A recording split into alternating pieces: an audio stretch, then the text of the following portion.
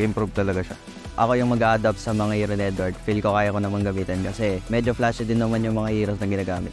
Tingin ko nahirapan sila kapag gamit ko sa Benedetta kasi pag maximize ko ng skill tsaka pag clear ko ng lane, tingin ko on point yun eh. Kaya pag nagre-react sila na take advantage namin yung kasi 4 versus 5 yung magiging laban. Siguro mas flashy lang ako kasi mahilig ako man-pick off ng mga gold lane and mahilig siya man-book sa harap. Si Plap, kaya hindi ko siya sinama sa top 3 ko kasi binis ko lang siya nung last season playoffs eh. Parang mas nakita kong nag-step up yung tatlo, mas nag-shine yung tatlo. Para sa akin, yung pinaka talagang kailangan mag-improve din sa Mpl-Ph na XP laner is si Ryota. Kasi lagi siyang yung mga hero list, parang Minsitar, ganon, Grak. Hindi siya yung nasa-solo fighter, yung talagang pambuhat, like Arlot, ganon. Yung lamang ko siguro sa kanila is kaya kong mag-adjust sa composition ng kalaban tsaka sa galaw ng kalaban. Pag nakakatapat ko po si Fluff is parang neutral lang po, parang walang bago kasi yung mga hero niya po is laging mga tank and lagi lang po kami nagkiklear and unahan sa clash. Feeling ko po makakalamang ako kay Edward pag mas tinalinuhan ko or mas inunahan ko sa mga lane para makatulong sa kakampi namin. Tuwing nakakalaban ko yung tatlong yun, doon ako nakakaramdam ng parang hirap mag-ML eh. Pinagkaiba ko sa mga ibang XP laners sa Mpl-Ph sa, alam niyo naman, laban sa ganda akong makunas for reason, di ba? Siguro yung tingin ko na kailangan pang mag-improve is si Yesu. Since main 5 na siya, siguro kailangan niya pang mag-step up. Paramihin yung hero pool. Hindi ko sinama sarili ko sa top 3 explainers para hindi sila mag-expect sa akin. Pero pag ako naglaro na, makikita nila kung na ako talaga yung top 1 na explainer sa Mpl-Ph. Para sa akin, yung talagang rival ko talaga is si Sanford. Lagi kami yung top na sa lane lagi. Siguro yung nililook forward ko na gusto ko makalaban this upcoming season 12 is si Edward kasi isa siya sa mga consistent na players and siya yung top 1 sa list ko kaya gusto ko siyang talon.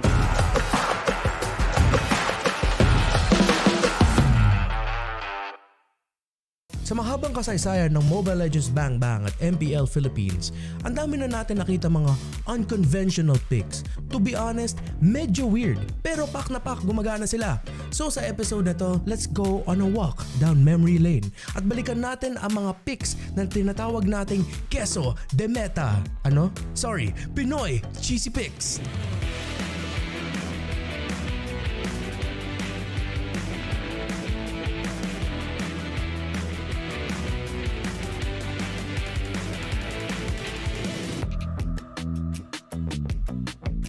Ang mga epektibong cheese picks na ito ay nakabatay sa unorthodox picks na hindi inaasahan ng enemy team at kadalasang wala sa current meta para masurpresa ang kalaban at talunin ng mga ito. Una dito ay ang feeding Diggy strategy na ginamit noong Season 6. Tulad ng sinabi natin, ang strat na ito ay nakasalalay sa pagpick ng hero na Diggy. Ang kanyang passive skill na Young Again na nagbibigay sa kanya ng kakayahan na makagalaw sa loob ng map para pigilan na makapag-recall ang mga kalaban at maging untargetable kapag napatay ito ang dahilan kung bakit widely used ang strat na ito dati. Mga kaibigan, there is the wipeout! Nagbibigay ito ng vision sa kanyang mga kakampi para mas madaling madisrupt ang plano ng kalaban at sirain ang kanilang game plan. Next ay ang Faramis Bane Selena pick na ginawa ng Execration noong Season 7. Technically, isa itong push turret strat na ang tanging layunin ay i-pressure ang isang lane at basagin ang tore para ipanalo ang laban. Ang mga piyesa ng strat na ito ay si Bane na mayroong ultimate skill na kayang makadil ng malaking damage sa tore. Si Faramis na may cult altar na dating kayang mag-resurrect ng mga eliminated allied heroes. At Selena na may traps kung saan nagbibigay ng vision at pwedeng gamiting arrival point kung saan pwedeng mag-teleport ang mga kakampi para makasalisi at basagin ang mga tore at base ng kalaban. Ng Omega, and look at this! Nandun! Sa may taas! Sige! Last ay ang Kadeta plus Johnson pick. Ito ay isang cheesy pick na hindi inaasahan ni Numan na ilabas ng Echo noong Mpl-Ph Season 9. Sinagasaan niyo paro-paro dito! Pero ayun yung unit shower! Simple ngunit napaka-epektibo ang combo na ito. Isasakay lamang ni Johnson gamit ang kanyang ultimate skill na Rapid Touchdown si Kadeta at susubukan na banggain ng mga enemy heroes para ma-stun at mas madaling ma-burst ito gamit ang Rough Waves ni Kadeta na siguradong makaka one-hit delete sa mga marksmen, mages at support heroes ng kalaban. At dahil umiikot lagi si Johnson at kung sino man ang nakasakay sa kanya, nag-iisip ang mga kalaban nila kung saan ba sila pwede pumwesto dahil ang hirap tansyahin kung saan sila manggagaling. Iba't iba man ang mga cheesy picks na ito, hindi matatawaran ang effectivity ng mga ito to the point na binaban na ang mga heroes na susi sa mga strat na ito para hindi mai-execute ang ganitong playstyle. Dahil sa mga in-game tactics na ito, pinatunayan ng mga Pinoy teams na ang pagiging kakaiba ay susi para maging dominante sa MLBB scene. That is it! Showtime! Alam niyo ba, sobrang saya na balikan ng mga cheesy picks na ito kasi meron ako naalala. Ang mga unique hero picks ay hindi lang nanggagaling sa mga utak ng pro players, coaches, and analysts.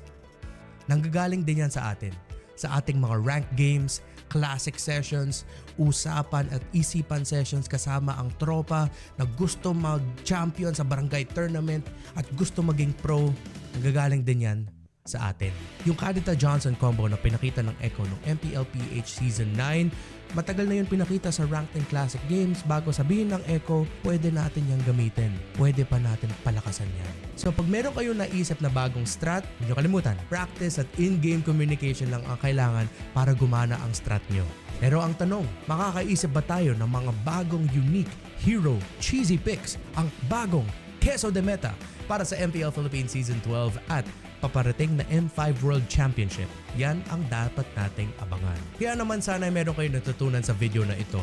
Kung meron kayong mga sarili nyong unique hero strategies, Queso de Meta, cheesy Pinoy picks, i-comment nyo lang sa ating section dyan para lahat tayo ay matuto. Magkita-kita tayo mali sa loob ng Land of Dawn. Maging laging updated at follow nyo kami sa aming mga social media platforms sa YouTube, Facebook, TikTok, Instagram at ang official website ng MPL Philippines Season 12.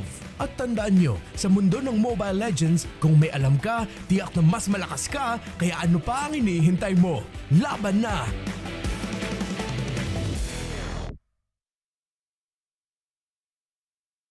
Isang gift box ang ipinadala para sa MLBB Anniversary. Somewhere in Manila, dalawang kupunan ang maglalaban. Ang Team Echos. So dito ang drop ng mystery gift box. Kailangan natin abangan sa tulay. Dapat, meron tayong tao both side. Ang problema, hindi lang tayong maghahanap. At ang Team Blacklist. Kayong dalawa, tukoy sa kabila. Time to hunt! At magsisimula na ang umaatikabong adventure ng mga malulupit na alamat.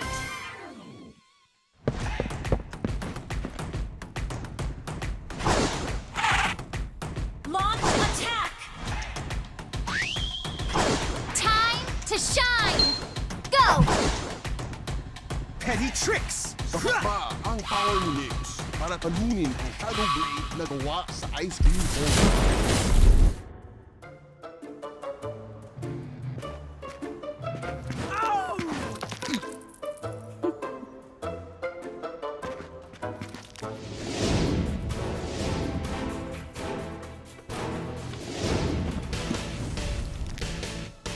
Feel the heat of the inferno! Naglalagablag na aboard! Isang pambihirang lakas ang pinamalas ni Sheer!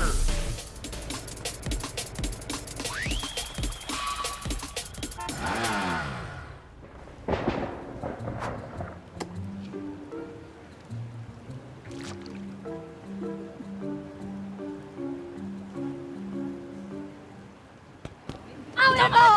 Akin na! Akin na! Akin na! Ay, may ipit! Ay, may ipit!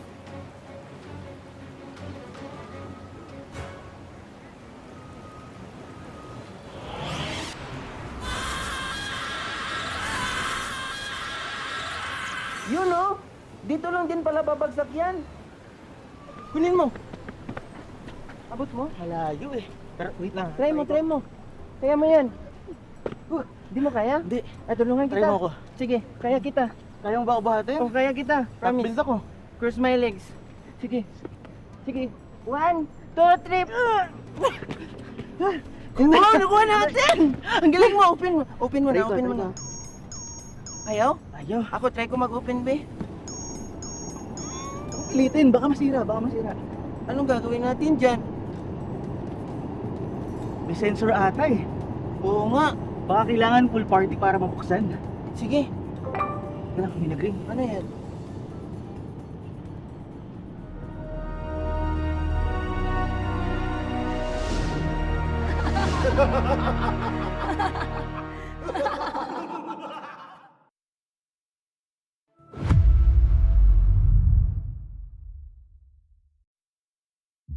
Ang nakaraan sa MLBB Anniversaya Floating Box. Ano ang laman ng kahon? Hindi ako magsasalita. Lagot ka sa mga kaibigan ko. Tingnan natin. Kung sarado pa yan sa lechon! Lo! Di ako yun ah. Eto oh. Ano yan? Yan lang? Nag-uumpisa pa lang tayo. Makakatanggi ka ba sa Shanghai? At spaghetti. Hindi ako kumakain yan. Diet ako. Labas!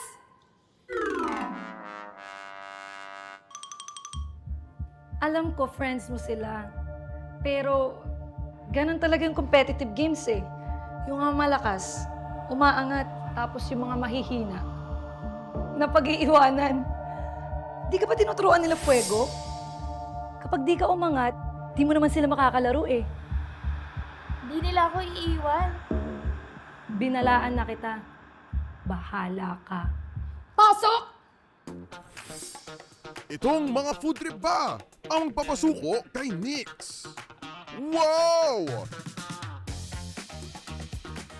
Mukbang.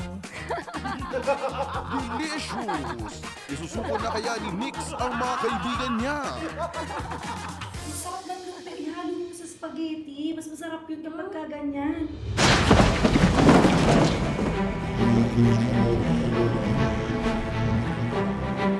May pagkain na wala kami? Oo nga. Hindi man kayo nag-invite. Guys, din ako Ivan.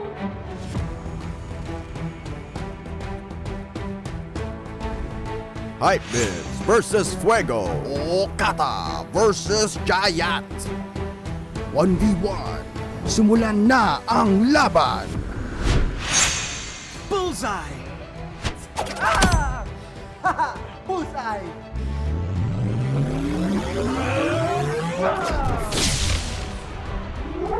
Boom!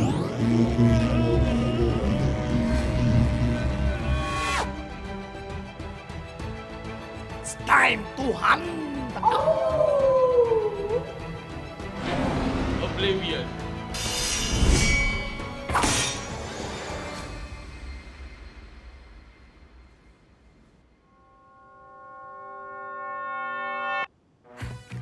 Pakawala mo ng friend namin! Oo nga! Hindi! Walang uuwi maaga! Ah, ganun ah. A few moments later. Oh, huy, okay ka lang?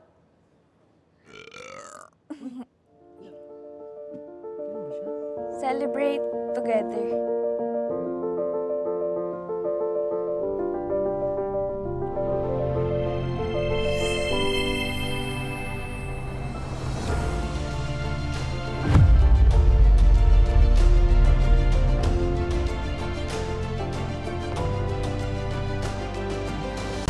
The fastest speed. The widest coverage. Experience it all from the Philippines' best mobile network. That's the power of smart! Pinakamalakas sa Pilipinas, pinakapuso, pinakamalakas. Sa TNT, maaasahan sa iyo. Lipat na sa TNT and register your SIM now.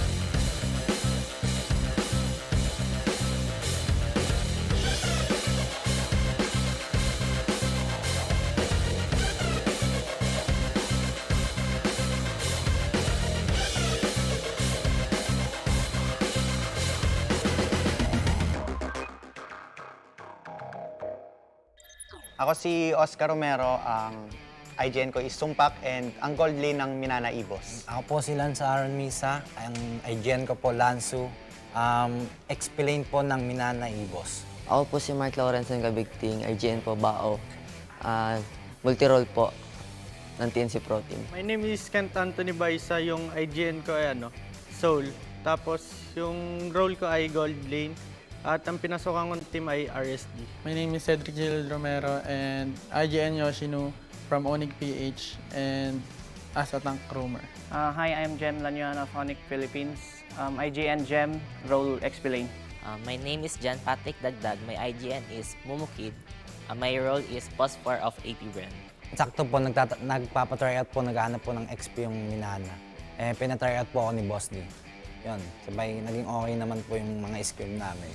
Galing po ako sa isang amateur team and after 2 years po, galing po ako ng TNC MDL Season 1. Nakipag-break po sa akin ng girlfriend ko kaya namotivate ako mag-ML, tapos napasok ko ng MPL. Nakapasok ko ng RSD-PH, Noong nagkaroon sila nung tryout, sinat ako ni Madam Lexi na nakitaan ako ng potential. Sabay, pinapunta agad ako ng bootcamp para sa mga practice. Nanggaling po ako ng Euphoria MDL nung Season 1. Bago po ako mapunta sa ONIC, nag-tryout po ako sa kanila and eventually nakapasok naman po. So ayun, nag-start ako sa MDL Season 1 as ONIC Arsenals. Then nag-transition ako dito sa ONIC page. Yung nag-post yung brand ng tryouts, nag-register ako. Tapos, nung nag-start po yung tryout, nakitaan po ng potential ni Coach Daki. Ang masasabi ko sa pag-stay ko sa MNNE boss, parang malaking improvements yung maitutulong nila sa akin. Ang experience ko po ngayon sa MNNE boss, goods po sila, sabay solid po yung banding. Ang sarap po nila kasama. Yung experience ko sa RSG ay masaya kasi nakapag-practice kami ng 5-man. Masaya din kasi nakakabanding ko sila kahit papaano. So far naman po, marami akong natutunan as a tank since tatlo po kaming tank doon and nagtutulungan naman kami mag-grow as a team. So far, yung experience ko dito sa ONIC ay yun, maganda naman yung pakikitungo ng mga tao and then bago yung management, then bago din yung mga players. Tapos yun, maraming learnings. Yung experience ko po so far sa AP Brand, okay naman po.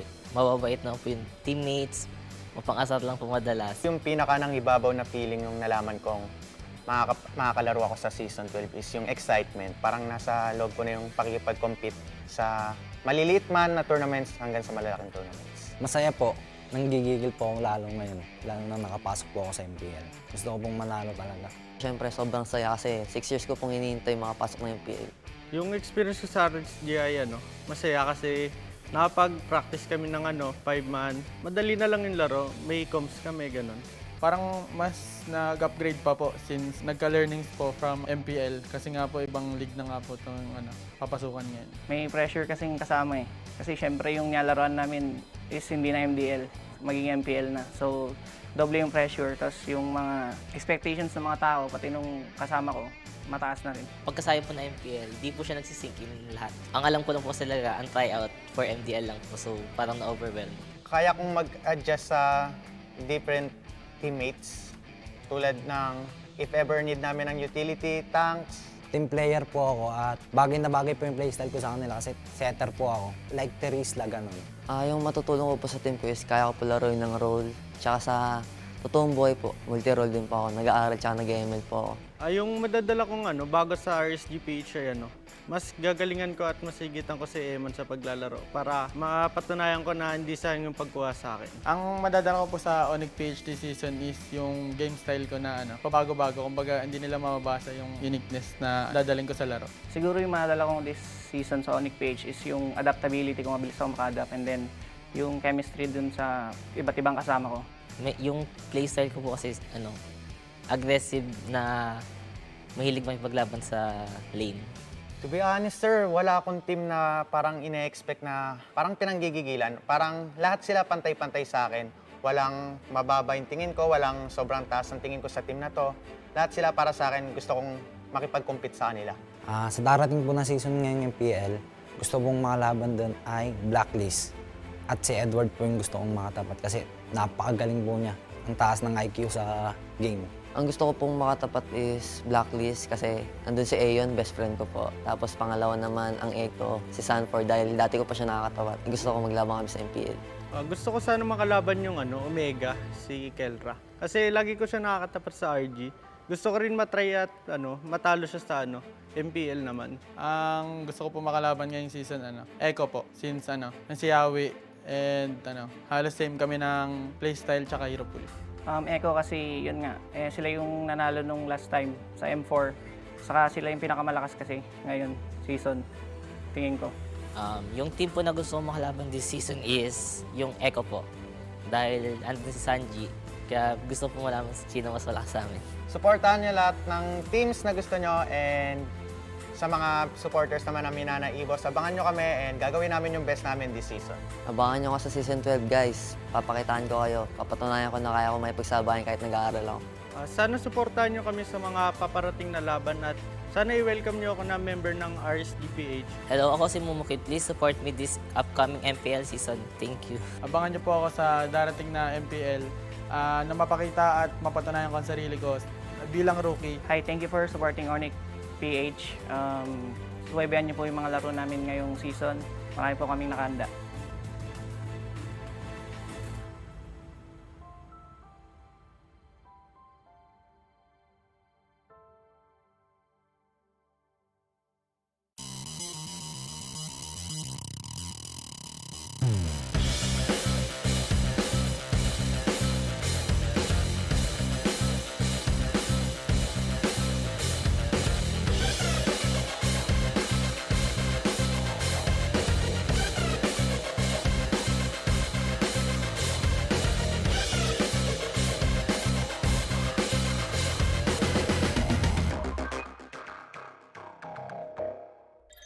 I'm Ayon Usi po. IGN ko Ayon.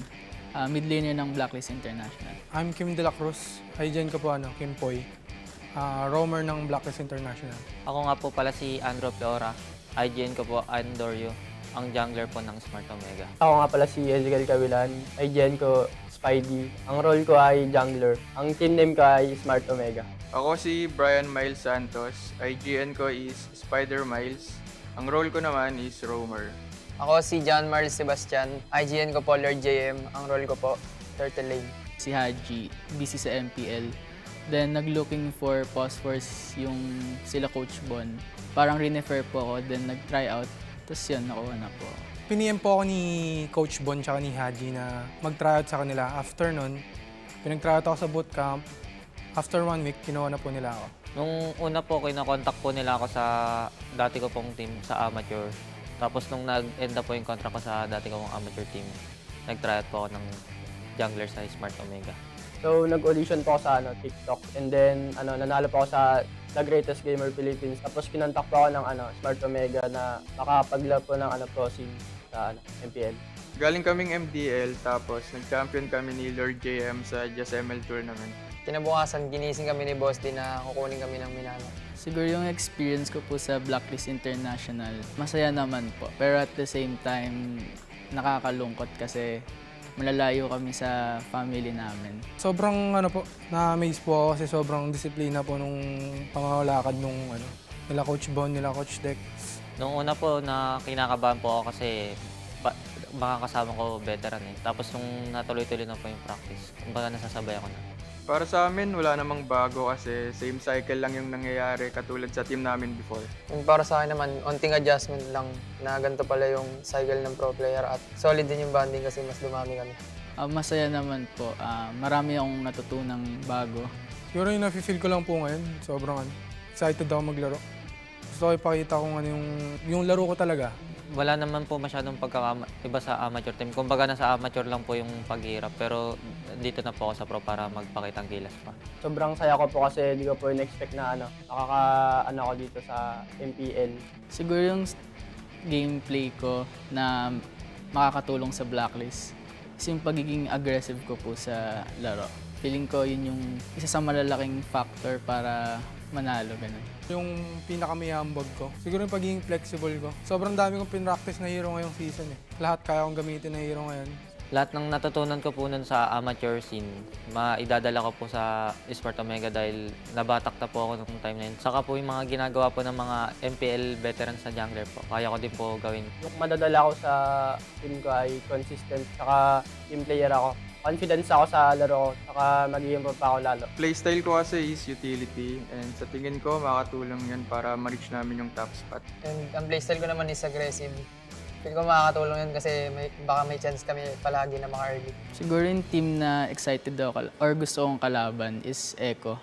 Since sila yung defending champion, gusto kong makatapat si Sanji po since same kami ng role. Echo. Tapos yung player si Yawi. Kasi world champion, so parang gusto ko siya makatapat ngayon. 3 player po yung gusto kong makatapat eh. Si Kyle TC, si Irad, pati si King Kong. Kasi nung amateur ako, sila rin yung pahirap sa akin nun. Papatunayan ko rin na kaya ko sila sabayan kahit nauna sila.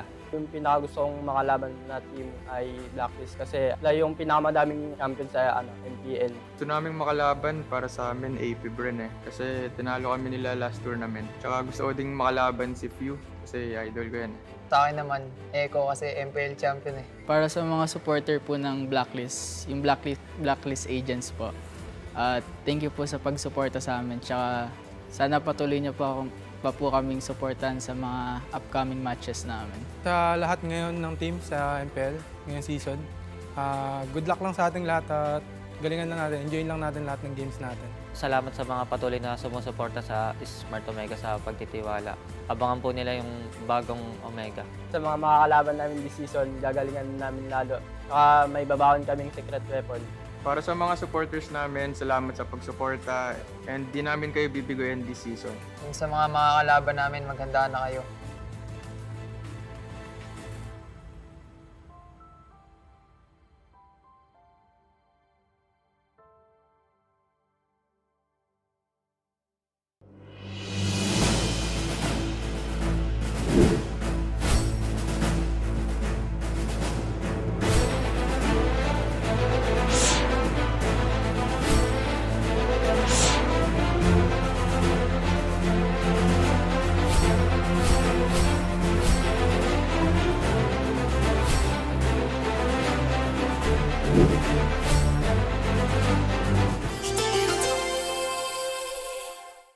So dito ang drop ng mystery gift box. Inihahandog ng Mobile Legends Bang Bang. Tayong dalawa.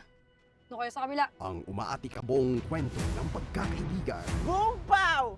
Tuhan! Sa ikatong anibersaryo ng Mobile Legends.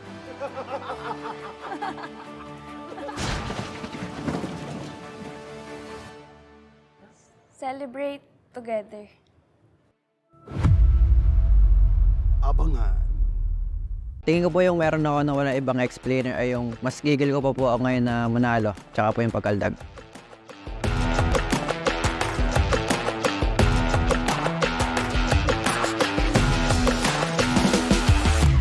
Tingin ko yung pinakamalakas na explainer this season si Sanford. Yung mga nagdaang season kasi nakatapat ko siya and yung playstyle niya at saka yung micro niya pang top 1. Sobrang bilis rumes ko sa teamfight saka galing niya mang-zone, alam niya kung sino yung tatargetin niya. Top 3 explainers ko si Sanford, si Fluff, tsaka si Nuts. Nuts, si Edward, tsaka si Sanford. Una si Edward, pangalawa Sanford, syempre pangatlo ako na. Yung top 3 explainers ko po this coming season is si Edward, si Nuts, tapos ako po. Top 1, Sanford. Top 2, Edward. Top 3 ko si Nuts. Edward, Nuts, at saka si Sanford. Para sa akin, ang pinakamagaling na i-explain for this season 12, si Jesus. Top 2 si Flap, top 3 si Sanford. Yung lamang siguro ni Nuts kay Sanford yung sa laning niya. Tapos sa mga choices of heroes ni Nuts. Kung bakit top 2 kasi Flap yung mga recent tournament nila, yung sa WCG tsaka yung sa Riyadh. Nakita ko yung galaw niya, game-proof talaga siya. Ako yung mag-a-adapt sa mga hero ni Edward. Feel ko kaya ko namang gamitin kasi medyo flashy din naman yung mga heroes na ginagamit. Tingin ko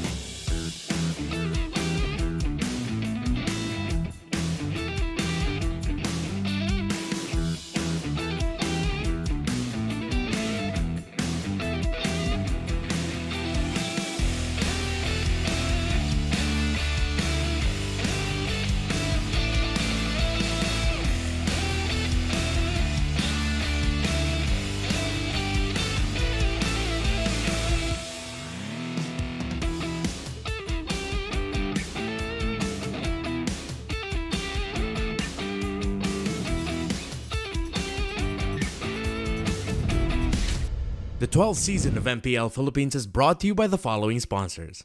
Smart, the official telco partner of MPL Philippines Season 12. Our official sponsor, Infinix. Infinix Note, ultra-fast gameplay. And FWD Life Insurance. In the epic adventure of life, FWD is your expert wingman. Celebrate your victories living with FWD. Our partners in esports, Maya, it's everything, and a bank. Secret Lab, the official gaming chair of MPL Philippines. And Pi Channel. Experience the Mpl-Ph Season 12 action live at Shooting Gallery Studios. Tickets are now available on our official ticketing partner, Slash. Don't forget to catch all of our official league content on TikTok, Facebook, Instagram, and Twitter. To ensure the equality and fairness of our games, MPL Philippines is also monitored and supervised by the Games and Amusements Board. Habang yung blacklist ay kumakapit pa, ayaw pa rin kita. Napakalakas pa rin ng Pilipinas.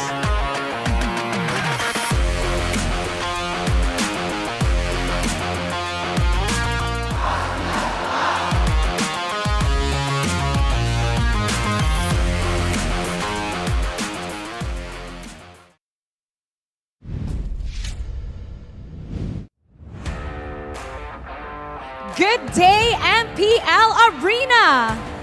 And hello to everyone around the world.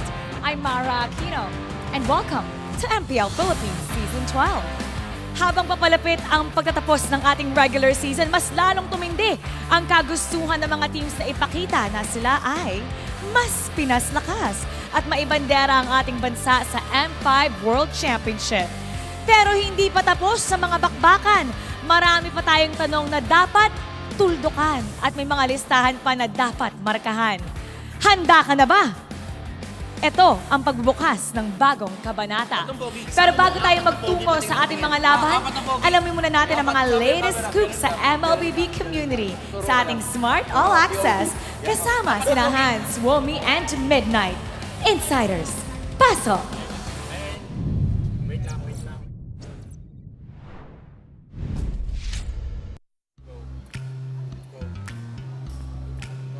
Uy, nagatinginan yung apat na pogi. Welcome to Smart All Access at panibagong araw na naman na masasaksiyan natin ang mga MLBB matchup. My name is Hans Galeria at kasama ko dito ay walang iba kundi si Umi at si Midnight para ihatid sa inyo lahat ng chika sa loob ng Mpl-Ph at maging sa labas na rin. Guys, kamusta kayo? Okay na okay ako. After na naman nangyari kahapon, excited ako makita yung mga matches today, especially yung Echo versus TNC. Ako excited ako kasi sabi ni Sona, ay ni Hans, chika daw. Chika eh, daw. syempre, pag chika, Actually, andito ko lagi. mamaya-maya muna tayo sa mga chika. Kasi ikaw ang bida dun eh. Pag sa mga chika, ikaw ang aasahan ng marami. Pero, I do have a hashtag for everyone na pwede niyong gamitin para sa lahat ng mga matches natin para sa araw na ito. That is hashtag Mpl-Ph S12 Langit Lupa. Parang ano lang, bumalik ako sa pagkabata. Well, technically, bata naman tayo. Tama. Bata naman tayo, di ba? Alam pa natin. tayo. Alam pa natin ang langit lupa. So, ngayon, yung mga pambata na laro natin dati, we're gonna be translating it here because of course, matchup standings are gonna be important. And isang panalo, isang talo, pwedeng lalagay ka sa langit or bababa ka sa lupa ng konti. Yun yung nakita natin kahapon. No? I think it was our first match kung saan may tumalon from 4th all the way to the 2nd. Medyo kulang sa memory. Nakalimutan ko anong team yun eh. Okay lang. Makes sense. Tama pa rin. Di ba? Kasi sino bang second as team? far as I can remember, ang nakaangat ng AP Bren. AP Yun, Bren. oh, Di ba? yun, AP Bren. So AP tama. Bren. Your memory serves you right. Ikaw. Ano sa tingin mo ang langit lupa moment kahapon? Kahapon na lang. Ang langit lupa moment ko, yung hindi naman naglaro yung Echo, pero nag-secure sila ng playoffs. Oo nga, no? Ganong kalayo yung pagiging nila. Oo. Kala mo lumipad sa aeroplano eh. Yun na. Naglaro sila, pero dulo na. Dulo na. Pero bago Secured na sila nun. Alright? And speaking of secured, ito ang hinahabol ng ating mga PH teams na nangyayari na ngayon all over at Malaysia. Let's take a look at MPL-MY S12 playoffs dahil sobrang daming ganap doon. Actually, bago nga tayo bumaba dito, di ba? We're seeing a glimpse of it from before a while ago at sobrang dami nating mga nakikita and solid yung experience. I can't wait to see. Yung huli nating nakita was, I think, RSGMY. Yep. Saka Red Giants. Oo. Ay, tama ba? Tama. SMG. Ay, SMG. Sorry, sila Miko. So si Miko and si Saksha, ando na sa may bandang likuran. Sa ngayon, ang naglalaban ay si Miko at si Saksha ng Team SMG and si Stome Demon Kite ng RSG Malaysia. Kanina nanonood tayo, I think 1-1 na ata ngayon yung score nila. Pero ang nakauna, RSG MY.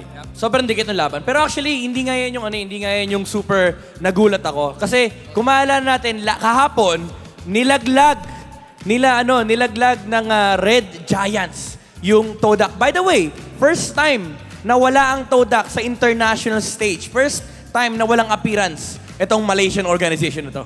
Parang kakaiba yung M5 ngayon. Kasi usually, pag merong M-World Championship, dapat laging attendance, present ang Todak. Pero ngayon, parang absent sila ngayon. And that's, again, very surprising for us. Pero there's a good 75% chance na makakita tayo ng Pinoy na babalik. Kasi 3 dun sa 4 na natitirang teams ay merong Filipino import. That's true. Pero gusto ko lang parang sabihin na nakakalungkot na wala si Chico, guys, no? For the first time in M-Series history, kung kailan pa pwedeng lumipad yung idol nating lahat. Nga. Yung bias natin. Tsaka pa nawala. Yung bias natin sa Malaysia. Kawawa si Manjin. Kasi gusto niya makilala talaga si Chico. Actually, nagkita na sila before. Nagkita naman na sila. Nag-meet na sila. Pero iba kasi yung Chico guys in Manila. Oo. Tsaka dito may papakilala, dito may papatry lahat ng mga... in Manila. Okay na. Sorry. Bibitinin namin kayo ng konti. Kasi I'm sure may niluluto sa mga ganong klase ng ganap. But again, naglalaban ngayon ang RSG MY and ang Team SMG at kung sino manalo doon ay of course mag-a-advance. Kung sino yung malalatag, tsak, matitira pa rin. But again, hindi lang naman ito ang region na meron na ring ganap. Dahil we also have Mpl-MENA or yung tinatawag nating Middle East and North Africa. Tama? Yep. Correct. So, with that being said, we do have a bunch of Filipino imports there pero ang kailangan nating i-highlight ay ang dating coach ng unang team na maglalaro ngayon which is ONIC Philippines na si Coach Lyric na nasa Triple Esports ngayon. Grabe, no? Talagang kung saan na nagpunta ang ating mga coaches at pati na rin players, mapapaisip tayo, ano bang meron sa Pilipinas? Bakit hanggang sa dulo ng mundo? Magaling. Ano ka doon? +5 ka doon, Womi. +5. Pwede. Pero imagine mo, no, yung lyrics ni Coach Lyric. Ano yan? Ay sinulatan niya yung pahina ng lahat ng region. Kasi, ang interesting to kasi, lahat ng region may Pinoy. Kumbaga sinulatan niya lahat ng mga blankong pahina. Tama. Kasi akala natin, ito na lang yung region. Di ba pinag-usapan natin yung NA, yung MY, Cambodia, Indonesia. Shoutouts pala kay Coach Yeba at kay Kyrie.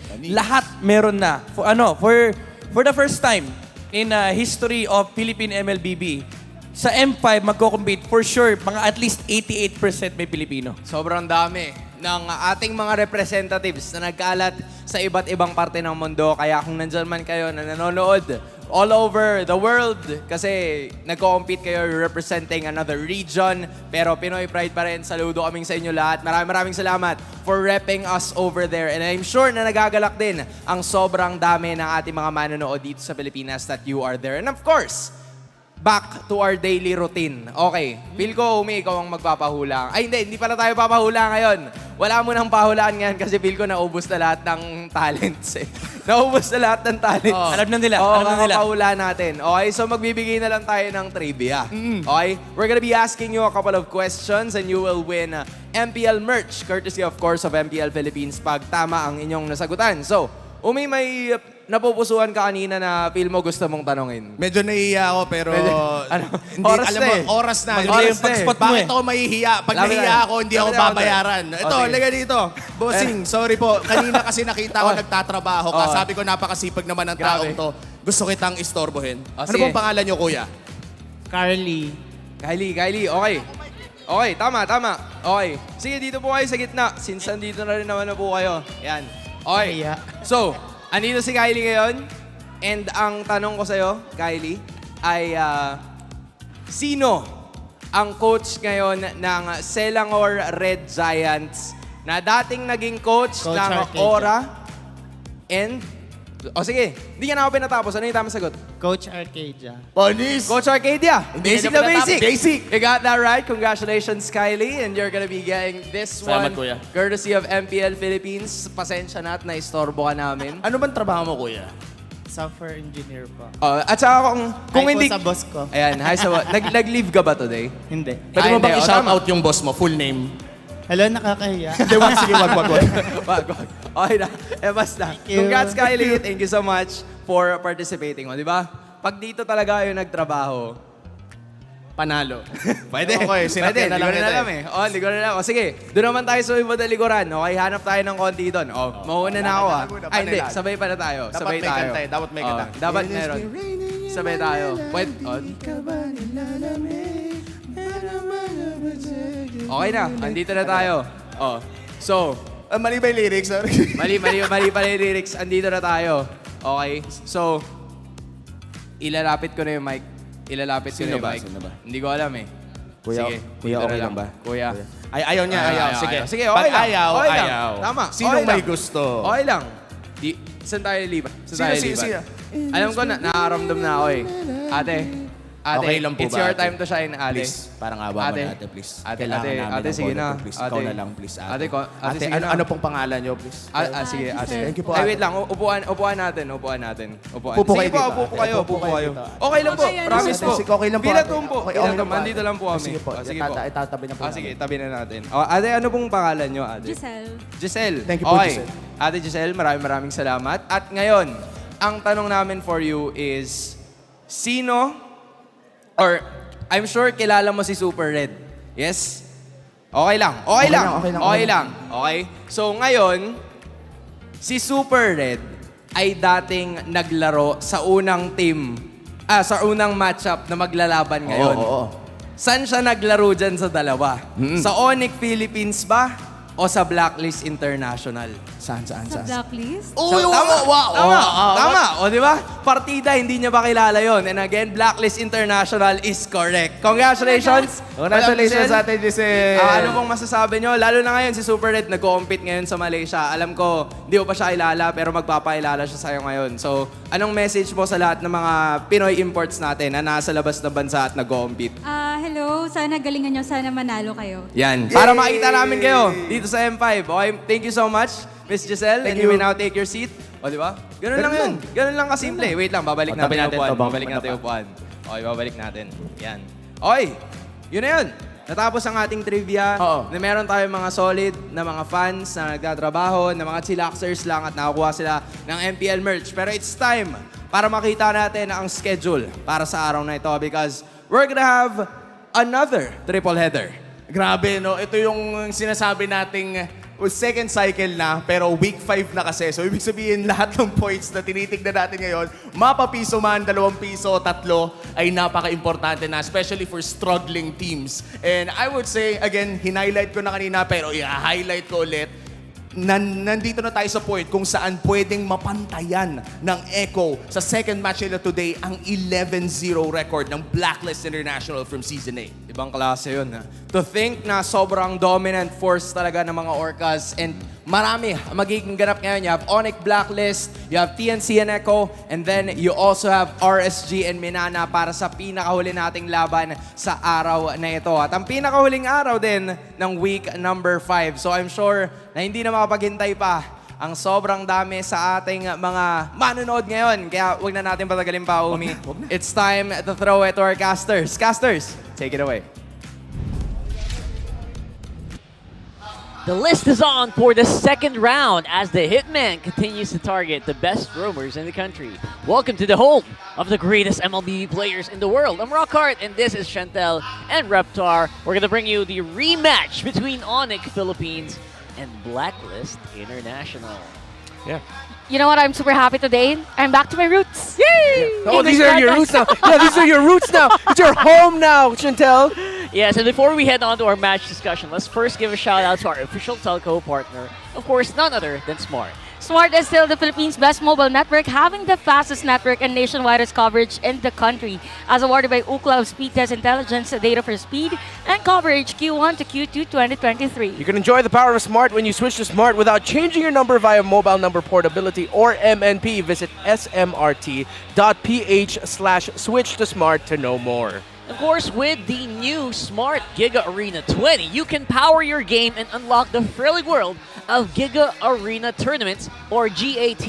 for your shot at incredible prize. I don't know why I did that. J20 comes with the 2 gig arena tickets and 100 MB for all sides for only 20 pesos, valid for 1 day. Load gig arena 20 now in Smart Online Store. I like that. JT, the gap. GAT. Get your 2 gats. So we got some pretty spicy headlines today, ladies and gents. And yeah, the Hitman's hit list, we've been watching it out. He has been out to prove himself because someone told him that he didn't have a big hero pool. Yeah. And I think he disproved that like within the first week. Already rocking out the Navarre. And I think at this point, yeah, the Hitman has already shown off that I have the hero pool. Y'all better watch out. What small hero pool are you saying? I have other heroes on my sleeve. And yeah, it's really on point as well. Our hashtag for today, which is Langit Lupa, and that is Heaven and Earth, or David versus Goliath, if I might say, because Blacklist International is up against ONIC, which is a team that I might say that has found their synergy already, although from the previous games, it's not really that consistent, so really looking forward for this matchup. Yeah, ONIC, it's up and down so far, and the Hitman, I think he's the embodiment of that hashtag mas Pinas lakas, or, you know, improved strength. I don't know how is that the right? No, that's correct, yeah. Improved strength. I mean, he went from being doubted by everyone to being idolized by so many people after that, especially after that successful first leg run. So now we are on leg number 2. They're trying to find their groove back here. The Hitman specifically having a lot of fun with Mr. Yue himself. Yeah. Coming back here. That's it. That's super interesting. Yeah, and they played really well together. A lot of people were very vocal about the certain... I don't know how to explain it, because the chemistry issues potentially between Haji and Renegade, it seems like they were clicking and then suddenly they stopped clicking, and then now they're like, okay, let's try out Renegade and Yue, and then yesterday with their match against MNNE EVOS, they look really good. Yeah, from course, Haji, Oheb, Renegade, of course. Who's S? Sensui. How can we forget it? And Edward. Now they are Rosie.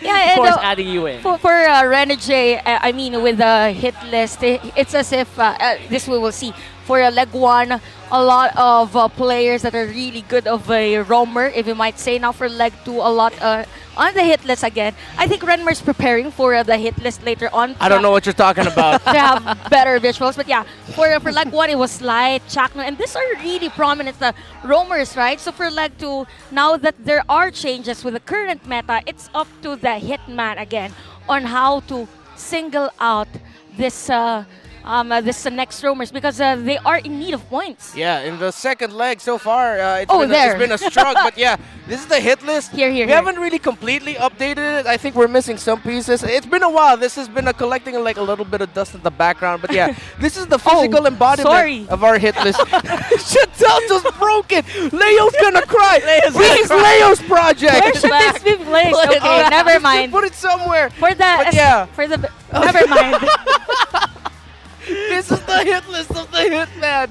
And again, going into the second leg, more misses than hits right now. People are already very aware of the Blacklist consistency question. And similarly with ONIC, actually. These are two teams who have quite a similar story with them heading into the second leg.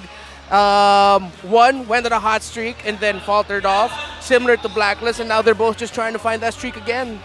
Yeah, it's actually really interesting because, of course, for ONIC, there's three possible... sorry, there you go. Careful there. I'm three good. I don't possible want to break targets it. here, of There's course. Gonna be mad. And Perk Ziva has actually been one that's been very hot on Renegade's list here, which, of course, you'll see on the list, on the stats we have right now. This is something that Blacklist has to work on. Yeah, and speaking of actually the statistics, we don't really know today if who's gonna play. I mean, for ONIC, there are instances wherein they play with Variant 1. Yeah. We have Variant 2. Now for Blacklist International, now we have Yue instead of Haji. Or maybe they could change. Yeah, they could also still swap it back up. Yes, that's the point. So this is a type of statistics we're in. We cannot really tell, but of course, in terms of the hero pool, a lot of difference for both. Yeah, and I remember this series very clearly because this was Perk Ziva's debut, and he really popped off here. First as that Kufra, those 3 key back-to-back revenges, and then the Tyrant's Rage to end that game number 1. And then in game number 2, it was just his choke controlling it. It was ONIC showing the rest of MPL Philippines, this is how you deal with this version of Blacklist. They had a very young, hot-blooded roamer who wasn't afraid to get info, to go up into the enemy jungler and enemy roamer's face and disrupt the middle rotation of Blacklist International. That's why this ONIC matchup, depending on who they're going to be put in the roamer, is something that we must watch out for to see how ONIC will continue to try and decode Blacklist, or this time how Blacklist will respond to ONIC, one of the first few teams that decoded them. Yeah, so Renegade definitely going to have his work cut out for him, but you know what else is on Renegade's list? I think he has to go. We got to go international here. Yeah. We got to go international because someone else is waiting for Renegade. It is Luis, who was taken out, if you remember, by Blacklist's Oh My Venus when they matched off against each other in the M4 Round 1 knockouts. It was a 3-1 score. Yeah, and now that our Luis has already qualified for M5. Oh, yes. All right. That's something that we can look forward to. Yeah, these are 2 players with a very similar history. They both came from the gold lane, or at least had a stint in the gold lane before becoming their new teams or their team's roamers. Luis and RQ Akira have been tearing it up, not only in Brazil, but in Latin America. They are currently, pound for pound, the best team there. They won their version of MSC with a 4-0 sweep over Bigatron Suns. That just goes to show how well he's been doing in that region and how much of a megastar he is there. While Renegade, he's just only starting to build his legacy as one of the top roamers in the league. It's only the season. So there's still a lot to chase when it comes to going up against Luis, if ever they do meet in the future, but it's a good comparison. Yeah, I love both these guys. They're both, we follow each other back on Instagram. Luis is very, very active, yeah. I think he's also active on Twitter, right? Yeah, Luis. Yeah, a lot of the gentlemen in Latam and Brazil are very nice to us. So yeah, right. So they also watch all the time, even for the other broadcasters. I mean, they mention us, that they say hi, so hi as well. Yeah, I'm a big fan of Diana in MPL Brazil. Hi. Oh, hi. If you guys are watching. We will see them. 100%, right? We will see them. They'll fly over here. Hopefully. So, hopefully some of the talents also fly out too. Can't wait. Can't wait for that. You really are a fan of... Yeah. Yeah. Diana, Holy, all of them, man. They're fantastic. Yeah, so anyway, before we go into that, we're going to throw it over to the stage. We got some insiders. I think that's Manjin. He's out there somewhere. Where is this guy? Manjin?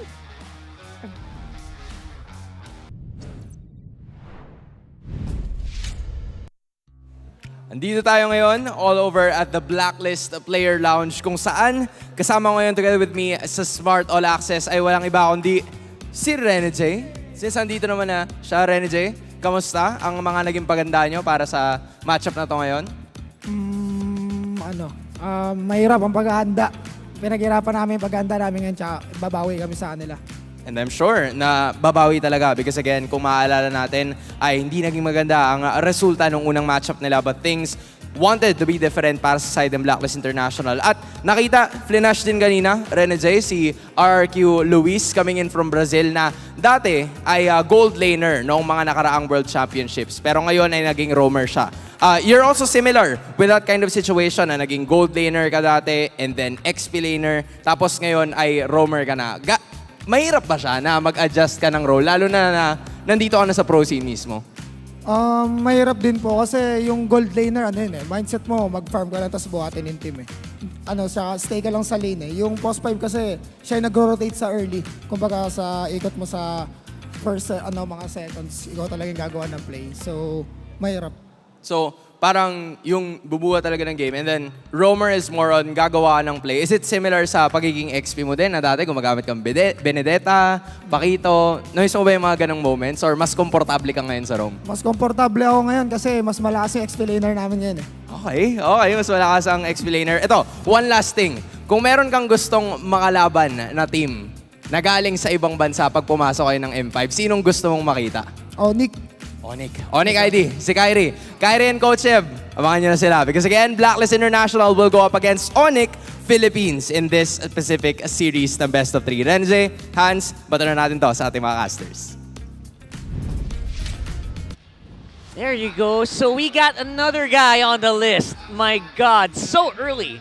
They already listed down ONIC, bro. What do you say about that? Well, actually, for an added person on the hit list, it means that Renegade is hungry for improvement because he's eyeing for a lot of, okay, you're the next target. You're the next on the list. But isn't he also one of the famed Bataan boys? Yeah. Oh, right. Right, yeah, so that's Bataan is like an area here in the Philippines, and there's a lot of really strong and well-known players who came from that area. Coach Bon's from Bataan, Kyrie's from Bataan, Renegade's from Bataan. I think that's also one of the reasons why they became close because of that connection between them.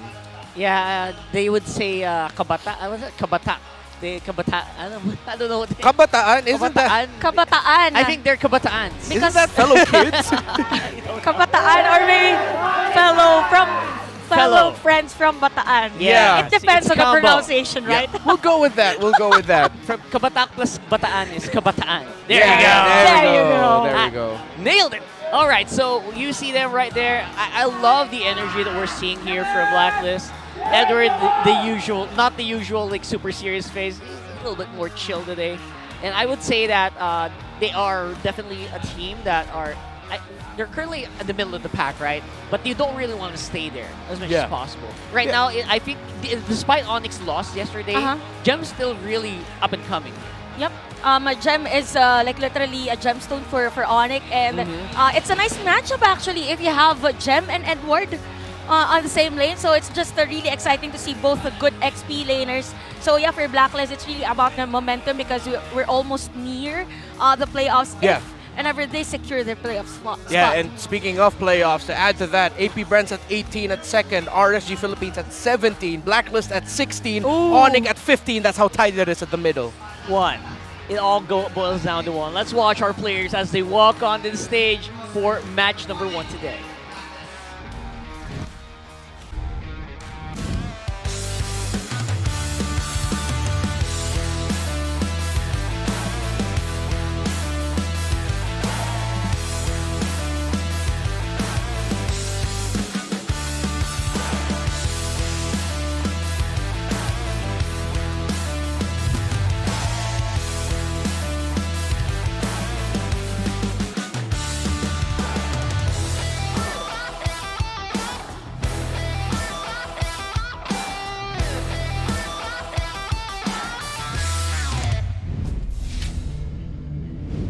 They sit at 5th in the standings, but the upper bracket slots are still well within reach.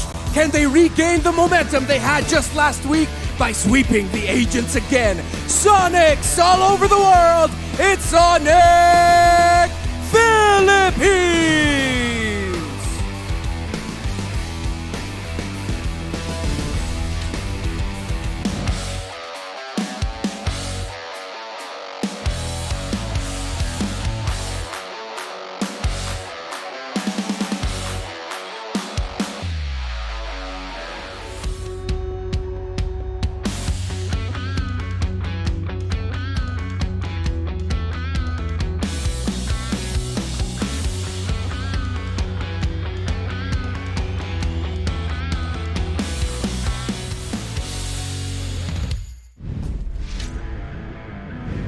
The agents are back to their winning ways with a sweep from yesterday. Will they avenge their first round sweep loss to the Sonics and get back onto a win streak?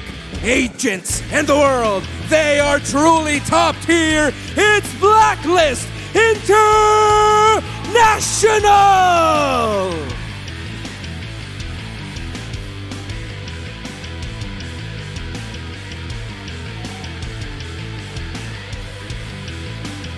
And their coaches, Coach Bluffsy and Coach Master the Basics.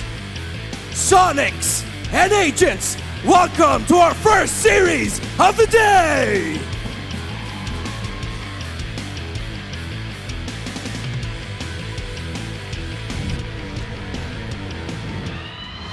It is rematch day, folks, and this is ONIC Philippines versus Blacklist International. Quick recap, it was a 2-0 between these two squads when they first met here in Season 12. And yes, for ONIC Philippines, this is again another variant. So again, with Gem and Yoshinu being part of the roster, it is more of an aggressive type of a lineup. So really looking forward on the synergy that Ryzen, Prince, and Gem will bring to the squad, because it is where the consistency of nets will translate. Yeah, and now for Blacklist International, it's Oheb, Sensui, Edward Renegade, and Yue. So Kapitan Haji will be sitting it out again. But of course, we saw Yue pop off yesterday with that Navaria. And there may be something in the chemistry and synergy between Yue and Renegade that just seems to be going better right now for Blacklist International. And let's see if they'll be able to replicate yesterday's results against a team that swept them again earlier on this season. But they're not going to be going up against the exact same ONIC lineup. It's 4 of the same members, but instead of the roamer that they had before, it's now Yoshinu instead of Perkziva. Yeah, Yoshinu proving to be definitely more aggressive in comparison. Perkziva, I think, kind of fell off yesterday a little bit.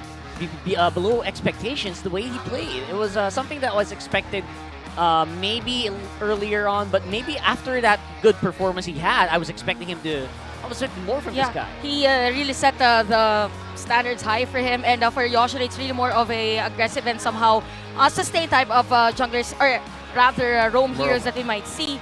Now, looking at the overall statistics, actually, in terms of kill participation, it means that both teams are really towards that type of a team fight we're in. They are complete, and as much as possible, it will translate on the objective taking. So, a lot of difference in terms of the turtle control, if I might say.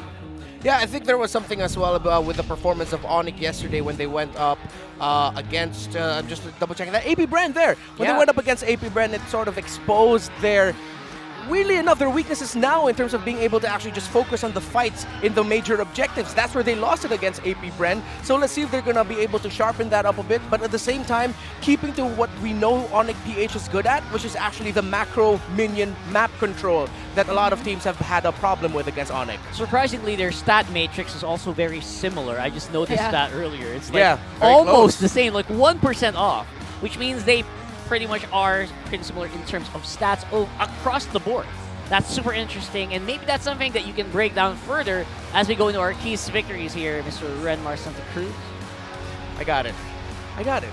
I got it! Welcome to the Keys to Victory, brought to you by Infinix and Infinix Note Series. Ultra fast gameplay. Now, let's look at what they need to do for these two teams. First, for ONIC, burst comp should be the key against Blacklist International.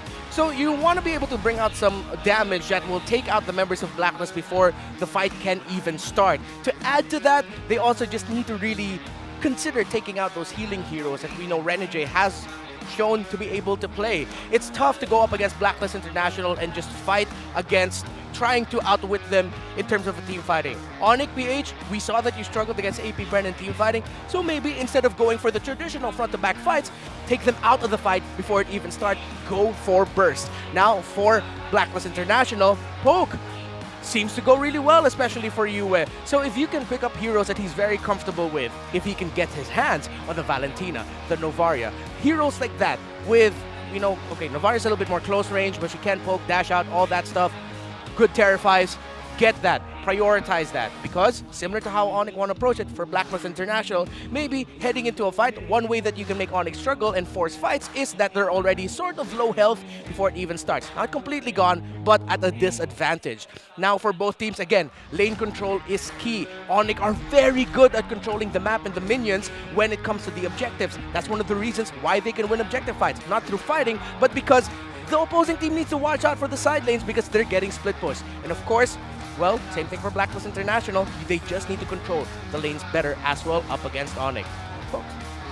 Well, I think you hit it in the nail there, partner. Yue with a beautiful stat line with those Astral Recall hits yesterday. Definitely something going to be on the sites here for the ban list of ONIC Philippines. And if you're going to go that way, you might as well have to ban out these healers, which might be a problem if you're going for pokes.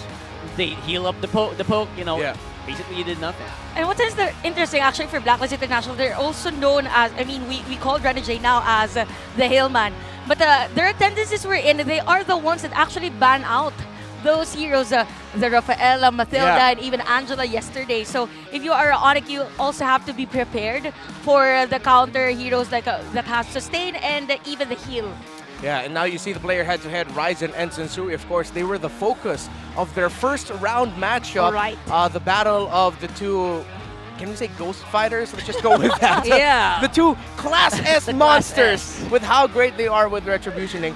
But actually, I see them as two different kinds of junglers. Sensui, it seems like Blacklist International, they just tell him, dude, just retry. And yeah, he'll always have a utility ability ready for him. But most of the time, he's in a safe distance, staying alive, trying to retry. But for Ryzen, it seems like ONIC want him to do more things. Hey Ryzen, can you sort of act like a roamer sometimes? Try to see if you can do a setup. Hey Ryzen, can you go and get information for us? You're tanky anyway. So it's like, on one side, you have a team telling their jungler to do a lot of things, while for Blacklist International, it's like they're just telling Sensui, do just focus on the retribution and then we'll set up for you. Interestingly, Sensui just gets the job done, right? Yeah. No matter what hero you put on him, somehow he gets the retribution. And now with a player like Yue, this should be very interesting. If they can leverage that into something that can get him the advantage. Maybe then that's also one reason as to why for Blacklist International they also opt on having the Navaria to help Sensui. I mean, if Sensui's purpose is really more on securing the objectives, why not have other heroes for the vision? So it's something to look forward for ONIC Philippines coming to this game. The Navaria of Yue. Oh, yeah, okay, so it's an interesting matchup again with Super Friends and Yue. I got a little too excited with the matchup. Yeah. Welcome to the draft here for game number 1. And I gotta say, Blacklist definitely going that route. Angela is gonna be out. And now, will the Navaria get banned out here? That's something that look for ONIC. Oh yeah. There it is. Okay, so now it's either a Valentina or Fredrin that Blacklist International will go for. I don't see them picking anything crazier with the Matilda gone as well. It's also might be risky if they decide to pick up something like a Kaja because they're up against, well, Yoshinu. You know what hero is going to play. It's either going to be the Cho, it's either going to be the Kufra. So yeah, they go for the Fredrin first. And now ONIC, I want to see if they want to rush pick either Terizla or a Yu Zhang. One of those, along with the Valentina. Yeah, that was open. So this is a nice pick actually for ONIC Philippines because it's as if you're telling Blacklist International to not pick heroes that has a lot of crowd control or ultimates that are good for the IMU. So Blacklist International, okay, it's gonna be Edith and maybe a marksman already for OM. This draft is coming so fast. Wow, yeah. Well, yo, earlier Renegade said they prepared for this matchup and they did. They take away a monster pickup for Super Friends, and that's expected that, okay, since they take away the Valentina, let's go ahead and pick up the Lilia for ourselves because now, then if ever Yoshinu's gonna play that tank that wants to get a little bit closer, a little bit slower, and they're up against a Terizla, the Lilia's gonna be so punishing against that. Yeah, you have to keep in mind, guys, that 2v1 that Edward did a few weeks back. That was something that still haunts my nightmares. And yeah, that's true. This still might go into the XP lane. It's not necessarily a roam pick. Exactly. Okay, so ONIC, should they pick now the marksman here? No, Martis. Okay, wow, so marksmen are being left out here for both teams. Since because Baksha has already been banned and it is like ONIC wants to secure something that is good for the early game. Yeah. Draft index looking like it's definitely a lot more favoring Blacklist so far. Isolation definitely lacking here for ONIC at this point, which that's to be expected, I think. Yeah, if you look at the wave clear and hero DPS, it leans towards ONIC.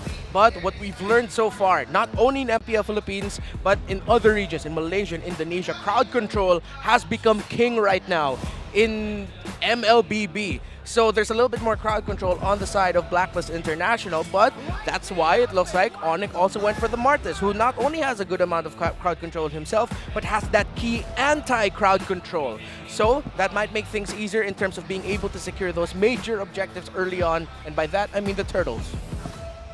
All right, so we're looking at marksmen. Both teams are still lacking that very crucial role here, and they're not getting banned out. Blacklist, again, it's so weird to see Blacklist just banning out these healers. Yeah. Seasons before, it was them. It was their team that are neglected of the opportunity to have this hero. Now they are the ones to get to ban this hero. So, yeah, for Blacklist International, is this going to be an Edward Edith, or there's a possibility for this to be a Renegade Edith? Because ONIC still banning out those XP laners. Here's the thing, though. What's the alternative there? If the Edith goes over to Edward. What's going to be the roam pick looking like here for Renegade, though? I mean, you still have things like the Cho, Minotaur, Kufra. you're And right. speaking of Minotaur, I think that's why ONIC actually banned out the Diggy, because they can slot in the Minotaur into their roam pickup for Yoshinu. Good point, good point. Yesterday we did see Diggy, the Right. return Yep. of Diggy. The classic counter to all crowd controls. The Diggy. So a nice ban there for ONIC. Now Blacklist International, it's gonna be Iksha. Okay, so maybe the X factor this time for the draft of both teams is they don't want to share the marksman first or the gold laners first. Yeah. That's a good call. If I'm ONIC here, though, I think I'd go pick up my gold laner now and then just leverage the roam pick for last. Because it looks like Blacklist International are making the most out of the fact that you can still flex that Edith either into the roam or XP. So at least it'll make Blacklist think more instead of, okay, if ONIC picks the roamer now, then Blacklist can adjust accordingly. Oh, right. So maybe Minotaur here, is a Minotaur a good option for ONIC since they are the ones who actually banned out Diggy? Yeah. Oh, yeah. Well, the Minotaur's available, so if they're going to pick that, they pick that now instead Yeah, of do later. that now. Yeah. But it's gonna be Cho. Okay, Oh, so it's Cho. not a Minotaur. Okay. Yeah, so they're Cho going. roam. Yeah, they're going for the same idea that they had when they had Perk Ziva in the roam up against ONIC before, which is just go, be aggressive, get vision. All right, so now it is going to be a question mark. Beatrix probably is still in the eyes here of Blacklist International. Don't forget, also can still flex that roam. Definitely, I'm not expecting anything like the Kufra or anything like that, but something that's very comfortable for OHEB. I think Clint is something that they've shown that they can actually use as well. Yeah. And Bring there's it a out Cloud. there. There's a Ooh. Claude. More safe pick here. Okay. So it's a Cloud. Oh, Oh, and and they're going to go Florine. Florin. It's interesting to me that they picked the Florin into the Cho. I never would have called the Florin, to be honest. Yeah. Because it's quite difficult. Because now the ONIC Cho pick even makes more sense because now you have someone to at least pick off the floor and at the same time you have very good catch for the Cho. You're going to need a lot of purifies here if you're going to play this game. With Florine. And Florine's Hill is not really that big in the early parts of the game. So Yeah, they it still takes have time. to wait for the favor roam boot. So it's going to be crucial, the early laning for Blacklist International. It's Brody. No, Brody is a good choice actually. Oh, did I say that out loud? Yeah, you said that out loud. I thought I saw that in my head. I was thinking it's probably Brody, isn't it? It's well, thank you for that. You know, that's actually correct. That's Oh, it's not, it's Irithel. Oh, okay. my goodness. It's almost everyone's a physical attacker here except for the Valentina. That should be something that can affect the item compositions later on. Yeah. And as we look at the draft index now, very good spread for ONIC. I think those last two picks are the Florin for Blacklist International, and then the Claude actually skewed it to favor ONIC.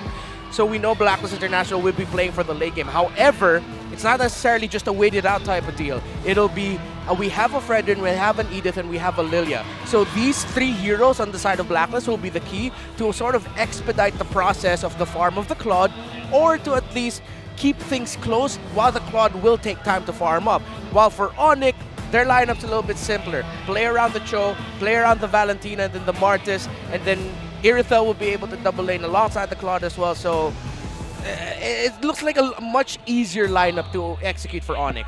Well, you know what? Something else you have to watch out for is a smart power prediction. So at some point in the game, a poll will show up. You only have until the timer runs out to comment your prediction with the hashtag SmartPowersMPL-S12. One lucky commenter who gets this correctly will win a redeemable in-game code. Remember, keep an eye out for the poll. It's right there on the bottom. Don't forget, guys. Just read it and weep, and you'll get some prizes. Now load up into the Land of Dawn for game number 1 of ONIC and Blacklist. Yeah, it's a simple start, but we have to watch out for the fact, like the thing that you mentioned earlier, Rockhard, which is the lack of secondary damage, magic damage option here for ONIC. They have a Valentina, but at least they paired it up with a Martis, so when a Valentina brings people low alongside the others, you'll have the Irithel and then the Martis to finish off the job. But the fact that Blacklist has an Edith and a Lilia with them, and of course a little bit of magic damage that the Florin can dish out, is something ONIC needs to respect. Okay, a lot of hopes already on the first little wonder of the game. So it's going to be Blacklist International securing that one. And as you said earlier, Renmar for Yoshin is really more on giving vision for Yoshino. We saw him earlier on that purple buff for Sensui. So this is going to be somehow a slow start for both teams. That's right. Because the ultimates are very, very crucial. Yeah, especially for Blacklist, because if you've been hiding under a rock, you would know that Lilia does not reset the stacks anymore with the ultimate. Yep. That's 2 patches ago. And that's something that a lot of Lilia players have to deal with. Although the late game cooldown of the Glooms are a lot shorter now. Yeah. So, but in the early game, it's still going to be problematic. Yeah, it sometimes feels like that she never runs out of those little shadow energies that she brings down to the ground. By the way, there's 3 members on the side of ONIC rocking the assassin emblem. It's the Irithel, the Valentina, and the Martis as well. So you have to watch out for the potential burst scaling for that ONIC can dish out. But that looks like something Blacklist International also considered because of the fact that they did draft the Florin. Yeah, but what's interesting here about this lineup for Blacklist in the mid, it's so difficult to kill. They got health resets, they got heals. Yeah. My goodness. And a fast clearing of minion wave. So this is not the first turtle of our game. We have Yoshino zoning out the players from Blacklist International, the Edward as well. We have Gem to be part of this team fight. Yoshino is already low on life. There's the onward with Penetrant Soul from Gem. And Sensu will secure that turtle plus the first blood. And Blacklist International just keeps on striking. Yoshino is forced to back away. Wow, what an entry there by Edward, actually committing the flicker and then the onward as well, maximizing the knockup of the Earth Shatter. And then the purple buff stolen by Sensui. ONIC is not having the best start. It's a nightmare start for them. Yeah, just add some salt to the wound, won't ya? Yeah. That will hurt. That will hurt for ONIC. And we saw actually Super Prince to get vision on that purple buff of Sensui. So it's really more of Blacklist International just capitalizing on whatever resource that they can get after that turtle tank. They're basically capitalizing on the healing and, of course, the tankiness of the Edith in the early game, which is definitely something that's very difficult to bypass for ONIC, especially now that we know they're waiting for that Airfell. They're waiting for that Martis to really scale up, get those kills in, and that makes Yoshino's job so difficult because 3 members of Blacklist have Purify, and, you know, it's just so hard for him to get these pickoffs. And there's no really burst, I might say, for ONIC if they have Cho on their lineup. Yeah. Sensui still gets to secure his purple buff, and you see, of course, Onyx and Yoshino just doing what he needs to do here as a Cho roam for their squad, just get the info. But Blacklist, they're not stopping with their rotations, and this is one of the different things about, well, 2 different things compared to their first round matchup. 1, Blacklist is able to rotate around their middle 3 very, very well. That's something ONIC stopped in their round 1. And number 2, Gem's having a hard time against Edward. In their first meetup, Gem actually man-marked and shut down Edward from being effective throughout the game. But now, in the first sequence, in the first 5 minutes, Blacklist are having no problems with that, so that means Blacklist is comfortable. Yeah, to be fair, it's difficult to play at Charisma. If you go for penalty zone, no one has damage yet. So you're stuck there in that position until you get to a point where, you know, the airfall can explode. So Nets, a lot of weight are on the shoulders of this young man here on the gold lane. And actually for ONIC, they actually shifted on that type of playstyle wherein they focus on nets. But anyway, we will see a penalty zone for Gem. We have Yoshino as well. And look at Blacklist International just dealing damage against ONIC. It's going to be Yoshino down. Same goes with Gem with a flicker out. Low on life, but still alive as Ryzen is forced to back away. And Blacklist International on that aggression. Almost close. But Ryzen lives another day, and Blacklist International will secure that turtle. Yeah, wow, this Lilia. ONIC is starting to have a taste of their own medicine, but in the middle, Super Prince is going to be able to get away. And yeah, the lack of damage here by ONIC, the continuous damage coming out of the Lilia, the resets that she'll be able to get, of course, those slight cooldown resets before she reaches max level is still relatively high, that you have to watch out for it. It's just Blacklist out-damaging ONIC, and ONIC having to play for the late game now with their Iritha. And this is one of the conditions we talked about when it comes to Blacklist. They don't necessarily need to play slow and wait. They can make the late game come faster for the Claude, and that's what they're doing.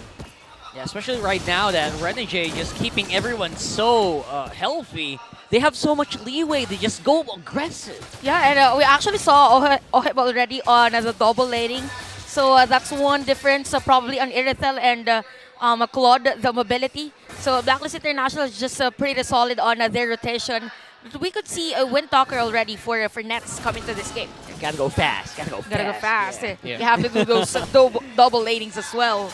Well, it's one of those few heroes who can actually do that, right? So they're doing it very well. And ONIC, they are trying to dance around it. Yoshino, he's waiting for the timing. Okay, there's a poke from Sensui. Wow. So they're just helping OHEB to actually secure this third out of bottom lane. So it's really more of securing the thirds here for Blacklist International as to why the lead is now at 2.4k gold. But wait, hold on, Sensui is already low on life, but Yoshino is there as well. So forced away is ONIC Philippines, and Blacklist International still continues that aggression. You feel bad for Yoshino. You saw him desperately try! Oh. Okay, no, I thought something was going to happen to them. Could've been bad. Yeah, that was a massive knock-up. Anyways, so Yoshino was desperately trying to kick back Sensui, but then all the crowd control being dished out by Blacklist International, and just when he was about to kick Sensui further away from the members of Blacklist, he was taunted by the Fredrin, meaning he lost a little bit of control in terms of being able to dish it out and finding a good angle. So right now, Blacklist International are handling this show very well, and look at that. My goodness. Little by little.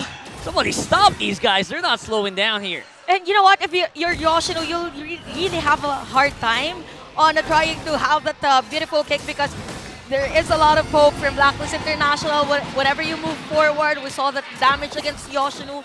So, man, for ONIC, they just really have to wait for Nets to have that damage and have Super Prince to do those bursts again. Yeah, that Lilia is a problem. ONIC can't get close, and that's what's single-handedly stopping ONIC. Yue is a Neo Beast right now with this Lilia. Literally a Neo Beast. Literal Neo Beast. Actually, such a beautiful skin. I hope you guys already locked that in, because it's gone. Can't get any more. Oh, I didn't. Yeah. I didn't as well. But Same yeah, here. that's one of my favorite heroes. So yeah, a bit sad on that. But anyway, Blacklist International, they're not sad with this type of rotation, because yep, we saw ONIC Philippines on the aggressive side, but okay, Yue is already low on life. Oh. So a bit slow-mo on that secured kill for ONIC, but it's a good kill because it's against Yue, the burst damager. Yeah. You know what's crazy? There's only been 3 kills in this game so far. It feels like we've seen a lot of things happen already, and it's only 3 kills. It's just a lot of them just poking. And then, I mean, we mentioned that earlier. Blacklist, like, try to go for poke as well, while ONIC goes for burst.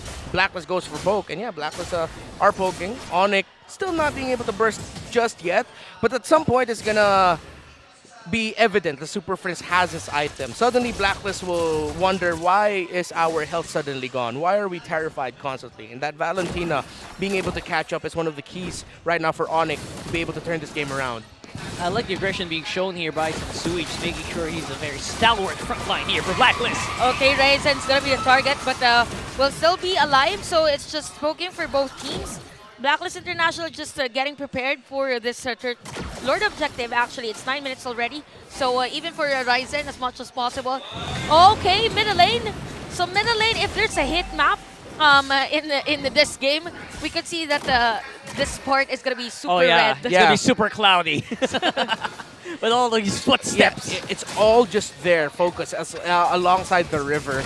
And you can clearly tell Blacklist acknowledged what ONIC did to them in round 1. Oh, but up top, someone's gonna get kicked. Someone could have gotten kicked, but now Purify coming in to save the day. So it's a good thing for ONIC actually that OHEB doesn't really have the Purify before this Lord take. So they might want to force a kill against OHEB this time around. So everyone is getting position for this bigger objective. But I think it is going to be a long one because, of course, this is Blacklist and ONIC. So look at that. Just dealing or just poking each other. So we have Sensui up front. Yeah. And the others on position. Okay, ONIC might need to play for something different here because Raizen is 1 level behind Sensui. It's going to be so hard to win this stretcher battle if you're Raizen. Wow, it's a very messy one here. Edward already used the onward. Okay, we already have the kick for Yoshino against Edward. We have the penalty zone as well. Primal Rap! OHEB on that free hit. And it's going to be a kill again for Blacklist International as Edward will get a double kill. Plus, they have the opportunity right now to get this Lord objective. So 2 players down for ONIC Philippines. That's the thing about this hero, man. It's a tank. You're in your mind. You're saying this guy is supposed to be a tank, but he hurts so much when he goes on the Primal Wrath. The kick onto Edward was.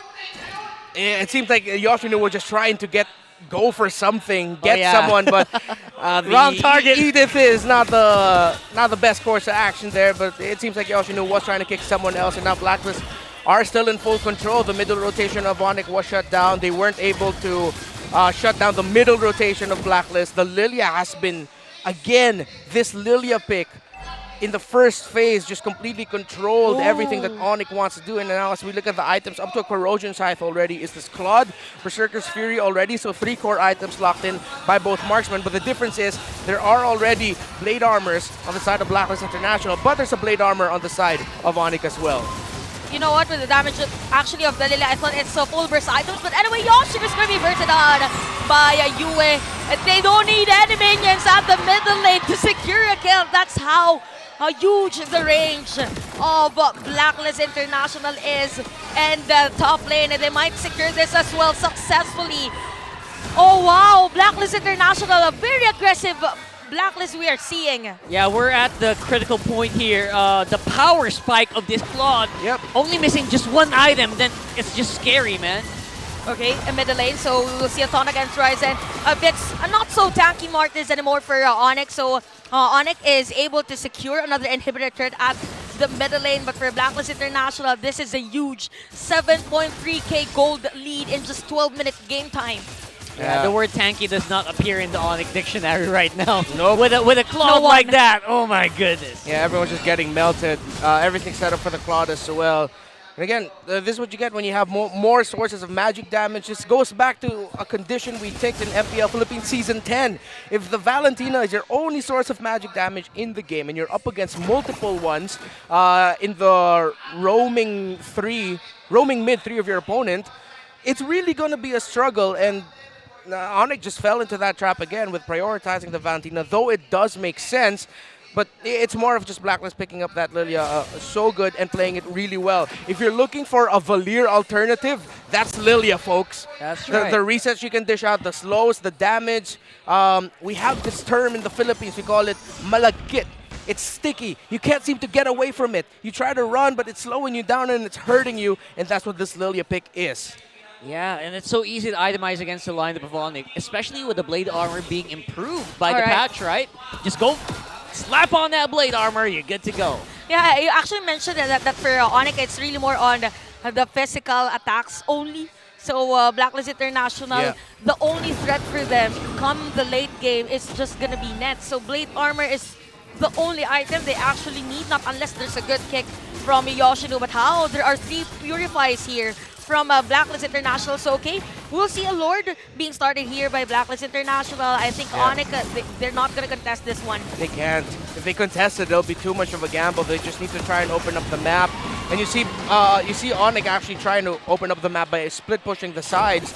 But Blacklist timed their Lord attempt really well with the minion wave flow, so that if ever ONIC wouldn't be able to split push so easily in the sides. But also, a little bit of indecision by ONIC whether or not they actually wanted to go for contesting the Lord, maybe speak it out, or really complete a split push. So a little bit of indecisiveness there by ONIC in terms of what to do around that point. Yeah, man, the clock is running out here for the ONICs.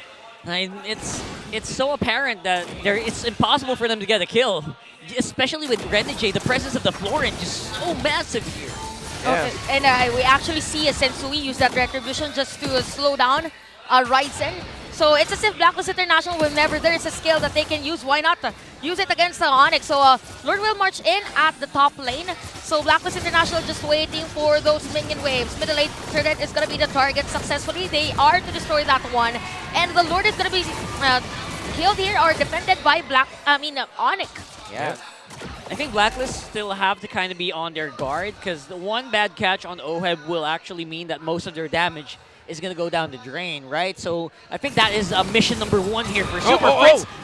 Yoshino! Yoshino's going to be having that nice black shoes from Yue. That is going to be a turnaround kill for Blacklist International, right on spot for the players of Blacklist. Nets on the damage. Sensui finds this one. Has the Blade Armor, by the way. So we have 3 players for Blacklist International. 3 players down for ONIC. Is this going to be it for Blacklist International? They will go for the tower push. Minion wave and a shutdown from Nets. Renegade's Immortality and a double kill for Nets. My goodness!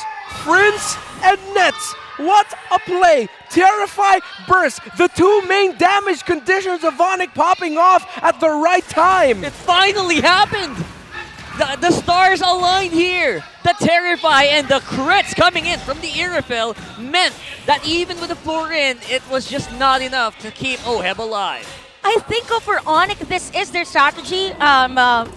If we base it from yesterday as well, there was a time where the other team was trying to go for the final push, and then they went for a play. So maybe 2 or 3 more that kind of plays from ONIC, they might turn things around because Blacklist International, they have to be prepared for those kind of plays. Yeah, they can't slip here. This is the best chance ONIC has to turn the game around even more. Blacklist still has a considerable lead considering all the towers on the side of ONIC are gone. And ONIC, I think they may have realized something. Hey, we can just throw Gem, Ryzen, and Yoshinu and just make sure Super Prince and Nets can free hit. That's it. That's the play. Throw everything you have straight into OHEB and you just might get what you want. I guess that depends on how badly or how well the collapse, the 5v5 happens. So we'll see if that's going to happen here around this Lord area. Right now, Blacklist looking a little bit more shaky than I thought they would. Yeah. So actually, we have 3 rather Purifies available for Blacklist International. So this is going to be, I think, 2 more resets for this Lord. Yeah. I highly doubt that minimum. This is 1 straight Lord objective taking for both. Yeah, the moment Blacklist gets info, it looks like they might reset it, but they might actually not even. It looks good right now, especially with OHEB being able to poke down Ryzen, but let's see. Oh, the retribution is being used by Ryzen, by the way. So this is the perfect time. We see Gem on the tail of the zone, and look at that. Net's going to be down on the Edward's hands. A double kill already for Edward. Why is Edward acting like a marksman for Blacklist International? Just zoning up the rest of the players and dealing damage against them. No need for the Lord. No, no, no. Not this time as Blacklist International wreaks havoc against the base of ONIC. They have the minion wave again. Sensu will secure, or rather, you will secure that kill, and we have the minion wave at the top lane as Blacklist International will go for the base lock, and ONIC can't defend this one. Blacklist wins game 1. And that winning moment is brought to you by our official sponsor, FWD Life Insurance. Oh, that's what we mentioned about ONIC. Lapses in their decision making when it comes to major objective fights. Was their downfall against AP Bren? Was their downfall against Echo? And was their downfall against Blacklist in game number 1? Yeah, I think for ONIC, it's as if they are waiting for the other team to commit errors. Yeah. I mean, in a game like MLBB, you don't really have to wait for that opportunity. You have to create your own opportunity to get that win, to secure those kills. Yeah, and at the very end, we were super surprised. And again, this is to be expected from late game Edith. Just isn't a tank anymore. It hits even harder, like some marksmen that I know. I was surprised that Edward was just there. I mean, Edward killed someone and then Edward with a double kill. So I just said, why is Edward acting like a marksman here? Well, he was hunting down kills. He was playing like he was a marksman, and that's the right call. And especially in a meta where it's actually not as favored for what we call carry XP laners. They're more for the dive, you act as a secondary tank, but that's why the Edith pick is so good. Why teams actually look to ban her in the first phase, because she can do that, she can set, she can break formations, and also carry for a team when needed. Yeah, and that's exactly what we saw there. I mean, everyone was eyeing OHEB. That's the moment in the game where 5 people are looking for that marksman, and they use so much to do that. They even use the Retribution, like you mentioned. Retribution versus, against OHEB. Why? Just to slow down. In front of the Lord, yeah, why? Same question in my mind during that moment. Well, maybe you can explain, Renmar Santa Cruz, break it down on the analysis. Sure. I will try to explain it. I can't explain it. Well, the Retribution, that looked a little bit too eager by Ryzen to try and chase him down. You're up against a Claude who can easily BMI out. He has a Purify. The team wasn't in full formation yet for ONIC. There were other members still trying to get into position.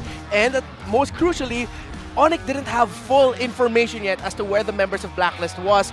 But we have to talk about the MVP performance here by Edward. Again, I will reiterate what I mentioned. This is the era where carry XP laners or XP laners that we expect to carry for a team, one of the main damage options for a team, aren't necessarily favored. You go for formation breaker XP laners. You go for setup XP laners, sort of acting like a secondary tank / the idea of a fighter jungler.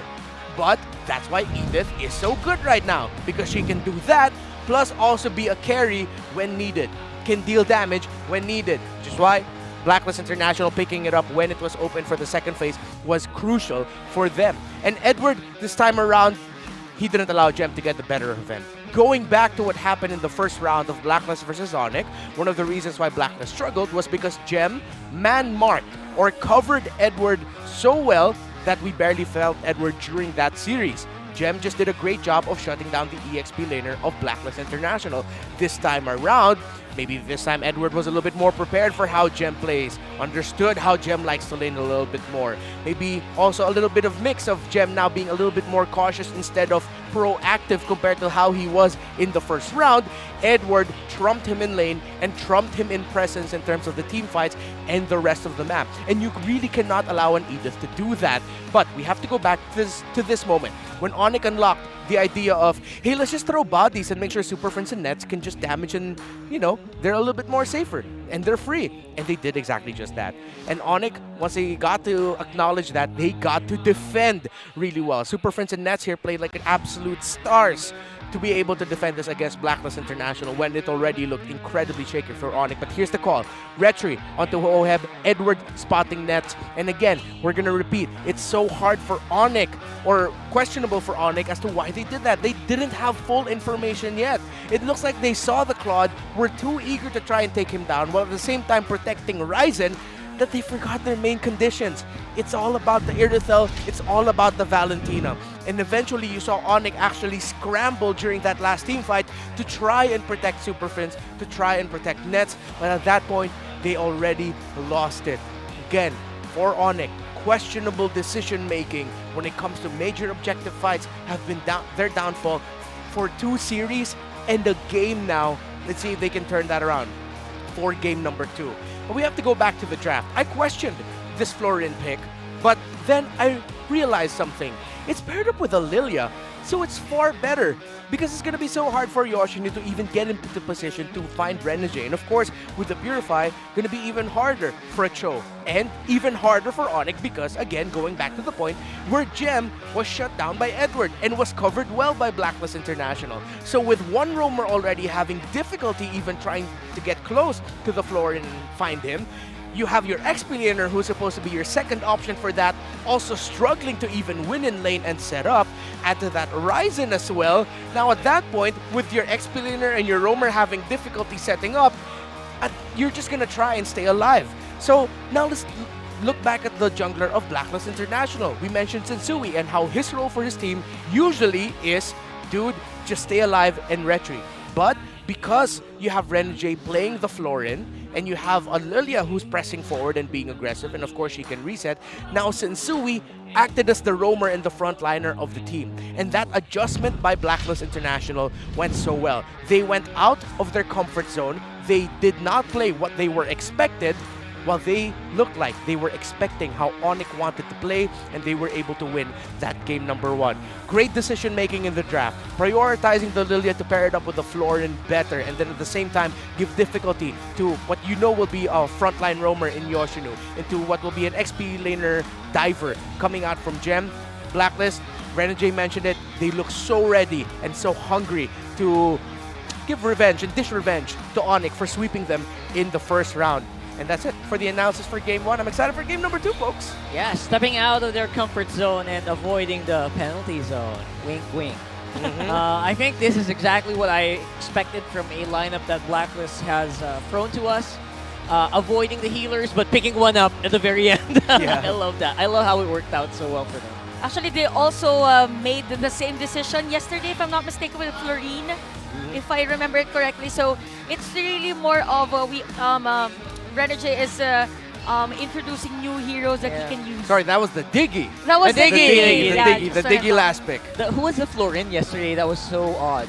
That was on the side of MNNE. MNNE Evos. Okay, there you go. That was the weird.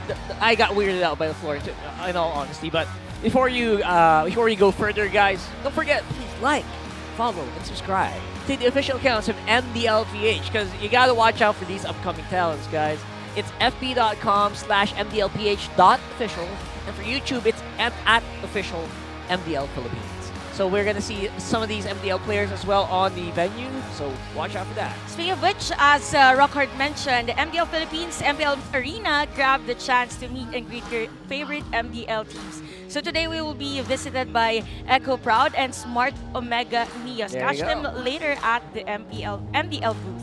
Yeah, we have MDL always visiting every week, and I'm excited actually for our playoffs to see if everyone's gonna be there. All right. It's gonna be a massive party. MDL talents, MDL teams and players, and there's like what 12 of them in the MDL. I wish they wear their uniforms during that day, just to recognize as to what the team they are playing for. Yeah, because let's be honest, when the players are wearing just casual stuff, you don't even realize you're looking at MDL and MPL athletes. So, gotta wear the jersey so you stand out, you know? That's actually true. And I also want them to all be there, so they'll be able to watch and, you know, they'll see what they're aspiring for. Yeah. Why are they in the MPL in the first place? They're being developed to go into the MPL eventually, and maybe that'll give them an additional fire to their, to their ambitions.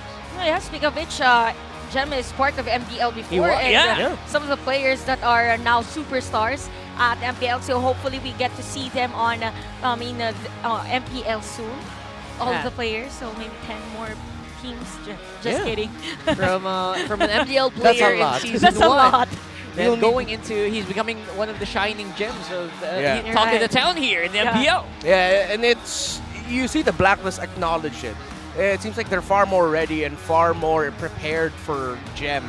They're covering him well, they're shutting him down, and that's one of the key things as I mentioned earlier, why that they won that game #1. Instead of acknowledging Gem as the hidden gem, it's like, dude, that's Gem, stop him. Don't let him be hidden, don't let him play low-key because he'll surprise us. Yeah, let's throw him into the jewelry store. The jewelry store. The jewelry store. Feels like a heist right now, isn't it? So right now, again, we are waiting for game #2, and I'm actually looking forward to maybe a bit of a resurgence here, because Yoshino, I don't think I remember watching Yoshino a few years back. He's definitely, I feel like the picks definitely got the better of them here in this one. They had a pretty good pick that could not do anything for the first 15 minutes or 10 minutes of this game. And we all know why, right? Even if they kick someone, there's 3 people who purifies. And then what? What's the Cho gonna do after that? There's even the poke from the Lilia. So probably maybe they have to be repaired, or if they open up the Lilia, because they also have, they know the potential of a Lilia because they have one good player that uses a Lilia as well. So maybe let's all decide, let's all agree that we won't be using Lilia this game. Because we know Yue, he's the type of player that is really more on the aggressive side. We saw the Novaria play yesterday, and with the Lilia play today, it's as if he's dealing his own damage to the rest of ONIC Philippines, as to why it's a lot easier for the rest, for Sensui as well, to just focus on the retribution, because there are players that will just support him. Yeah, and I agree with that. I was actually looking back at the draft record of these two teams. The Edith was played by Blacklist International twice in their first series. So we know Edith is not the problem, because ONIC faced against that Edith and beat it twice. It's really just the Lilia. the Lilia controlled the entire game, and if ONIC are considering banning out the Lilia in the first phase, I would not be against it. Or at least try to change up your pick in terms of the priorities. If ever they can and they're willing to, if it's still blue side Blacklist, ONIC red side, prioritize the Lily instead of the Valentina. Honestly, this is a lot easier said than done, because everyone's hero pools right now are way too much. We got Yue with all these nuker mages. We got Renegade. He got setter tanks. He also plays Cho, and he also has the healing now in his pocket. Yeah. I mean, that's a tough order here if you're ONIC. Yeah, a lot to answer. So many there. things Yeah, to answer. I'm trying to go through like all the possibilities in my head and the scenarios, but now it's under the pretense of it's still blue side black, red side ONIC. If it's gonna be switched up, then all the things I'm thinking of are just out of the window. Well, we'll find out in just a few moments here which side they're going to be picking here. Of course, ONIC will have priority on where they want to go here. And I would say if you want to go and do things like this, you want to make an airfill lineup, at least don't make it a pure damage airfill lineup. Since people are itemizing against it very well. Yeah. Because I believe for ONIC Philippines, I've mentioned this earlier, it's as if they're just waiting for Next to have the items, but it's not really effective if you are up against a team that is ready to take on the objective and then move forward to the next objective. So it's as if they're limiting their opportunity because they're focusing on one insurance plan. During that time, it's just nets. Yeah. Yeah, when they should be focusing on FWD. Yeah. Yeah. Just kidding. Nice. I think it's nice. Now you feel my pain. Sorry. That happened. Sorry. That happened to me with Naisu too. It's like this part of the desk is cursed when it comes to high fives. We gotta look at the I've camera. never tried The camera doing this angles again. are, it's very hard to catch on your side. So sorry about that. Yeah. But yeah, I think making sure that you have something to deal with the area, something to make sure that the airfill works. Because in that lineup, I think they made sure that the airfill would not work because everyone would armor up. I mean, at the very end, it was only Ohem who was susceptible. That's why Nets was always hunting him down. And everyone else, after the dives happened, after the 5-man blacklist dive, you realize the damage from Nets is just not enough because everyone's on armor. I wonder if it really will be a Lily priority ban or steal here. I really feel like, again, I've said it before, it's probably my inherent bias towards Lilia because she's one of my favorite heroes. Ah, in you the like game. Me too. That's Oh why my I keep gosh. mentioning Lilia. Yeah, I love Lilia. We got a Lilia desk here. All right. Dude, like, you know who inspired me to be a Lilia main? Marky. MPL Marky. Philippines Season 8 when he was still playing it in the gold lane. Yeah, even during M3, if I'm not mistaken, Yeah, he's and in playing M3. Lilia on the Playing gold the lane. Lilia. It's That's a Lilia. Yeah, and that's why I love this hero. And even though we realized, at first everyone was thinking, oh man, she's dead. They removed the reset. Suddenly the cooldown changes kick in. You realize she's just like Valir. Just play her like Valir. Just You toss never everything. run out. You never run out. As long as you hit heroes. Because Yeah, the as long as you hit, the cooldown goes down. Yeah. But yeah, I feel like even before the Lilia was super wasn't nerfed, it was underrated, right? It was super underrated, and a few people would play it like Aqua, play people who would really be aggressive. And I think that's something that Yue is stepping into. So big props to Yue, who is maybe we have some heroes here from you that we haven't actually seen yet. Speaking of other heroes that we haven't seen yet, what other mage hero that has the same skill set with Lilia? If they are to open up the Lilia, what's the best option in the middle lane? I mean, in terms of like what we've already seen so far, it's mainly just the Novaria, Valentina. Some Farsas. We've seen Farsa once. Struggling. The But it also Kadita. depends on the other heroes, right? On the other heroes of your team, the overall composition. Oh, Dip! I just realized I know Super Prince is a hell of a. Yeah, even season 10. Wait, with what's the name of that dude? Savior. Why not Savior, right? Yeah, if they're gonna open up the Lilia, at least the Savior has the poke damage and the distance to not worry about it so much. So he will Or Savior. the Gord. Oh, Gord's still here. Gord's still That's here. a Haji hero, but you never know. They're gonna pass down the torch. Yeah, and the Gord pickup for ONIC in round 1 of their match actually went really well for them in game 1. By the way, ONIC's on the blue side this time around. So maybe okay, so maybe Blacklist International, since they are on the red side, the Lilia will be open up again. So is it a good option for them to prioritize this in the first 2 picks or no? I would, as much as I love Lilia in terms of in the first 2 picks, yes. If it's the first pick overall of the draft, a little bit too much for my taste. Okay. Because if ever you still have the they took away the Fredrin, so the Edith, Valentina are still gonna be really good options for them. What if the Diggy makes it through in the first phase? In the first phase? Yeah. I mean, If ever. it's also a question. if whichever comes first, there's the black- egg or the rooster. Oh, good point. Oh, chicken and the egg. Chicken and the egg. Never thought you'd bring that up in the cast. Thank you for that, Chantel. So it's very hard that it's the egg. Yeah. I have a feeling that Blacklist are gonna try to put it out. That's just me. I don't know. Just because I know how these guys kind of think. You know what, guys?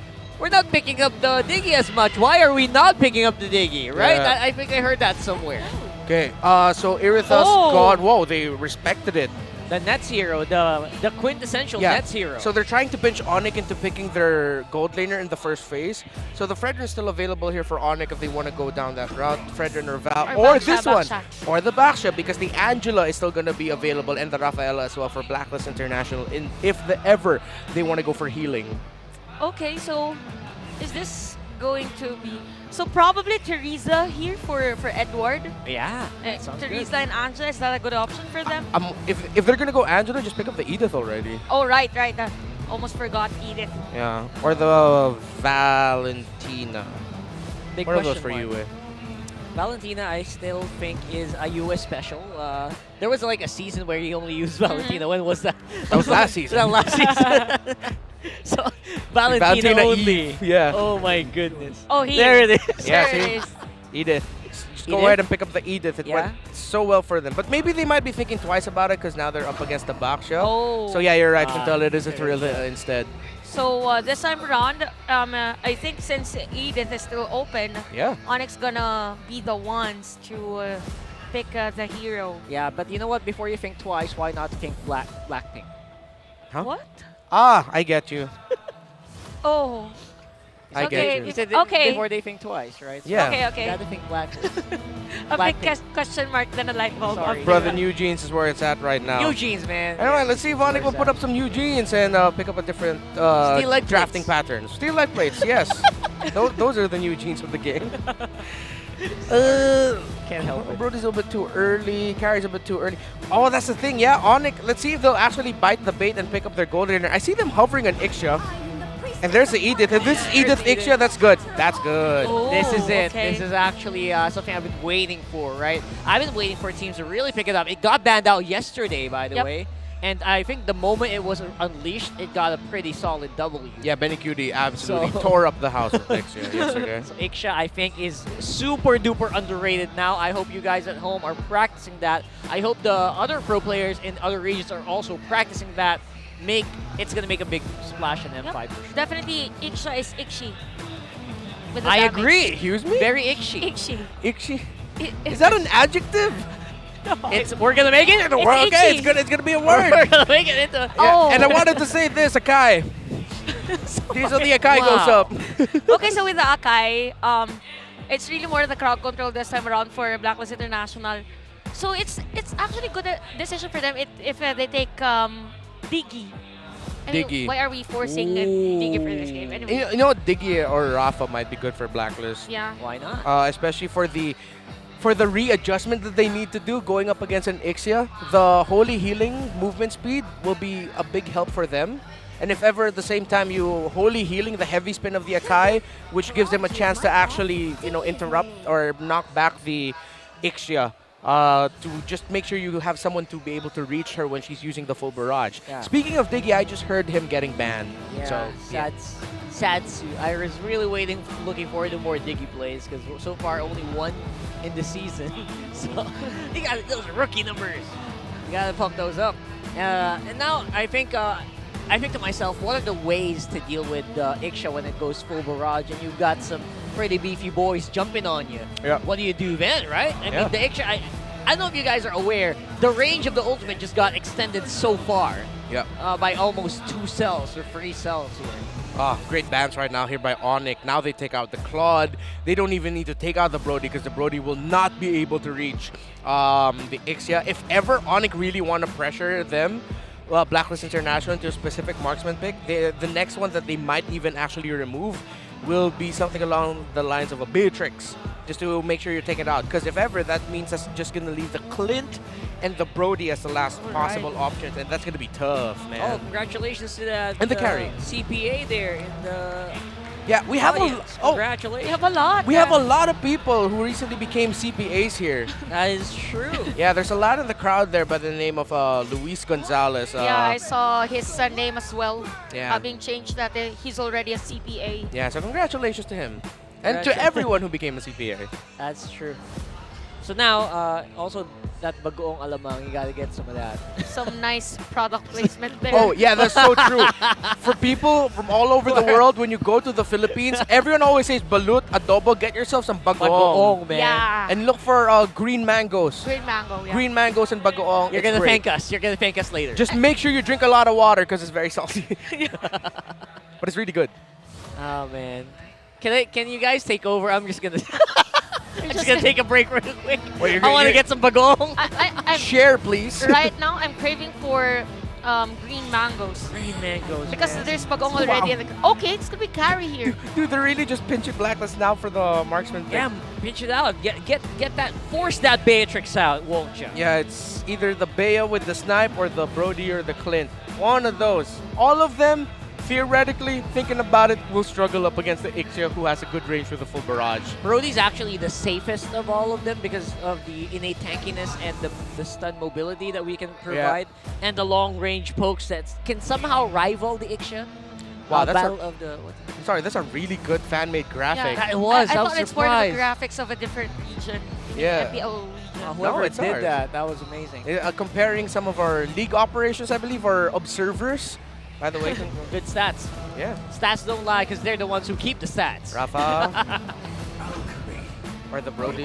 What? Okay, it's That's gonna be Brody. Brody. That's the safest route. Yeah. So now, how do you round this lineup out? Is it a good option for Blacklist International to have Renny J choose HO? Ooh, now that's a very intriguing idea. Now that can allow some really nasty kills here. Okay, I get that they'd want to have a little bit of a more aggressive or tankier frontliner instead of a Rafaela. Oh, they need a Rafaela. Nah, they need a They need a Rafaela now. Yeah. Hey, Eve, been a while. And it's a Ruby. Wow. Also been a while. So it's a Wow. classic Eve Ruby combo. Huh? They're not overthinking this. ONIC is going straight for comfort here. Yep. They're very used to this. I've seen these players play these heroes over and over again. Yeah. And it looks like ONIC actually, with them picking up the Ruby, it's them turning off the Blacklist idea of potentially going for the Cho. So they might go Rafaela. as I mentioned. Yeah, they need the movement speed Yeah. on that real world manipulation. So, yeah, Blacklist International. Good thing that they are the ones for the last pick. Yeah. So they have the option to counter out that threat from the E. Yeah, Draft Index is showing that, you know what, burst is very much lacking for ONIC, but it's very deceptive because this lineup is, like you mentioned earlier, malagkit, very sticky. Yep. It's going to stick to you. It's going to make sure that you can't escape. It's going to whittle you down with non-stop damage. Yeah, if you're ONIC, just sharpen up the team fighting here. Everything's all really close. The lack of burst will be a problem, but that's fine. You're for longer team fights. They just have to be careful to play the map well. One of the problems with playing around an Edith is that you think more about fighting together as five, going for that full team fight. But then the risk of that is if the opposing team decides, we're just not going to team fight you. We'll go ahead and split push. We'll go ahead and pressure side lanes. So ONIC needs to watch out for that. Because honestly, they're going into this with a much better draft. Blacklist International, their moves were projected here. Their initial move of pinching out gold laners for nets came back to bite them because ONIC got to draft really well, prioritizing the Ixia. They're going in for an even Ruby, taking out OHEB heroes. So ONIC are going to this with a draft W. They just need to execute better in game.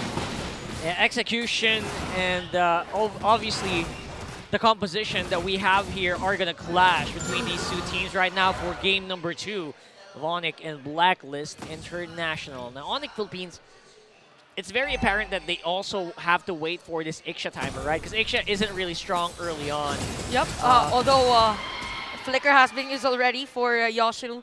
So this is a battle of pokes again at the middle lane. So probably a majority of the happenings will be on that area. Yeah. Top 3 career most picked heroes, by the way, for Ryzen. It's actually Lancelot. It's just a graphic that's showing that he's a very assassin-oriented player. Yeah. Even when playing tanks, he actually does play them like assassins a little bit. So, From Lancelot, Paquito, and Link to Baksha, Martis, and even Fridrin. So a nice adjustment there for Ryzen. I mean, for MPL Philippines, you just really have to adjust on what's really effective. Yeah, and speaking of adjustments, it's a good adjustment by Blacklist, knowing the fact that the ONIC draft is a little bit better, that they have 3 Wilderness Blessings on these key heroes. The Terizla, the Valentina, and of course, the Rafaela. So now that turns the focus of the game to them rotating more together towards the middle, around the river area, so that you can take it to ONIC Philippines, and that's why Yoshinu was caught out earlier. He didn't expect a massive rotation suddenly by Edward into the mid after a quick clear in the EXP lane against Edith, and that's what something Yoshinu has to watch out for here.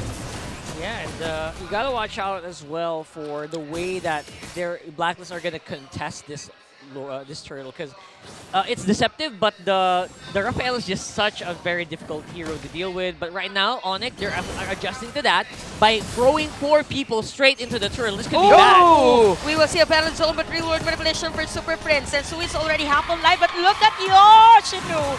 Still alive with a Cyclone Ice, so players of ONIC are forced to back away while Blacklist International will start this turtle objective. Even Ryzen can't really secure this jungle.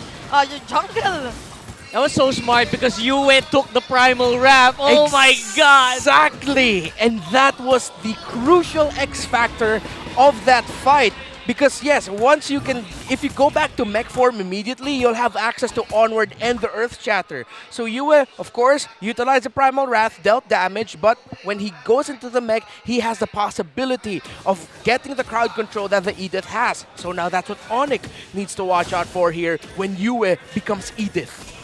Does the mech have a name? I think it has a name. I have to remember that. Anyway, that's going to happen later on. Renegade! Okay, uses the ultimate just to be able to escape that aggression from ONIC Philippines. So Blacklist International really playing smart this time around. Again, with the switching, or all along I thought that Yue is to use the IMU on the real-world manipulation.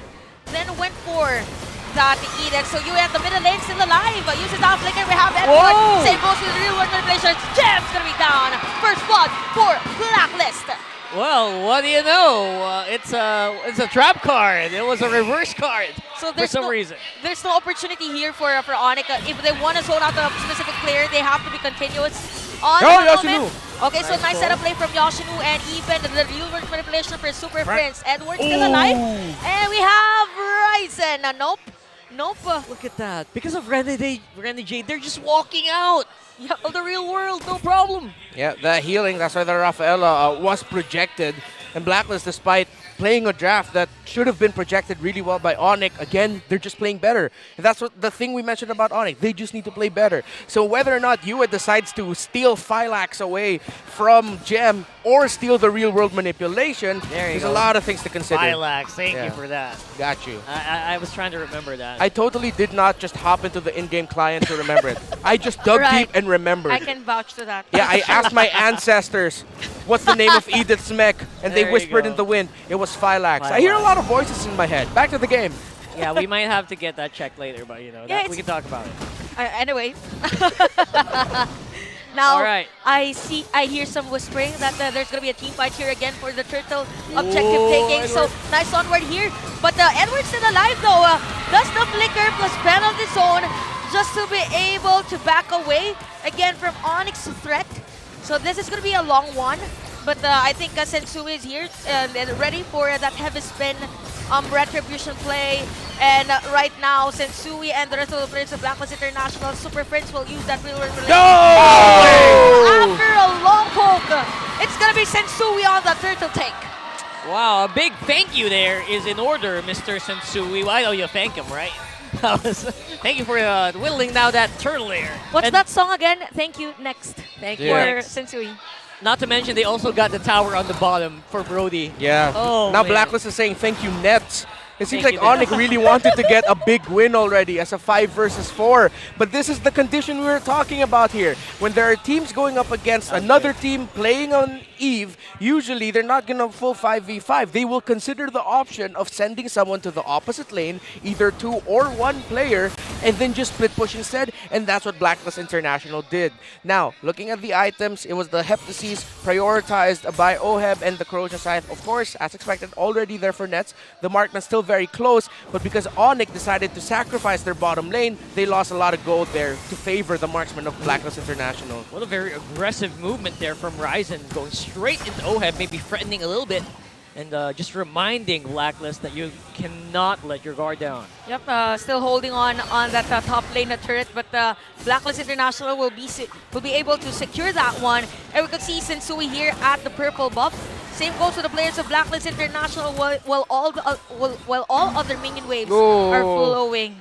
Wow, another one for Sensui. Thank you. Next. Thank you, Nets. And now Blacklist are thanking ONIC Thank for the you, purple Yus. buff. That song's stuck in my head now. I'm sorry. It's all right. It's a great song. It's a great song. And right now, ONIC just playing to the tune of Blacklist.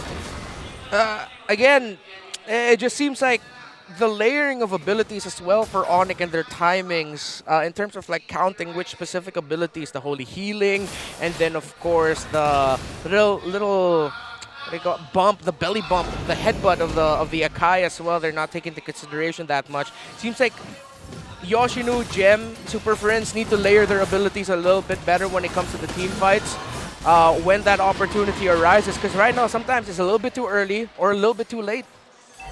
Yeah, that's a 1,000-pounder here. I think the damage of that's also a little bit deceptive, right? You don't really expect that too much, but it's there. And the passive as well of the Akai, something we never talk about. So always keep that in mind. That's percent HP damage.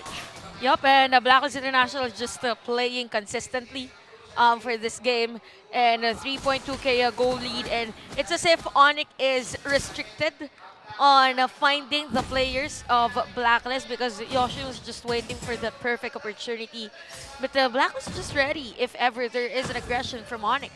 But you know what? No matter how bad this goes, I personally have been playing the Iksha with an 83% win rate. Wow. And I would The say, flex. yeah, it's just a small flex there.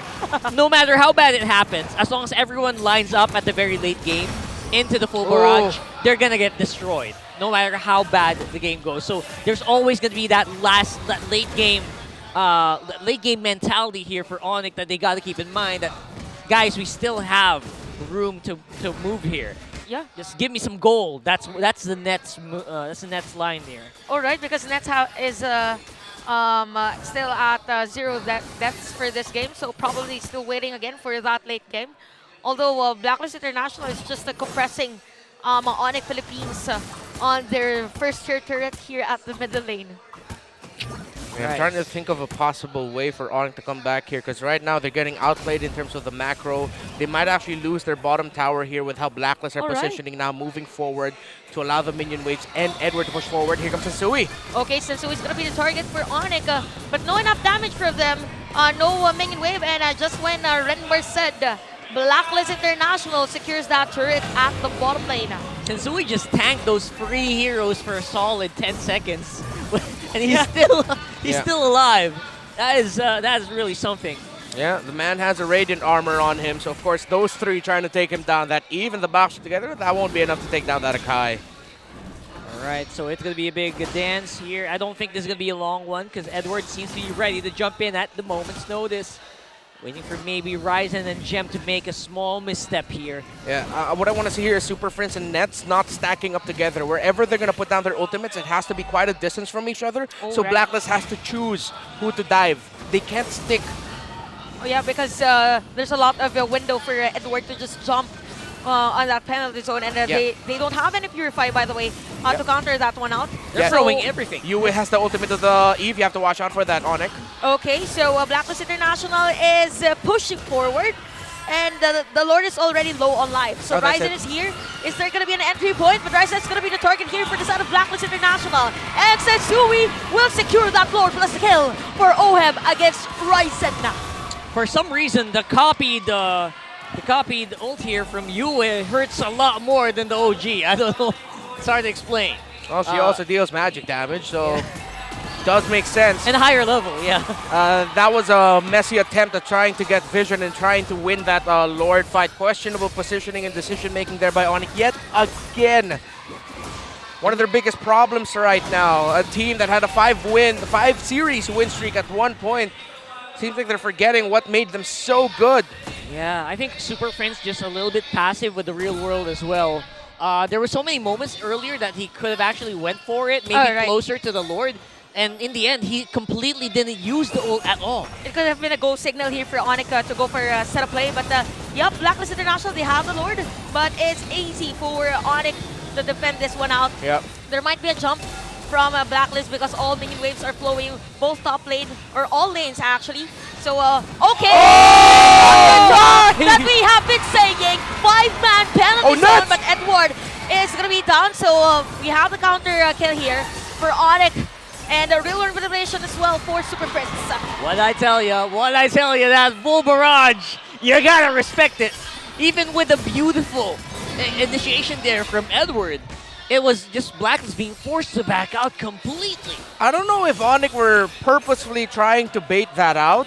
I don't think so. Because like as 5 members sticking together next to the wall, knowing you're up against a Terizla with a flicker, as well as a Rafaela, it could have been a bait out because Nets was able to flicker away and then had a really good position for a full barrage. So I'll give them the benefit of the doubt and say that was a bait. You're not sure though. I hope that's it. But a risky bait. It was a risky. very risky bait. Because really, like the whole time I was thinking, you guys really want to stick together that close to the wall? And that was just right after Rockhart said that there might be a jump. Yeah, there might be a jump. From Edward, and then Edward came in Straight with a up. 5-man penalty zone. Yeah, little bro never fails to disappoint in that regard. He's gonna go for it when his eyes, when he sees that moment, his eyes gonna turn red. Like an anime, and just jump on it. Yeah, and I know there's something up really today with the comms with ONIC, not so headstrong, not so sure compared to the past. I don't know if it's getting to the point where their lose streak that they're on ever since getting snapped by Echo last week is starting to get to them, but this doesn't feel like the ONIC playstyle that went on that 5-series win streak. I like that you mentioned that there might be a problem on the comms of ONIC because before, it's as if we have 2 players, both Roamer and even Gem, trying to do some crowd controls or initiation, but this time around, it's as if there's a disconnect on who to target, which one is the first that we will deal damage to. So it's something that ONIC has to adjust because it's already 30 minutes of our game. I actually agree. At the same time, I'm looking at ONIC, and I remember the draft index, and I remember they don't really have burst. So it looks like they may be targeting the same people, but they're not dying. So it just feels like they're disconnected. I don't know, Gotta watch out for Oheb. Oh, Oheb on the sides. I know, just getting the vision. That is a very nice bait as well for Blacklist International, so easy Lord for them. And the minion wave is flowing again on the top lane. So for ONIC Philippines, we've mentioned about burst. So in terms of clearing of minion wave, they still have Nets and the rest of the players of ONIC, but they don't really want to use that real-world manipulation just to clear the minion wave. This is going to be a tough defense. But again, ONIC has fantastic high ground here. They just need to position really well and time their abilities better. That's true. And Nets, again, the micro is there. The movements are there. They just have to make it work. They just have to mesh it together. See if that's going to happen here. We have the Lord now, but it's being defended here by ONIC. We have the heavy spin for Sensui just to zone out the players. And Ryzen is forced to back away. We have OEM as the target. But look at Edward again on the penalty zone. Full barrage by Nets, but not enough damage for ONIC as the tower lock, base lock. Blacklist wins with a sweep. Once more, the wing moment brought to you by our official sponsor, FWD Life Insurance. What is this? Are they asking for the time? Do you guys know the time? I don't know the time. It's code breaking time. Edward, what? A penalty zone, man. That's why I exclaimed, what? Because it looked like Yoshinu got a good catch on Oheb. Oheb flickered away, but it was right into the full barrage and right into the real-world manipulation. But again, they were stacked. And once they saw that, Edward said, I'm flickering penalty zoning into this 3. What an entry there by Edward. I mean, that the penalty zone, the 5-man penalty zone was just a preview of the final penalty zone that Edward is gonna do. And all I gotta say, this is just a very, very clean performance. Oh, Sasui shooting someone. He shoots someone in the... I think it's, I mean, Boss A? Boss A? Maybe that's one reason as well as to why Boss Strike is here for Blacklist. Oh, you gotta face a boss with the boss as well, I guess. So. Well, at least for the meantime, it will be the agents coming out on top here. And of course, ONIC gonna take a bow for the meantime. Gonna recalibrate and retune those guns to the extra and make sure to come back stronger maybe next time around. But for now, it has been avenged. We are 1 for 1. They are at least 1 for 1 for the season. Yup. And by the way, because of this, we have 3 points additional for Blacklist, right? Yep. Yes. And then for ONIC, they are still at 15 points. I'm going to double check right now. Blacklist just... Oh, they climbed to 2nd in the standings. Second in the standings? Oh, no. Yeah, they have 19 now. Okay, I will also look. After that, it's not that I'm doubting what you're saying. Yeah. No, just making sure I know. See, it's 19. 19. Yeah, 16 Are you plus sure? 3 is 19. Oh, wow. Yeah. Interesting. All right, so... yeah, they're 2nd in the standings, 1 point above AP Bren. Wow. So that just means that the upper bracket is still very much in contention, right? Yeah. It's just that's all that means right now. Where a single game, a single series, actually threw a team from 4th to 2nd. They were 4th, right? So they were 5th. 5th to 2nd. Yeah. See That's how close the points of our teams are. So it really matters if this time, week 5 or the next succeeding games for our teams, it matters if you are to win with a sweep or at least a point, because it was 15, 17, 16 before this game, and then never mind. It's just close. It's just close. It's close. It's similar to what happened in MPL Indonesia, where the 2nd to 7th place, even 8th place, it's all just like, whoa, who's gonna go where? And that's what it is. Yeah, 6 weeks. That's what 6 weeks does, yeah, right? The only sure thing right now are 2 things. One, TNC struggling at the bottom 8. Yep. And Echo still undefeated. And they're going to be going up against each other later on, so that's going to be crazy. Oh my god, I can't wait. And also, Echo is trying to, what do we call this? Break the record? Break the record of, okay, so a lot of... Of this team right here. Yeah, of this team right here that just won. Yeah, the magic number for them is 12. Later on today, if they win, they're going to match it at 11. They're going to be tied at 11. Both of them are going to be on an 11-win streak. Hey, fun fact, we were searching earlier. Do you know which team actually throughout all the MPL regions is the only one who had went on a perfect regular season record? It's RRQ Akira back before M4. Yeah. Oh. They went undefeated in series. That's scary. Before M4, and that's why they were highly touted, because they were undefeated for a long time. I think it was like a 32 series 32, win streak. wow. That that RRQ Akira went on last year before M4. Yeah, that's why RRQ all the way from Indonesia went to the other continents. Yeah. just to get them. They're the that streak. good. Yep. So yeah, these are things that you got to watch out for. And of course, the team behind us right now, Blacklist, coming out with 2-0 here against the Sonics. I have to say that we're seeing Blacklist who are also definitely gunning for that M5, because guys, you have to remember, right? M5 slots here, right now are very close. We only have like 2 or 3. 2 slots? 2 slots, yeah, right? we have 2 slots. The champion in the first runner-up. Yeah. That's right. So a lot of players are saying, you know what, Echo maybe has that already, but who is going to be the other guy? Yeah. That's something that everyone right now is actually super curious. Who knows, man? The teams that secured the upper bracket slots in Malaysia just duked it out in the lower bracket semis. Bracket, yeah. RSGM and SMG, which I can't actually check right now who won. But yeah. By the way, you're going to have to. You He's will going to be there. of the MPL-MY later on. Yeah, we'll be casting. Look at this guy. We'll be casting with Malaysia later. Jumping Not in Malaysia streams. from here, yeah. He's jumping streams later on, guys. So if you got one for Renmar, watch out for MPL Malaysia Yeah, the later English on stream. as well. And Wolf just did that in the Bahasa stream, actually. Oh. Yeah. That's fun. That's going to be fun. So watch out for that later on. For the meantime, it's going to be Blacklist on the stage. They're talking to Mary. I wonder what they're going to be talking about here. Okay. sila. Alamin pa naman kung sino interview. Ako, pili ko, interviewin si Renny J. Renny J, no? Kasi yung transition from hitman to heelman parang parang... What are they gonna talk about? We already talked about so many things. Yeah, we're just shuffling things around, keeping this interesting. You had casters in the Philippines casting in the Bahasa stream earlier, guesting there. So yeah. It's part of the integration. Yeah. Yeah, I think they're there. And they continue to break the code. Give a round of applause to Blacklist International. I-highlight natin si Sensui.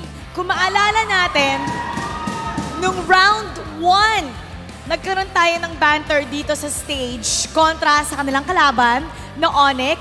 In fact, may konting taunting pa na naganap doon. Pinakita pa yung relo.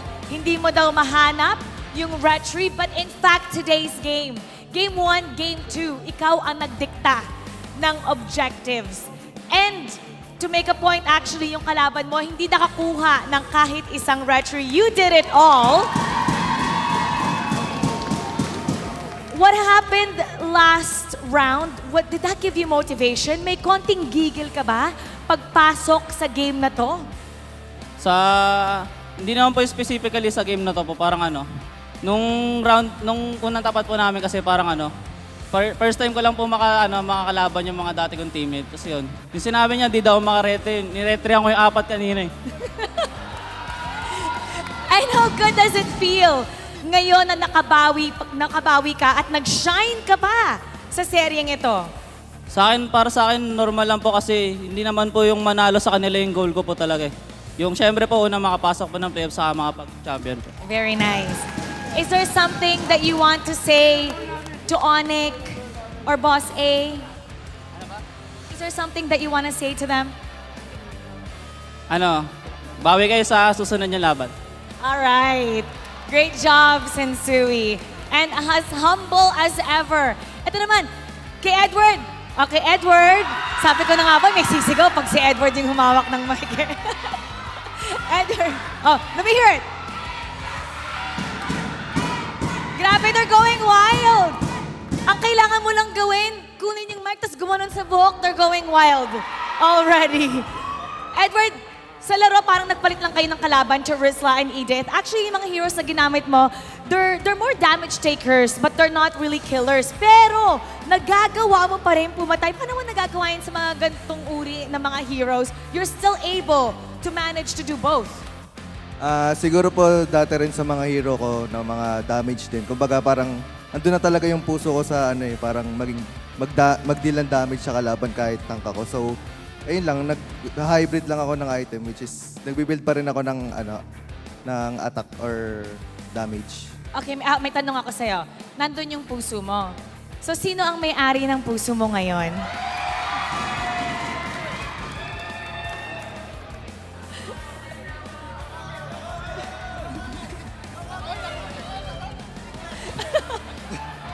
No comment. No comment. Hulaan nyo na lang, ladies. By the way, as of now, second place ang Blacklist International. Actually, I wanna ask, Boss Trike, second place ang Blacklist. It took a while to get here. May mga adjustments na kailangan. Nagpalit pa tayo ng lineup, but unti-unti nakita natin, palakas ng palakas ang Blacklist. We even saw yung messages nyo with Renny J na sinabi niya magbabatak siya. Now, you climbed all the way up, breaking the code at second place. How proud are you with this Blacklist International? Ako po personally, of course, super proud. Pero siguro nakita ko rin na deserve nila kasi iba yung level ng preparation na ginagawa talaga nila everyday. Kasi part ako ng Facebook group kung saan sila nagsiscream. And kung nakikita nyo lang kung gaano kadami yung number of games and every game ina-approach talaga nila na parang MPL. So, I think yung output na nakikita natin ngayon, it's because of all the preparation that they did for the past months. Give us an inside scoop. Sino yung pinaka-hardworking talaga na you could tell na ayaw talaga nito mag-give up and this person is literally pulling everyone up dahil sa pagka-determined niya? Siguro to be honest, si MTB talaga. Kasi I remember nagkaroon kami ng conversation ni MTB nung pagkatapos naming matalo last season dun sa MSC. sabi niya, boss, pabawi ako. Pabawi talaga ako. Yung next time talaga, sisiguraduhin kong mas lalayo tayo. So I think, pinapakita lang niya na ito na yung redemption arc niya. This is the redemption arc. At palayo na nga ang Blacklist International. Ikaw ang MVP. Pero ngayon, mag-a-announce tayo ng ating match MVP. Let me hear some names. Sino? Sinisigaw niya, Edward? All right, let's take a look at the screen for the match MVP. Edward!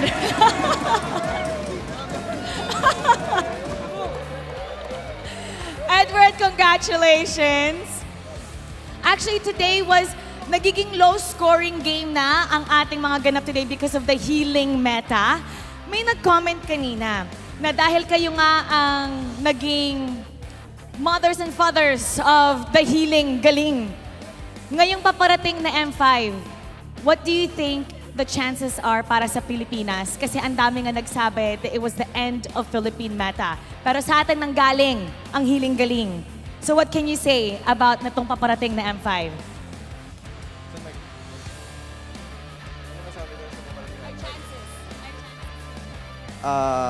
Yung chances, 100%. 100%! And we're really looking forward to that. Once again, everybody, Blacklist International. You may now take your bow.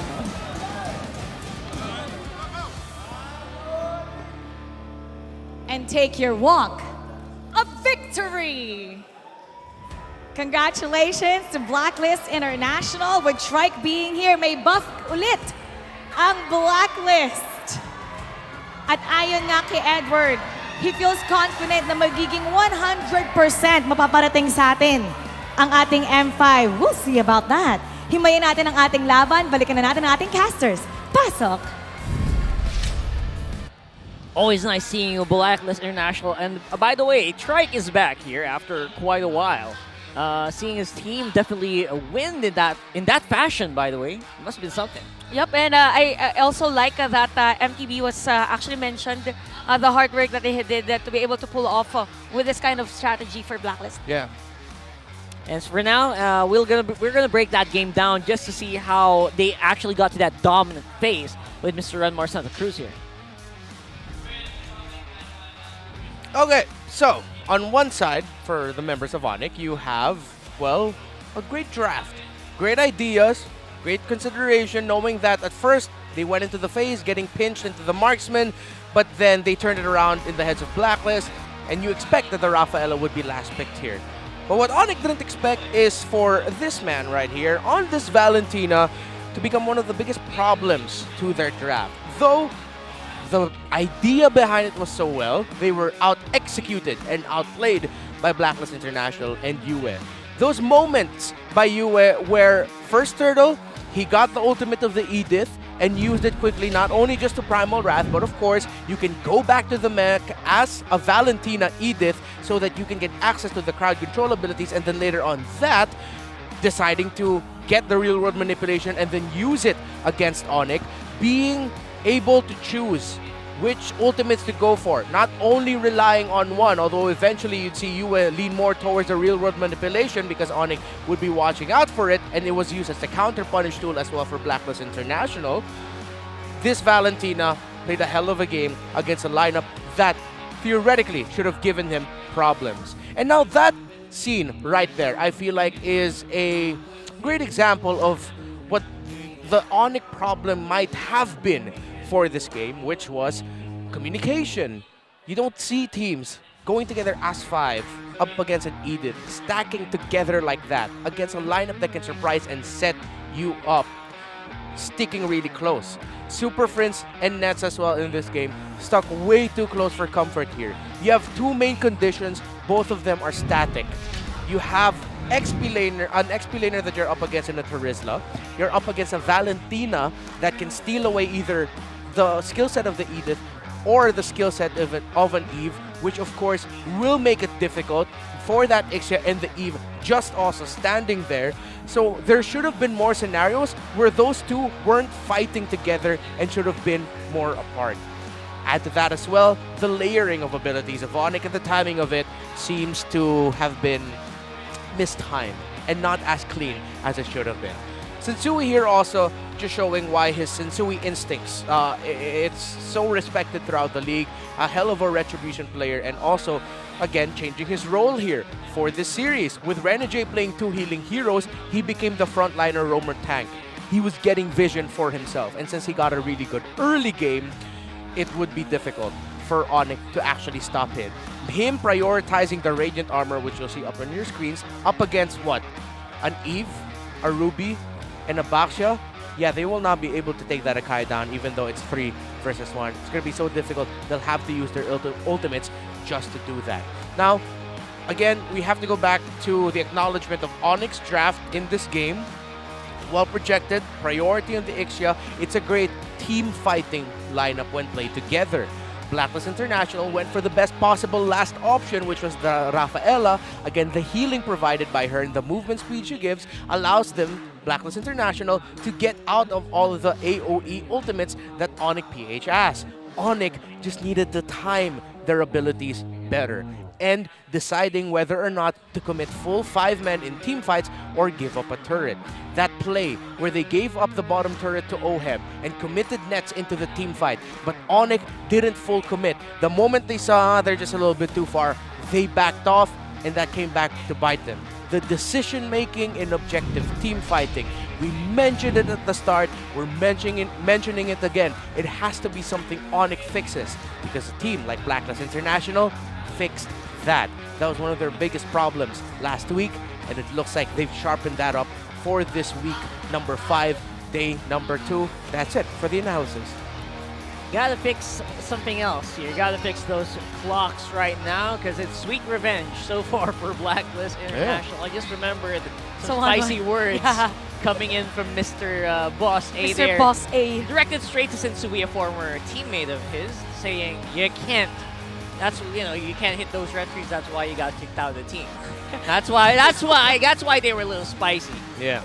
And that's the beauty actually for MPL S12, because you don't really know as to which team will win every time they face each other. And that's going to be the biggest question for our next match of the day. It's TNC versus Echo. Oh boy! Hope you guys are ready. Guys, get your snacks, get your drinks. It's going to be something. It's Echo versus CNC. The known code, what do you call this? The Streak Breakers. Streak Breakers, right? Yeah. Philippines. TNC broke the streak of AP Brenna 10 last season. Can they do it again against Echo, who are trying to get 11 and are on their 10th game as well? If that happens, make sure you were there to watch it. Yeah. if that's gonna solidify their title, for sure. Anyway, that's gonna be it for us. By the way, it's been a pleasure giving you this one. I am Rockhart Chantel, and of course Renmar. See you guys in the next game. Don't go away. Season 12. Our official sponsor, Infinix. Infinix Note, ultra-fast gameplay. And FWD Life Insurance. In the epic adventure of life, FWD is your expert wingman. Celebrate your victories living with FWD. Our partners in esports, Maya, it's everything, and a bank. Secret Lab, the official gaming chair of MPL Philippines. And Pi Channel. Experience the Mpl-Ph Season 12 action live at Shooting Gallery Studios. Tickets are now available on our official ticketing partner, Slash. Don't forget to catch all of our official league content on TikTok, Facebook, Instagram, and Twitter. To ensure the equality and fairness of our games, MPL Philippines is also monitored and supervised by the Games and Amusements Board. Habang yung blacklist ay kumakapit pa, ayaw pa rin dito na napakalakas pa rin ng Pilipinas.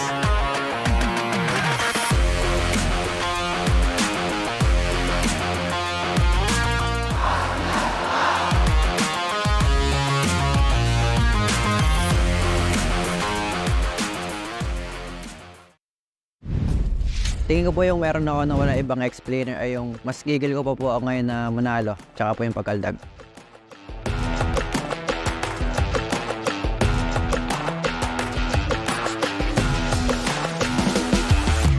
Tingin ko yung pinakamalakas na explainer this season si Sanford. Sanford. Si Sanford. Yung mga nagdaang season kasi nakatapat ko siya and yung playstyle niya at saka yung micro niya pang top 1. Sobrang bilis rumes ko sa team fight Saka galing niya mang-zone, alam niya kung sino yung tatargetin niya. Top 3 explainers ko si Sanford, si Flap, tsaka si Nuts. Nat, si Edward, tsaka si Sanford. Una si Edward, pangalawa si Sanford, syempre pangatlo ako na. Yung top 3 explainers ko po this coming season is si Edward, si Nuts, tapos ako po. Top 1, Sanford. Top 2, Edward. Top 3 ko si Nuts. Edward, Nuts, at saka si Sanford. Para sa akin, ang pinakamagaling na i-explain for this season 12, si Jesus. Top 2 si Flap, top 3 si Sanford. Yung lamang siguro ni Nuts kay Sanford yung sa laning niya. Tapos sa mga choices of heroes ni Nuts. Kung bakit top 2 kasi Flap yung mga recent tournament nila, yung sa WCG tsaka yung sa Riyadh.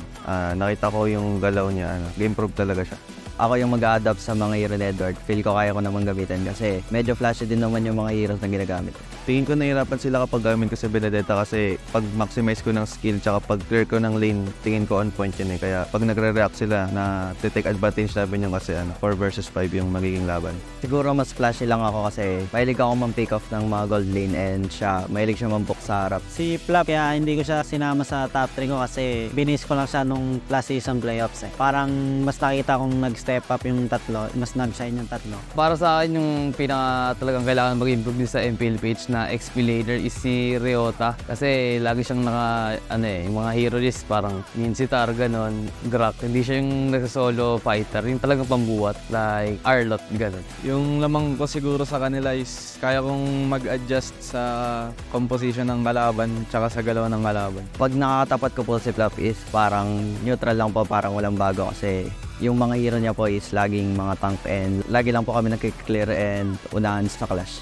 Feeling ko po makakalamang ako kay Edward pag mas tinalinuhan ko or mas inunahan ko siya sa mga lane para makatulong sa kakampi namin. Tuwing nakakalaban ko yung tatlong yun, doon ako nakakaramdam ng parang nirap mag-ML Pinagkaiba ko sa mga ibang explainers sa Mpl-Ph sa, alam niyo naman, laban sa ganda akong makunas for reason, di ba?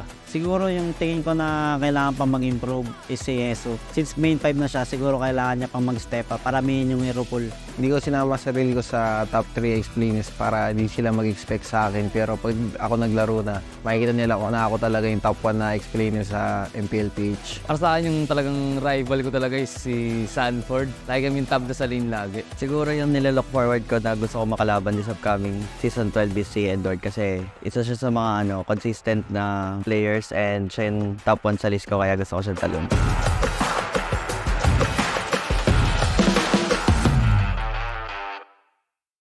Sa mahabang kasaysayan ng Mobile Legends Bang Bang at MPL Philippines, ang dami na natin nakita mga unconventional picks. To be honest, medyo weird, pero pak na pak gumagana sila.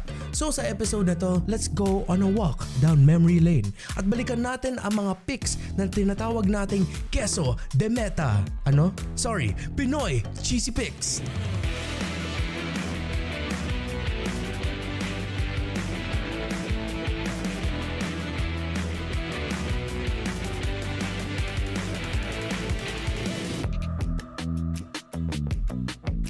Ang mga epektibong cheese picks na ito ay nakabatay sa unorthodox picks na hindi inaasahan ng enemy team at kadalasang wala sa current meta para masurpresa ang kalaban at talunin ng mga ito. Una dito ay ang feeding Diggy strategy na ginamit noong Season 6. Tulad ng sinabi natin, ang strat na ito ay nakasalalay sa pagpick ng hero na Diggy. Ang kanyang passive skill na Young Again na nagbibigay sa kanya ng kakayahan na makagalaw sa loob ng map para pigilan na makapag-recall ang mga kalaban at maging untargetable kapag napatay ito ang dahilan kung bakit widely used ang strat na ito dati. Mga kaibigan, there is the wipeout! Nagbibigay ito ng vision sa kanyang mga kakampi para mas madaling madisrupt ang plano ng kalaban at sirain ang kanilang game plan. Next ay ang Faramis Bane sa Lina pick na ginawa ng Execration noong Season 7. Technically, isa itong push turret strat na ang tanging layunin ay i-pressure ang isang lane at basagin ang tore para ipanalo ang laban. Ang mga piyesa ng strat na ito ay si Bane na mayroong ultimate skill na kayang makadeal ng malaking damage sa tore. Si Faramis na may cult altar na dating kayang mag-resurrect ng mga eliminated allied heroes. at Selena na may traps kung saan nagbibigay ng vision at pwedeng gamiting arrival point kung saan pwedeng mag-teleport ang mga kakampi para makasalisi at basagin ang mga tore at base ng kalaban. Ng Omega. And look at this. Nandun sa may taas. Si Kayla. Last ay ang Kadita plus Johnson pick. Ito ay isang cheesy pick na hindi inaasahan ni Numan na ilabas ng Echo noong Mpl-Ph Season 9. Sinagasaan niyo para dito. Pero ayun yung unit shower. Simple ngunit napaka-epektibo ang combo na ito. Isasakay lamang ni Johnson gamit ang kanyang ultimate skill na Rapid Touchdown si Kadita at susubukan na banggain ng mga enemy heroes para ma-stun at mas madaling ma-burst ito gamit ang Rough Waves ni Kadita na siguradong makaka one-hit delete sa mga marksmen, mages at support heroes ng kalaban. At dahil umiikot lagi si Johnson at kung sino man ang nakasakay sa kanya, nag-iisip ang mga kalaban nila kung saan ba sila pwede pumwesto dahil ang hirap tansyahin kung saan sila manggagaling. Iba't iba man ang mga cheesy picks na ito, hindi matatawaran ang effectivity ng mga ito to the point na binaban na ang mga heroes na susi sa mga strat na ito para hindi mai-execute ang ganitong playstyle. Dahil sa mga in-game tactics na ito, pinatunayan ng mga Pinoy teams na ang pagiging kakaiba ay susi para maging dominante sa MLBB scene. Alam niyo ba, sobrang saya na balikan ng mga cheesy picks na ito kasi meron ako naalala. Ang mga unique hero picks ay hindi lang nanggagaling sa mga utak ng pro players, coaches, and analysts. Nanggagaling din yan sa atin. Sa ating mga ranked games, classic sessions, usapan at isipan sessions kasama ang tropa na gusto mag-champion sa barangay tournament at gusto maging pro, nanggagaling din yan sa atin. Yung Kadita Johnson combo na pinakita ng Echo ng Mpl-Ph Season 9, matagal na yun pinakita sa ranked and classic games bago sabihin ng Echo, pwede natin yang gamitin. Pwede pa natin palakasan yan. So pag meron kayong naisip na bagong strat, hindi nyo kalimutan, practice at in-game communication lang ang kailangan para gumana ang strat nyo. Pero ang tanong, makakaisip ba tayo ng mga bagong unique hero cheesy picks, ang bagong Queso de Meta para sa MPL Philippines Season 12 at paparating na M5 World Championship? Yan ang dapat nating abangan. Kaya naman sana meron kayong natutunan sa video na ito. Kung meron kayong mga sarili nyong unique hero strategies, Queso de Meta, cheesy Pinoy picks, i-comment nyo lang sa ating section dyan para lahat tayo ay matuto. Magkita-kita tayo mali sa loob ng Land of Dawn. Maging laging updated at follow nyo kami sa aming mga social media platforms sa YouTube, Facebook, TikTok, Instagram at ang official website ng MPL Philippines Season 12. At tandaan nyo, sa mundo ng Mobile Legends, kung may alam ka, tiyak na mas malakas ka, kaya ano pa ang hinihintay mo? Laban na!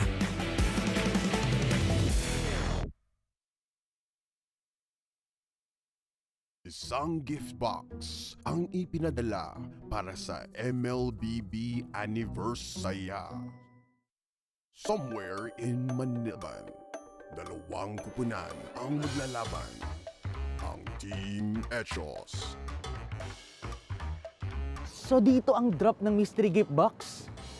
Kailangan natin abangan sa tulay. Dapat, meron tayong tao both side. Ang problema, hindi lang tayong maghahanap. At ang Team Blacklist. Kayong dalawa, tukol sa kabila. Time to hunt! At magsisimula na ang umaatikabong adventure ng mga malulupit na alamat.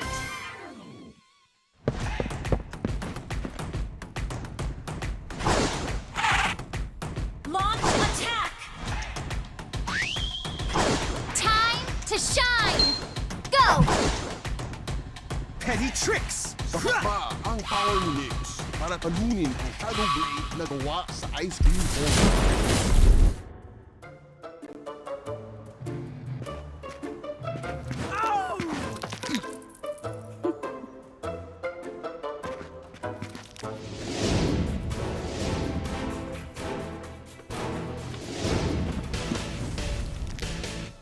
Feel the heat of the inferno!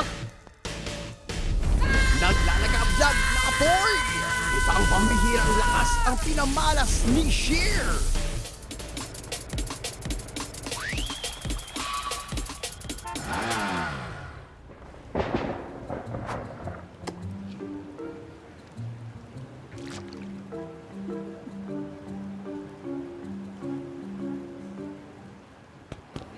na to! Akin na! Akin na!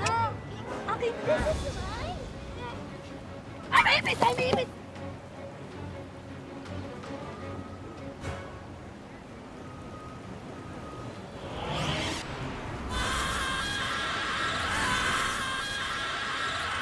Yun oh! Dito lang din pala babagsak yan. Kunin mo. Abot mo? Malayo eh. Pero wait lang. Try mo, try mo. Kaya mo yan. Di mo kaya? Di. Ay, tulungan kita. Try mo ako. Sige, kaya kita. Kaya mo ba ako bahatin? Oh, kaya kita. Promise. Build ako. Cross my legs. Sige. Sige. 1, 2, 3. Wow, nakuha natin! Ang galing mo. Open mo. Open mo na, open mo na. Ayaw? Ayaw. Ako, try ko mag-open, be. Ulitin, baka masira, baka masira. Anong gagawin natin dyan? May sensor ata eh. Oo nga. Baka kailangan full party para mabuksan. Sige. Kailangan kami nag-ring. Ano yan?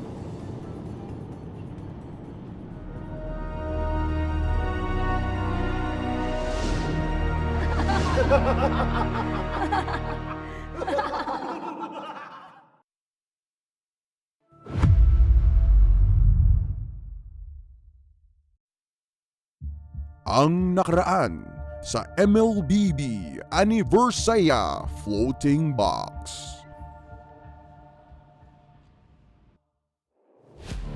Ano ang laman ng kahon?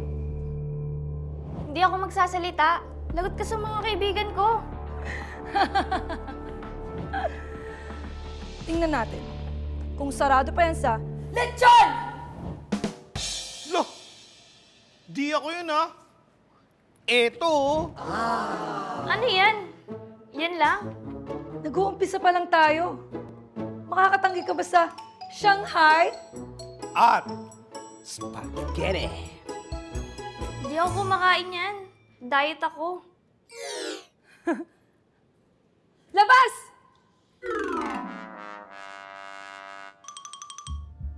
Alam ko, friends mo sila. Pero, ganun talaga yung competitive games eh. Yung mga malakas, umaangat, tapos yung mga mahihina. Napag-iiwanan. Di ka ba tinuturuan nila fuego? Kapag di ka umangat, di mo naman sila makakalaro eh. Hindi nila ako iiwan. Binalaan na kita. Bahala ka. Pasok! Itong mga food trip ba ang papasuko kay Nix? Wow! Mukbang. Delicious! Isusuko na kaya ni Nix ang mga kaibigan niya. Masarap lang yung ihalo mo sa spaghetti. Mas masarap yun kapag kaganyan.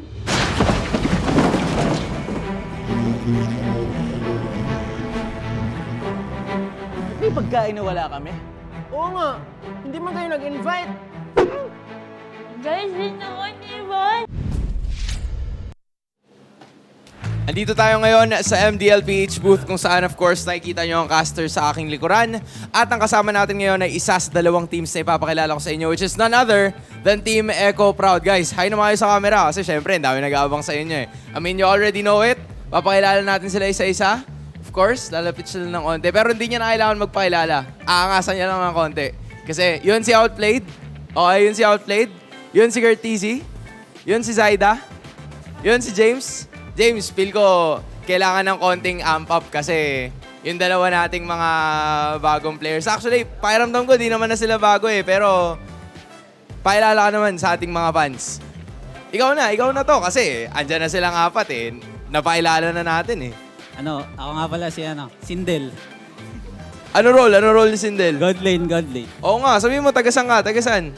Taga Las Piñas. Oh, ikaw na, ikaw. Kilala na. O, di yun na. So, alam niyo na, siya si Sindel, role niya, gold lane. Ikaw naman. Ako nga pala si Santi Sucre. Ano pa kulang, James? Ano pa kulang? Ilan taon daw? 20. Ano pa? Anong role? Ang roamer ng Echo Proud. Okay, roamer ng Echo Proud. And of course, coach? CJ po. CJ. James, ano kulang? Ano pa kulang, James? Ano pa kulang? Saan daw pinanganak, Coach? Pangasinan. Sa Pangasinan. May kulang pa? Outplayed, may kulang pa? Happy ka daw ba? Happy? Anong hobby pala? Anong hobby mo? Basketball sa... Basketball. Okay. Manood na anime. Okay. So, Coach, dito sa anim, sino sa tingin mo yung pinakamalakas mag-basketball dyan? I-rank mo from 1 to 6. 6 yung medyo, 6 yung medyo sakto lang. Yung 1 yung pinakamalakas. Talaga yung pinakamalakas dyan eh. Okay, number 1, si Kurt. Si Kurt daw yung pinakamalakas. Tapos ito, pangalawa. Pangalawa, si Santi. Pangalawa si Santi. Totoo ba yun to? Ano role mo? Anong role mo? Center. Okay, center. Sige. Number 2. Number 2 si Santi. Number 1 mo si Kurt. Number 3 mo sino? Sige, si Sindel. Sige. Anong ni Sindel? Anong pwesto ni Sindel? Scoring machine. Scoring machine. Okay. Scoring machine. Tama. Okay, number 4. Number 4. James. Si James. Oo, nakita ko maglaro yan si James. Malaki yan eh. Kyrie Irving gumalaw yan.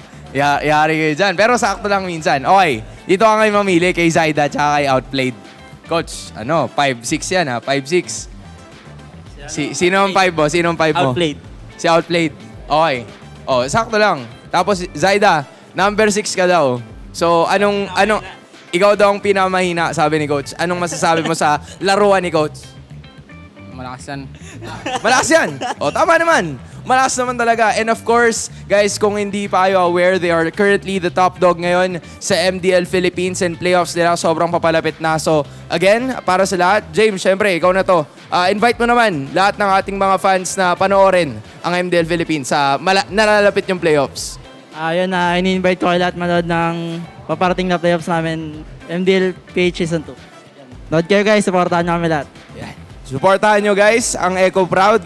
Again, maraming salamat sa pagpunta nyo dito, gentlemen. I'm sure na talagang maraming nag-aabang sa inyo. Lapit muna tayo dito ng konti kasi hindi lang sila ang makikita natin. Alright, marami pa tayong iba na mapapansin all throughout the season. We have 12 other teams na napansin natin from week number 1 up until the 6th point ng ating linggo from MDL Philippines. And I'm sure na nakita nyo rin ang ilan sa ating mga casters over here na nag-participate din kamakailan lang last week and they've managed to do a pretty good job para ipakita sa ating lahat ang kanilang paglalabas ng lakas all throughout the season. And I wish them the best of luck pagdating nito. Pero, again, we have a major switch up this time around kasi from an all-purple squad, we have green and black.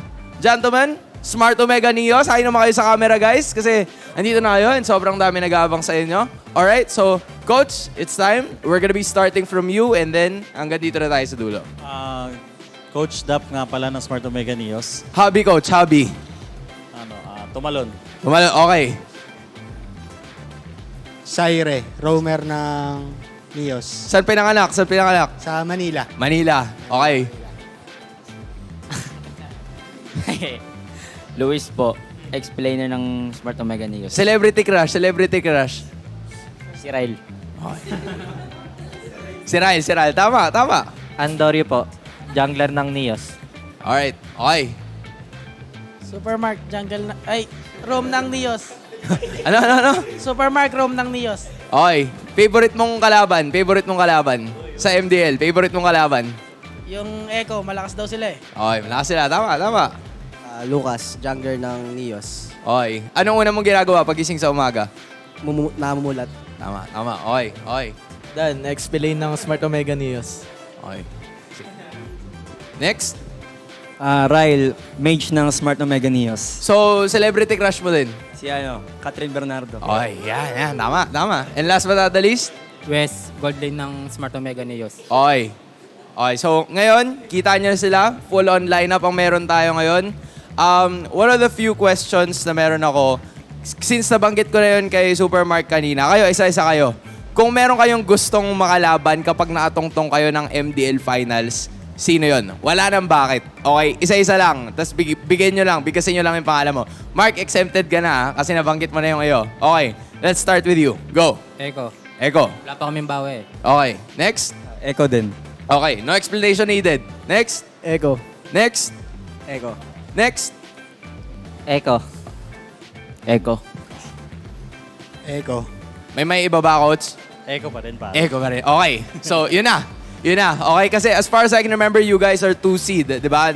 Second seed kayo ngayon and one of the best teams ngayon sa MDL Philippines. So, I'm sure na pwede nyo silang abangan and sa paparating na playoffs, they're gonna do their best para maipakita at mailabas ang kanilang lakas. So, again, whoever the captain is, actually, Andorio, ikaw na ang mag-invite sa lahat ng mga fans natin. Okay, na napanoorin ng MDL kasi malapit na rin yung playoffs, di ba? So, invite mo naman lahat ng kabarangay. Sige, mga kabarangay, nod kayo sa amin. Babalagbagin namin yung MDL. Okay.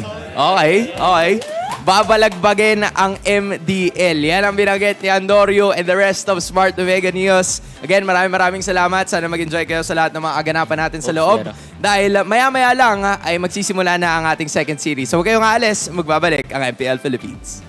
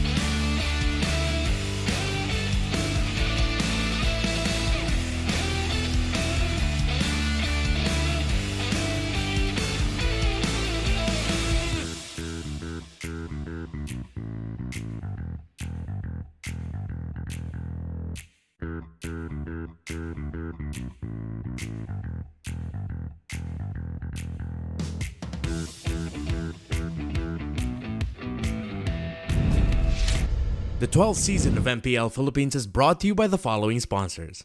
Smart, the official telco partner of MPL Philippines Season 12. Our official sponsor, Infinix. Infinix Note, ultra-fast gameplay. And FWD Life Insurance. In the epic adventure of life, FWD is your expert wingman. Celebrate your victories living with FWD. Our partners in esports, Maya, it's everything, and a bank. Secret Lab, the official gaming chair of MPL Philippines. And Pi Channel. Experience the Mpl-Ph Season 12 action live at Shooting Gallery Studios. Tickets are now available on our official ticketing partner, Slash. Don't forget to catch all of our official league content on TikTok, Facebook, Instagram, and Twitter. To ensure the equality and fairness of our games, MPL Philippines is also monitored and supervised by the Games and Amusements Board. Habang yung blacklist ay kumakapit pa, ayaw pa rin dito na napakalakas pa rin ng Pilipinas.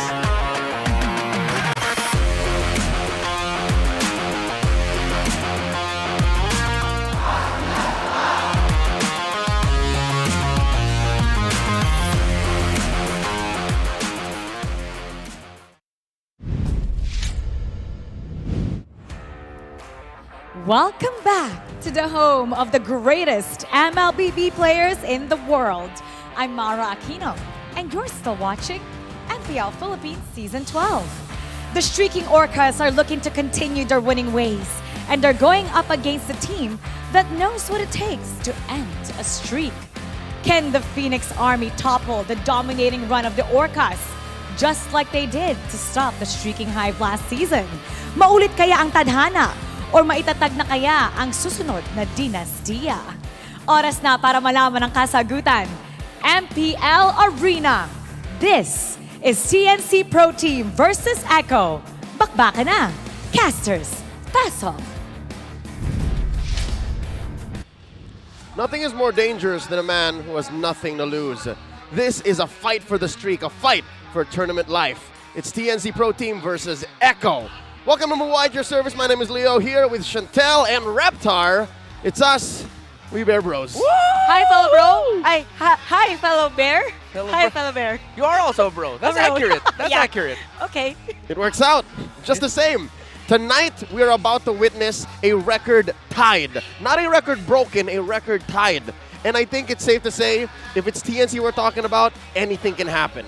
Yeah, and for TNC, again, there is a history of them that they actually broke someone's record, so this might be it for them. I mean, it's not yet the dawn in terms of the standings. They could still have the playoff spot.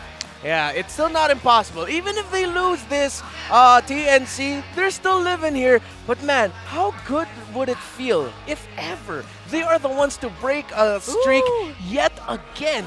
Good, relatively speaking. Real quick before we get on with the matchup, Like to tell everyone that MPL Philippines Season 12 is live on Smart's live stream app. Watch your favorite MPL teams battle it out and don't miss out on any of these epic power plays. Download the Smart live stream app now, available on your device's official app store. All right, we're also live and alive here from Makati City in the beautiful shooting gallery, which we've called home for 2 seasons now. And by the way, Renmore and Leo, before we head onto our match, let me invite you guys to watch and experience MPL Philippines Season 12 live in action and on-site. Get your tickets now from our official ticketing partner, Slash. Just go to slashevent.com/e/MPLS12 for more details. And back to the story at hand, the Phoenix Army is just about to scorch up because this is the hottest they should ever get. Again, it hasn't been a great Season 12. The plan to rise from the dead, not looking so well, but here tonight they can make a statement. Yeah, and to say that this is a David and Goliath match would be an understatement. Even David somewhere is looking at this match and going, yo, that's a little bit tough there for you there, TNC. But yeah, if ever this is the game to make the statement that they are still in playoffs contention, and they have to do it against the reigning world champs and defending champs who are 10-0.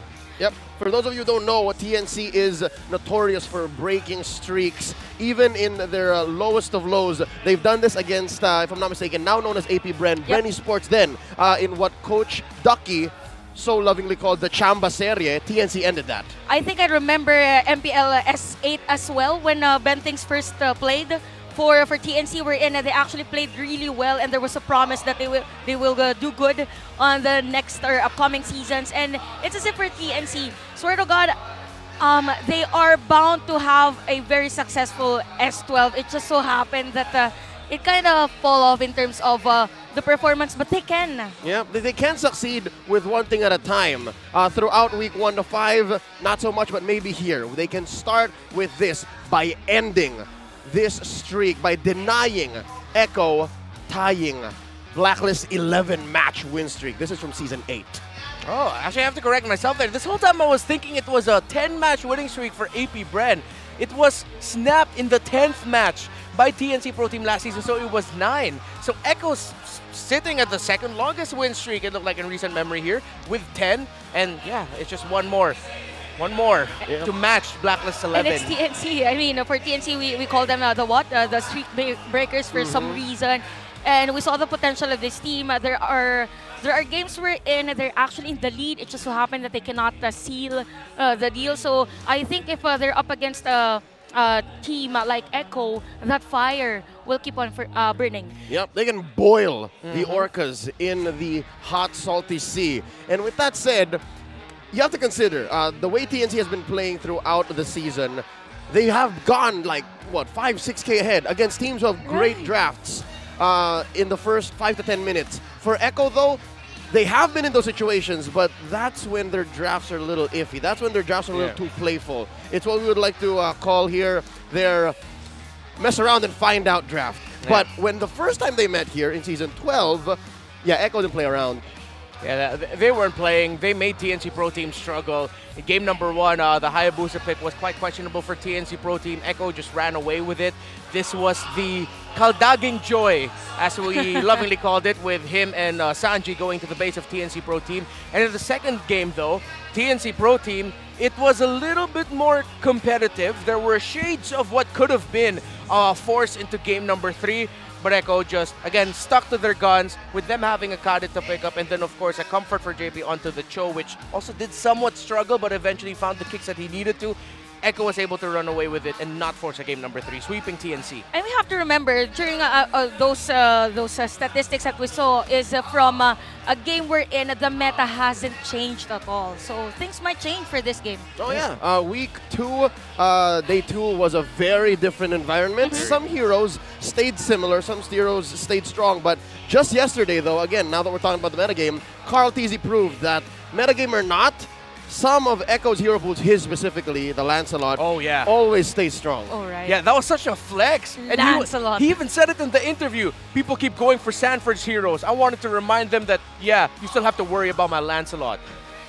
And where does this put TNC, right? TNC is still just barely figuring out what to do. They'll have to dig deep, and Folks, if you haven't noticed, there's a difference from their week 2 meeting. That was Ajay now in Jesus' seat. More on this later, but for now, let's go ahead into our insider to learn more about this matchup. Once more, it's Echo going up against TNC.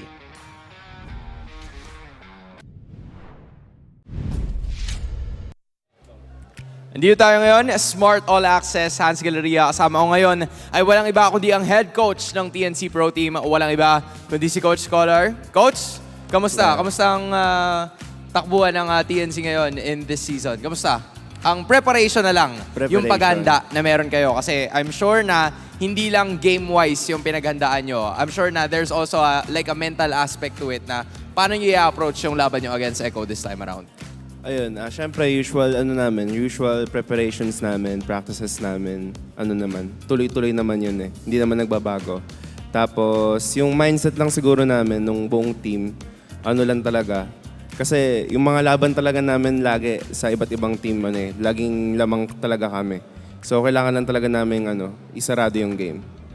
Closing the game is gonna be the key factor para makuha nila ang panalo kontra sa Orcas na makakalaban nila mamaya. Again, this time, talk to us about the Cinderella run. Kasi nung last season, kahit nung season 9, ikaw nagsabi sa kanya, di ba? Season 9, you've made it to 3rd place. And then season 11, nung natalo nyo yung Bren Esports, now known as AP Bren, doon nagsimula yung pag-arangkada ng Phoenix Army. So, ngayon na medyo papatapos na yung regular season, are we gonna start to expect that? Or paano ba nagsisimula yung Cinderella run? Paano ba yun, in your perspective? Siguro, parang medyo late ata kami. Yung last season kasi medyo late, medyo magulo yung early games namin, early series namin. Tignan na lang natin ngayon kung masisimulan namin ng maayos ulit. Hopefully, they can do that because again, they need all the points possible. Kaya ngayon, of course, syempre, bigyan mo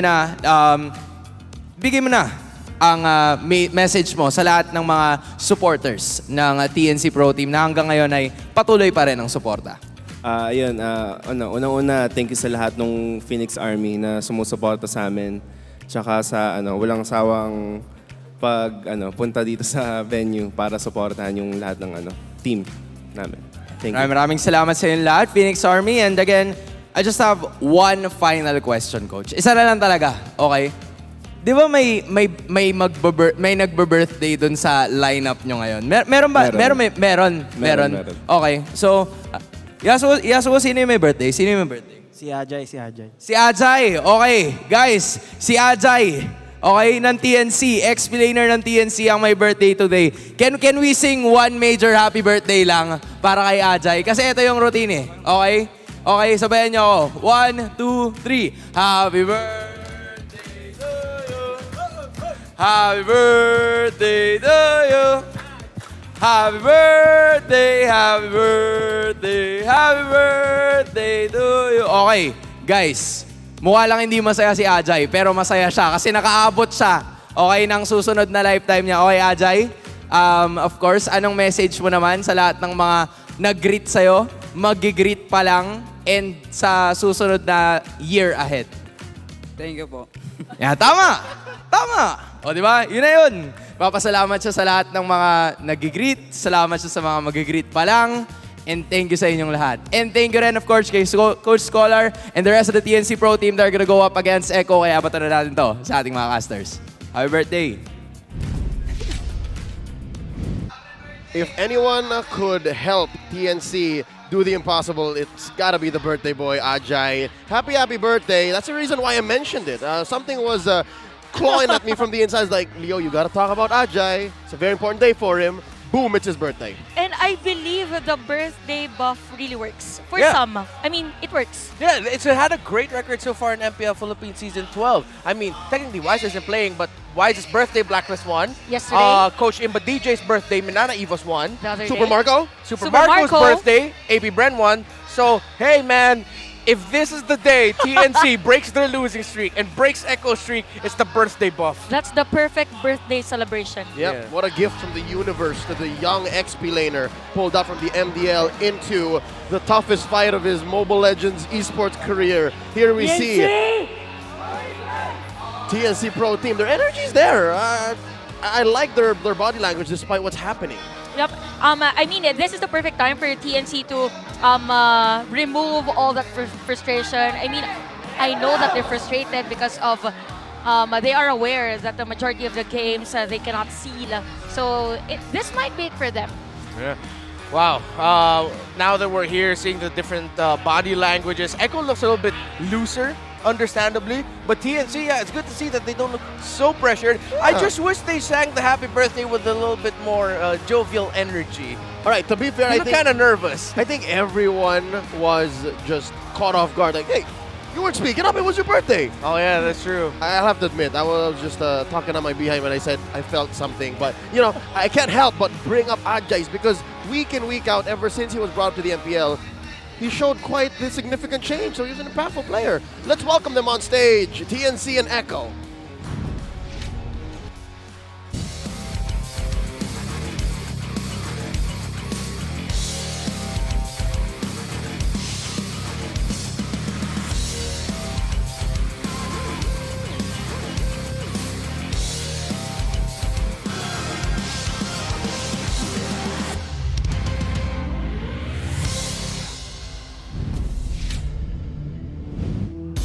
Last season, they ended Brent's win streak at 9. With the Orcas at the cusp of their 11th straight win, can Phoenix Army snap the streak and keep their playoff stream alive and going? Always rise! It's TNC Pro Team!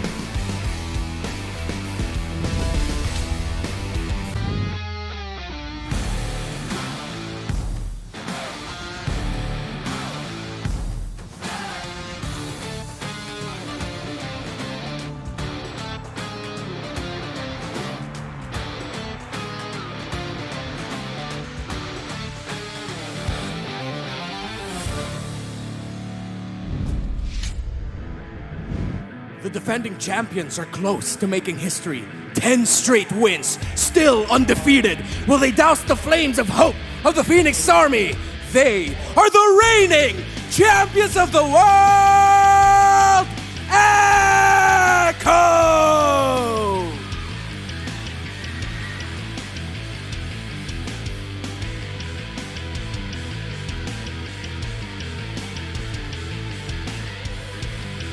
And their coaches, Coach Scholar and Coach Tic Tac.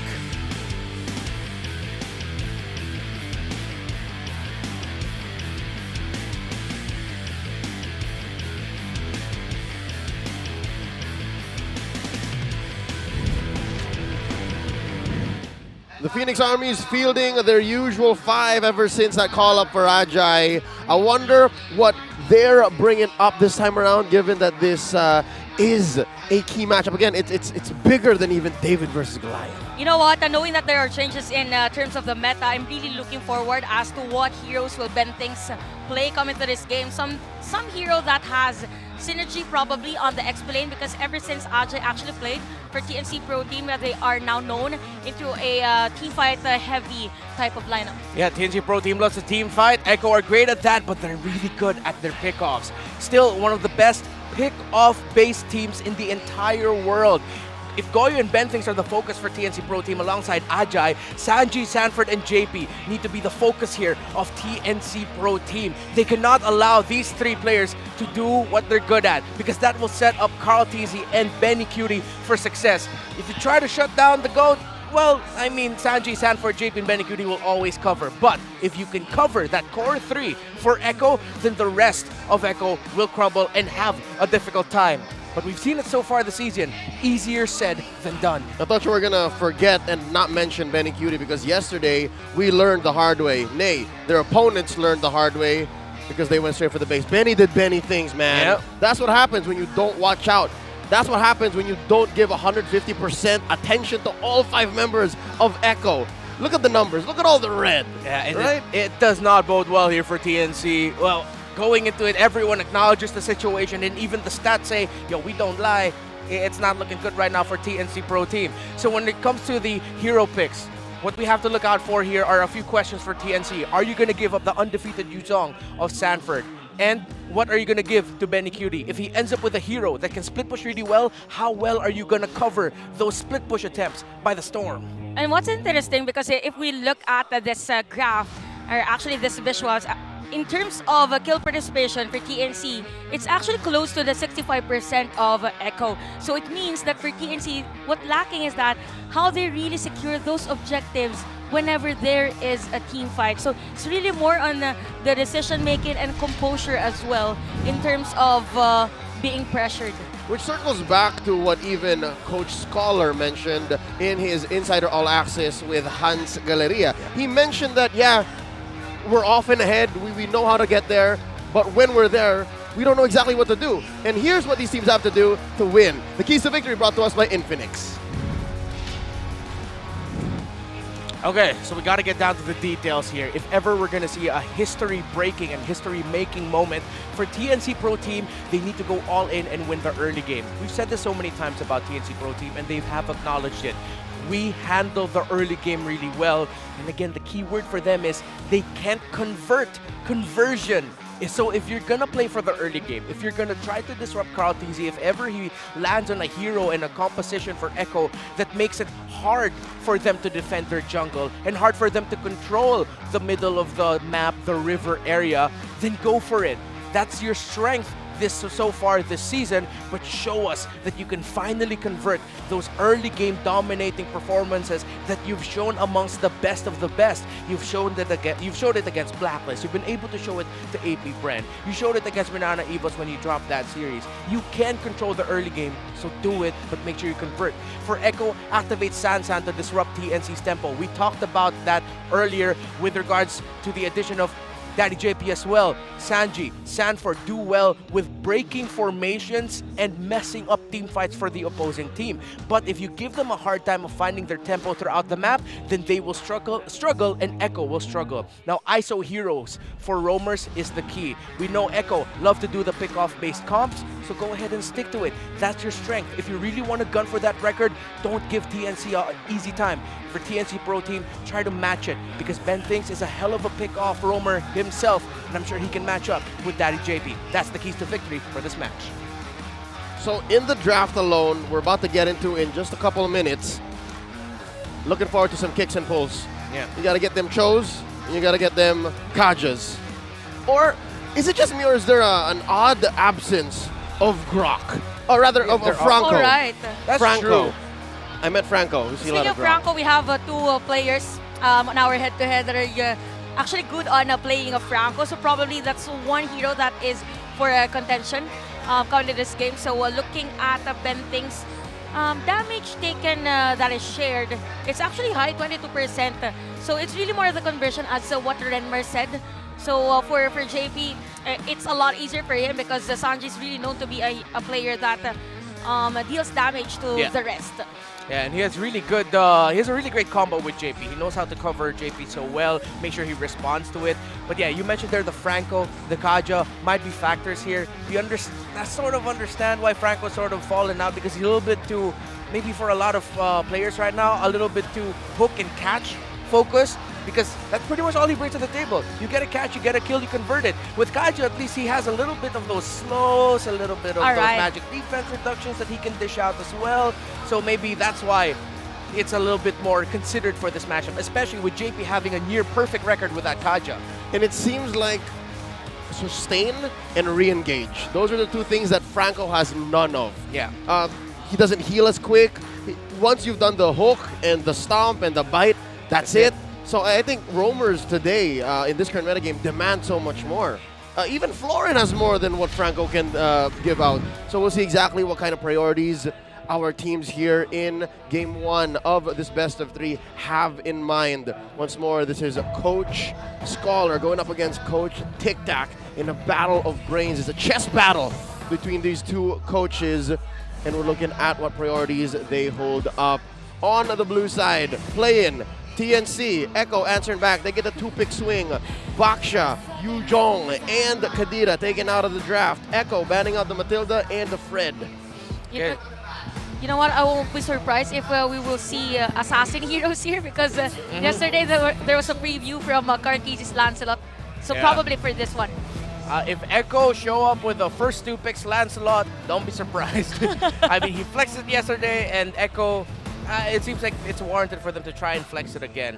So for the first pick, with Fredrin gone, Bakshak gone as well, might be a Valentina, what they're thinking of, because Sanji has been an incredibly efficient player with the Valentina as well, and it'll be something that will be good. If they really want to focus on taking away heroes from Sanji and giving him a hard time, considering that they already took away the Kadita, but this time no, they said we're going to try to go for the Joy here, which Echo, they can respond right away with a lineup that can invade really well. Yep, this is a King Kong Joy if I've ever seen it. Yeah. No doubt.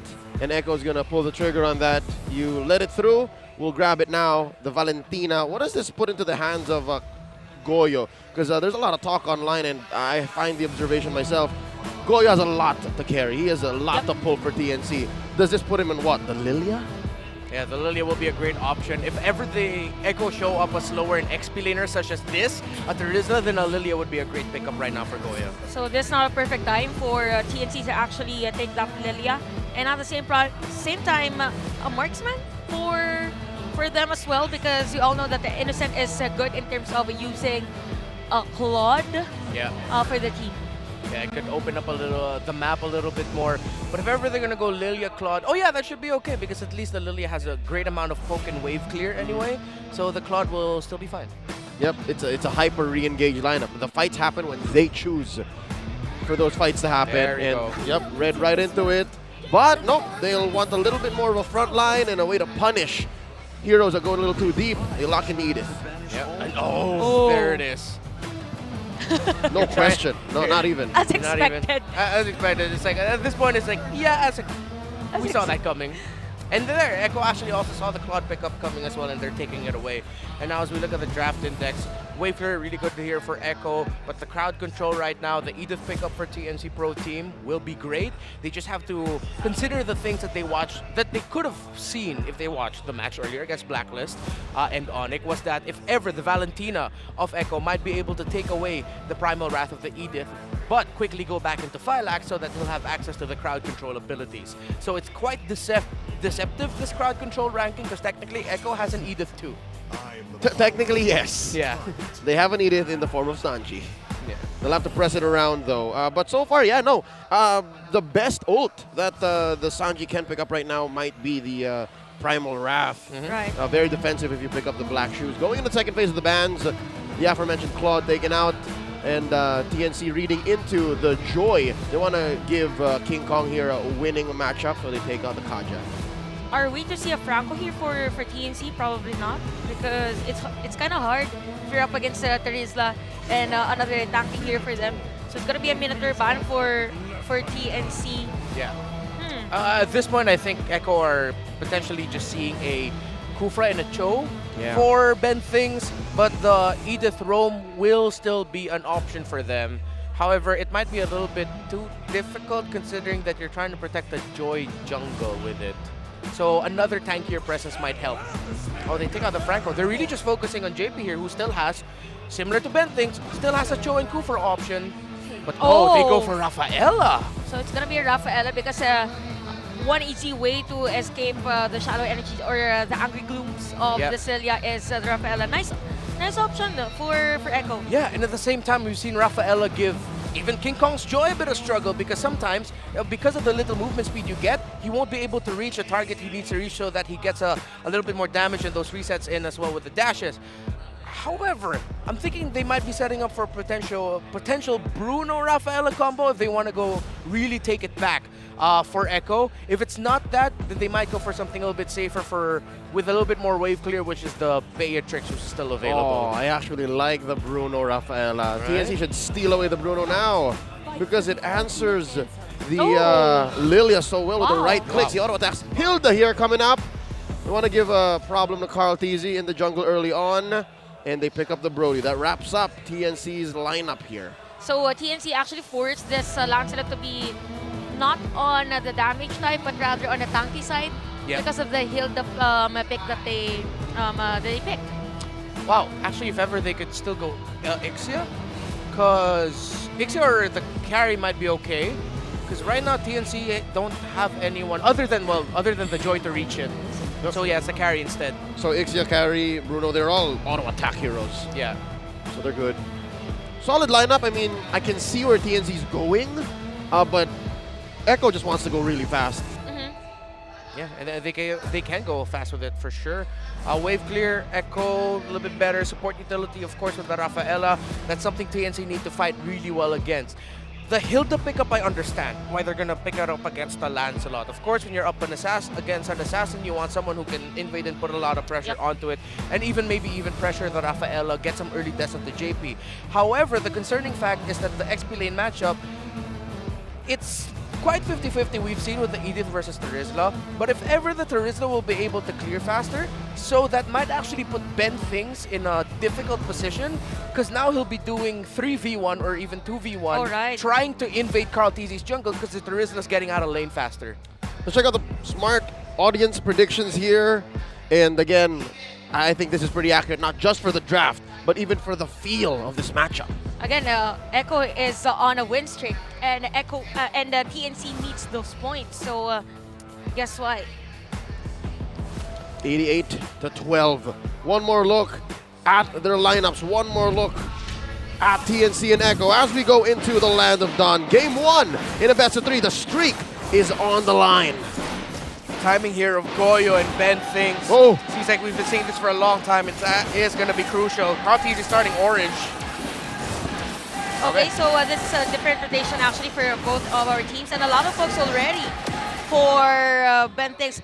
What's really nice for this Hilda is there is an innate healing that he has on those brushes. So this is the time we're in. Ben Things doesn't really need to recall for the regen. Yeah, and you're seeing the example I was talking about earlier. Sanford will always most likely be getting out of lane first, meaning that Ben Things can't play the aggressive Hilda style that he wants to. Looking at TNC Pro Team, they have ruptures onto the Brody, onto the Joy, and agilities for, well, the right heroes, XP mid, Roam, definitely. For the side of Echo, that's a lot of wilderness blessings, actually. Well, but on the right heroes as well. Yep, as well, so much impure rage. I can imagine that they're going to use that as a pseudo item to deal a little more damage and again catch up to what TNC is doing to delay and deny Carl TZ easy farm. And check it out, these are the 3 most Carl TZ heroes in his career. Of course, you got Lancelot, the Ling, and the Gushen. Whoa. The Gushen, that's just a remnant of his older days in his debut. We haven't seen him actually play Gushen yet, so maybe one time this season, why not? Yep, that was in the pre-modern era, the pre-franchise era of the MPL. Yep. Oh. Although out of bottom lane, there is a nice flicker out for Sanford, but we could actually see TNC being aggressive. And what's nice is that is on the XP lane as to where this turtle will spawn.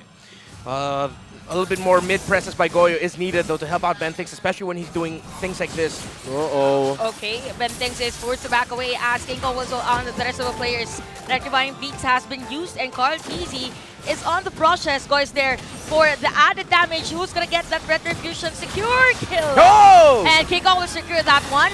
And for that, first blood as well for Ajay. Amazing positioning by Ajay, and of course the mechanics flickering in, hit him with the Earth Shatter, and not to mention King Kong. That was just pure communications between a jungler and an XP laner. Yeah, TNC Pro Team looked really good there. Ajay, initially I thought that he would lose in the positioning game because he was in a good flank position against Echo, but then he moved past Sanford and Sanford blocked him. However, an adjustment, he said, you know what, I don't need to go after the team, I just need to go for whoever wants to take this turtle away from us. Flicker, Earth Shatter, all of that. You said it best, Leo. Great communication by TNC. Look at the damage against JP, by the way, on Ben Things full stack. And Sanji's in front of 2 players. And this is the comfort zone, by the way, of King Kong. This flashy heroes that moves very fast. So a lot of pokes at the middle lane already. No one's willing to give the upper hand. Yeah, could have been a pick-off, though, in favor of TNC. Again, Ben Things just needs to time things a little bit better because this Lilia and Hilda combo can be incredibly deadly against JP. And he could give them a very difficult time, or they could give him a very difficult time if they just time things better. Yep, up top, there's a lot of pressure on Innocent here, using his ult just to clear the wave. That's 3 members of Echo coming in with the flicker and the bite. JP goes. Still gets a kill, though. Yup, that's a nice kill, by the way, for Innocent, regardless if he was secured there by Echo. Although Cardi is gonna be the target, a nice Thorn Rose for him just not to soak in the damage from Bentings. But Bentings is all over the place. Just give me information for TNC. Sir Ben, that's a little too deep. Yeah. Sir Ben. All right, he's fine. Yeah, he's okay. Just Bentings. Just bend things, exactly. So TNC has the information right now. What can they do to convert it? You see Ajay and Sanford both going out of lane. Come on, I'm really looking out for this Lilia right now. This is always going to be an X-Factor pick. Just need to find the right time for it, the wave clear, the timing of it. Benting still disrupting Carl TZ, as expected. Oh! Solo kill for Bentings right on the spot. As to why Echo is forced to have him, but just runs into the brush. And look at Goya versus Sanji, Black Shoes as well, and King Kong will secure that turtle. Second turtle for TNC. Throughout that whole time, King Kong wasn't even part of the fight. King Kong was just taking the turtle off camera. Oh, maximum range. Innocent. Oh, TNC, they're doing it again. They're taking control of the early aggressive play by Bentings, not allowing Carl TZ, stopping the mid-rotation of Echo by forcing them to be defensive and protect him. King Kong, King Kong. Oh, that was close for King Kong, although Bentings is here as well for another dash. Topart member doesn't catch Sanji though. Just out of range, just out of range. And that's enough. I think the fact that TNC are coming in the lanes, coming into their jungle, calling shots, pushing Echo out, just bids well for their run to end the streak. Again, we're looking at 5 minutes, 40 seconds in. TNC approaching 3K ahead. And so far, Innocent is having the time of his life. Innocent is getting kills. Innocent's going to be pushing this turret. And he does, without a problem. TNC Pro Team, it's not the perfect game, but they're taking their conditions really well. Crocious Ath already for that carry. Meanwhile, of course, it's a rush Malefic Roar, actually, for Innocence Brody. So this is them also acknowledging that we don't want this game to go a little bit longer. Yeah. We're up against a carry. That's a ticking time bomb. Ajay on that setup play. Sanji's forced to use that IMU Black Shoes. And TNC just forcing Echo to use skills that are not really meant for that moment. So TNC is literally dictating the tempo right now of the game. Yep, it's very rare that you actually see Echo in Season 12 try to figure out what the next thing to do is, because Echo, throughout Season 12, they're always 1 or 2 steps ahead. They're always like, you know what, we'll do this, we'll get in your jungle, we'll take everything from you. Now it seems like it's Carl TZ who's struggling to even get his own jungle creeps, to get his own buffs. Luckily, he still has them. By the way, Cartis is still at level 9. As for King Kong, he's now at level 10. Yeah, Cartis is just about to hit level 10. King Kong's about to hit level 11. So yeah, there's a level 11 rather. So there's a 1 level gap favoring TNC's jungler right now. Let's see what Echo can do to try and stop this control of Bentings and TNC. There is a nice zone from Ajay. Bentings is here as well. And Carl Easy will use that render vision to secure that Ajay! turtle. Although Ajay is there as well, as Carl Easy is being chased here by Bentings. So Bentings gonna be the target, and this time around, Echo secures their second kill. Benting's Power of Wildness was off of cooldown. He could have killed Carl TZ. Yeah. Really close. Looked like a bit of a miscommunication there by TNC, whether or not they wanted to actually support their roamer in taking down the jungler of Echo, Carl TZ. So now TNC will have to operate without the roamer. Still looking for vision, but now it's a good adjustment actually what they did here. Focus on the EXP lane so that Ajay can act like your roamer for the scenario. Oh, look at this. Sanford now gonna get close. sandwiched. Okay, Sanford is still alive, but there's a penalty zone under the Talk about micro. Oh, that was close. But Sanford is able to recall, and Echo right now stretches this game, although Sanji on the middle lane was a nice hold for him, and Sanji uses that IMU as well. Carly's in front, Bentings as well, so no casualty, just a lot of things happened. Yep, back to back. Echo clapping back, finding little victories, little wins. Is this Benny Cutie? Did he just push 2 turrets in one go? Yep, that's Benny. I mean, that's why he's called Bagyong Benny. Well, one of the reasons, but he's also known for split pushing. So yeah, now TNC have to watch out for that. They are committing a lot to try getting wins elsewhere, but you always have to acknowledge the ever-looming threat of a split push coming in from Benny Cutie. Yep, and this is a way for Echo to actually get back. They've shrank the gold lead. It's now at a stable 2K. Earlier 3K, looking at it 6 minutes in. Now approaching the 10-minute mark, 20 seconds to the first Lord. I'd say despite all that's happened here in Game 1, still close to 50-50. I think Echo are putting up quite the fight this time around. Yeah, it's really more the master of scales, even on that penalty zone earlier from Sanford. So Ajay is just there. I thought Carngies was gone because there was a Lord Cam. Yeah. But anyway, Ben Things is here, just running around the riverside. So this is going to be a crucial one for both. We have King Kong securing that purple buff first. No one's covering the sides. They have to watch out for the minion waves. Don't look good for TNC. So now, yeah, they're going to send Ajay. All right. Hopefully. Just a little bit closer to it, not fully. Carl Teasy taking his buff first. Benny Cutie clearing that wave down bottom, making sure that there's still some give. Nothing comes free here, and Echo does need it. Ajay with the pull. Lord slightly favoring TNC this time around, and Innocent hiding in the bush. This fight's just waiting to break out. Oh, close. Okay, almost close for them. And we could actually see Benny Cutie trying to find Ben Things on the other side. But look at King Kong just dealing damage against the players of Echo. There is the holy healing from JP as well, just to sustain all the pokes coming in from TNC. Yep, it's a reset. And just like that, TNC back to square one. The long lane management by Ben Things is beyond extraordinary. He's forcing answers. And so far, Ajay picks a fight. That is a nice set of play from the side of TNC, although Echo is ready as well.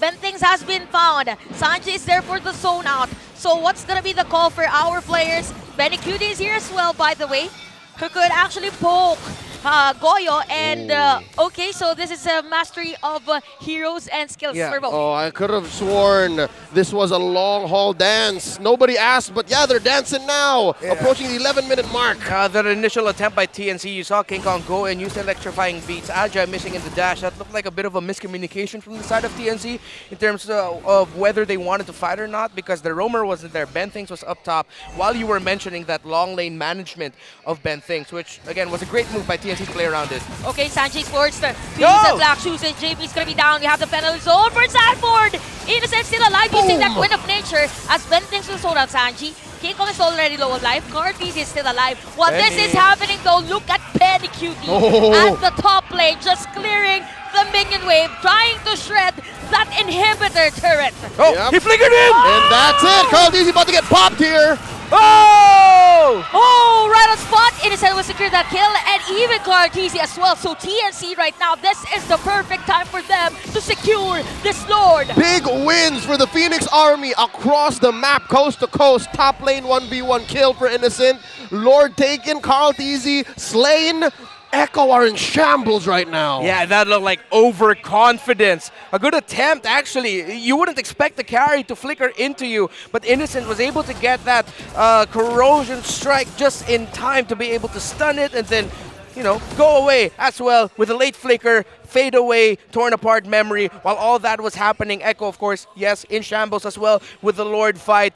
Again, Echo look really overconfident right now, and TNC are just showing that, hey, we're 8th place, but you still have to respect us, man. We're still fighting. You're now 5, almost 6K gold lead behind us. This pushes forward the hypothesis, the thesis statement that TNC, they know what to do. On an individual level, they know what they're doing, but they just need to get there. And right now, where are they? Down bottom, threatening a push onto that inhibitor. Very, very nice minion management for TNC as well. The ladies now at 6.2k gold. So it's up to TNC on how to secure this one and actually this time seal the game. So that has been the story of TNC. They are up on the lead. The question is, how will they able to end the game? Huge. TNC here regained a good chunk of the map. Mid and bottom, not a single turret taken down.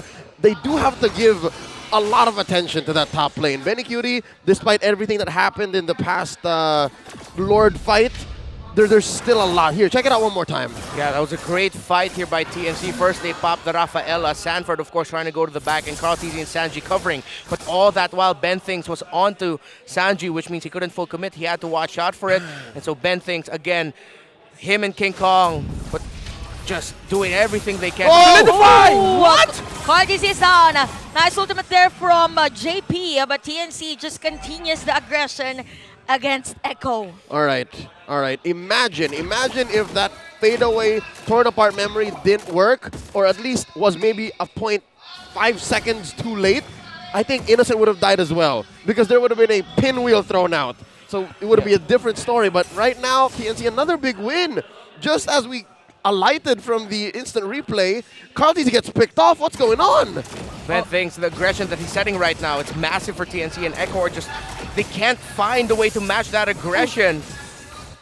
And Kiko is just dashing from time to time. I'm surprised that he is almost near the base of Echo during that moment. And it's just the confidence right now of TNC that is just being beneficial to them, because if they don't really initiate first the team fight, it's going to be Echo that will win the team fight. Yeah, but it's confidence and comfort. Again, the fact that they went and said, you know what, first pick Joy, it doesn't matter. King Kong knows what to do when he's ahead. King Kong knows how to play from behind, and here, they don't even have to think about the ladder. They are just miles ahead against Echo. This rarely happens, folks, in Season 12. They're 7K ahead, about 15 minutes in. King Kong with the pull, starting the dance. Yeah, TNC right now, the damage of King Kong already there. Echo, that's one of the things they're worrying about.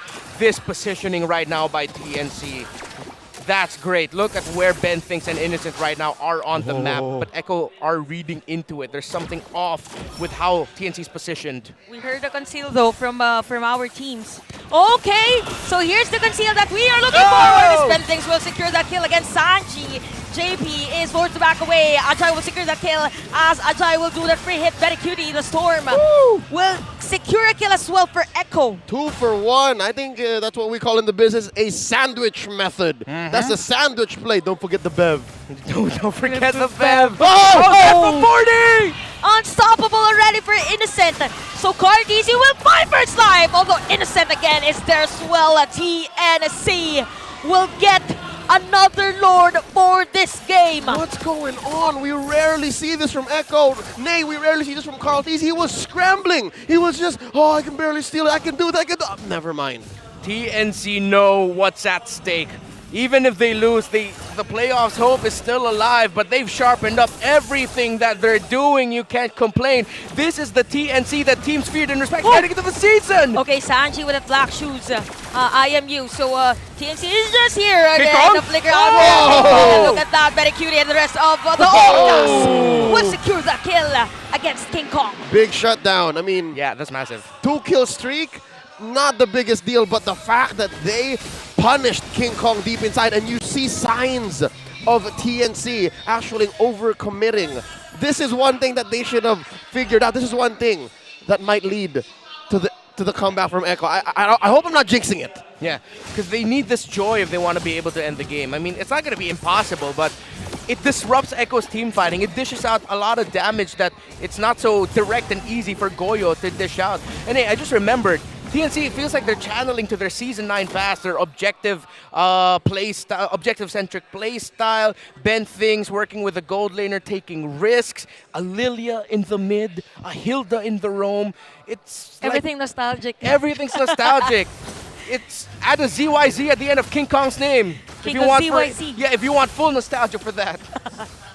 But yeah, for TNC, this is something that they could replicate from their performance from Season 8 and the previous seasons as well. So Echo right now, they just have to look forward again on a jumping Ben Things from the back. Yeah.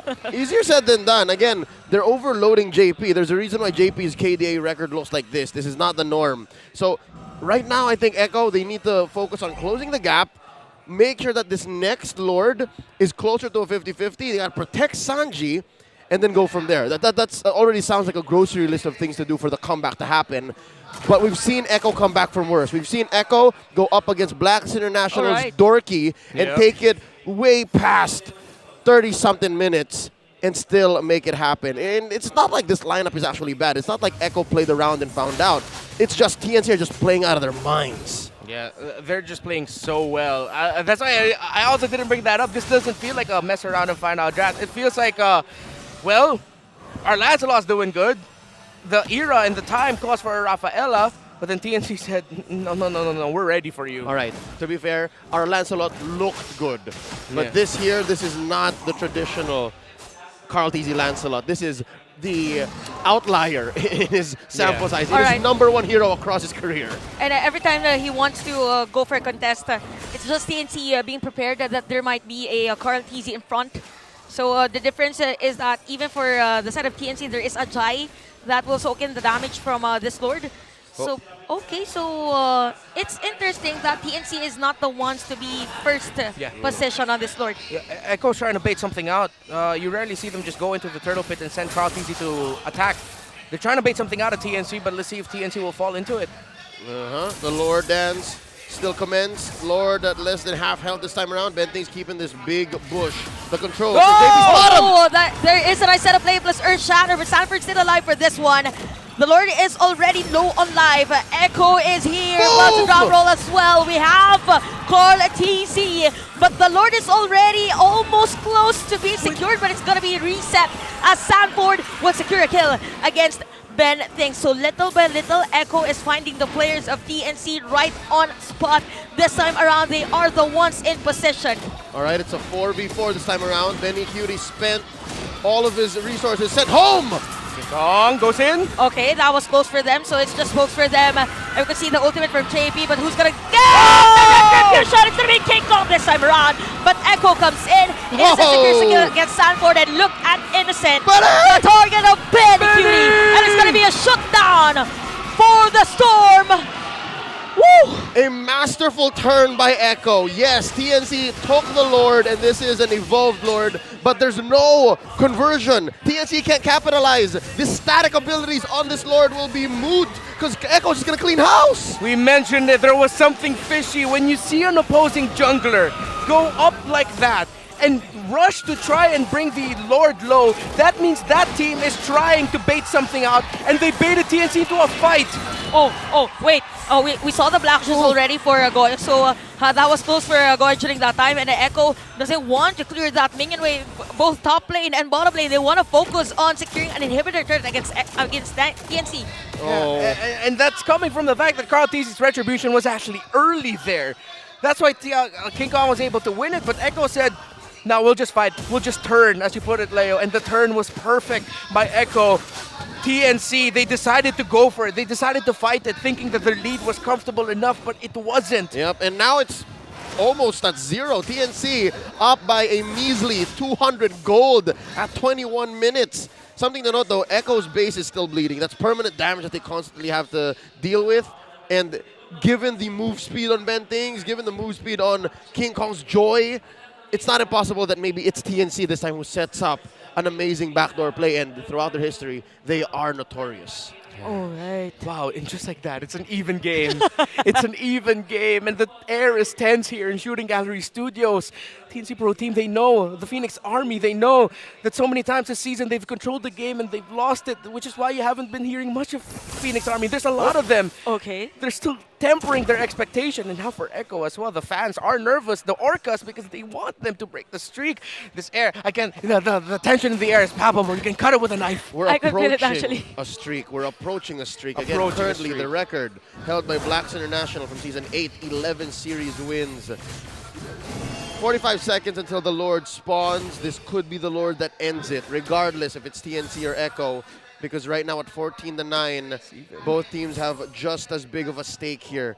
But Echo has to manage their waves. Echo has to manage their base, because these super minions, they're just coming in wonton. All of them are invited. Yeah, that's the best thing going for TNC right now, the fact that they were the ones to break all the towers first. So even though the gold is quite even, it's very close. The advantage is still falling into the hands of TNC. They just need also to leverage that.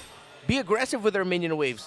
Allow it to continue pushing forward so someone from Echo is forced to react, and it's a little bit easier for you to go for the Lords. 23 minutes in, Lord spawned, and it's actually been a while since Carl TZ actually scored his purple. Here's the first he's actually going to be getting, and it's going to be key as TNC initiates a dance. King Kong and Ajay first to the scene. Lord at relative neutral. TNC, gets the advantage. Yeah, see, it's slower now. So this is going to be breathtaking. Oh, that hurts. That hurt. So King K's force is to use that ultimate.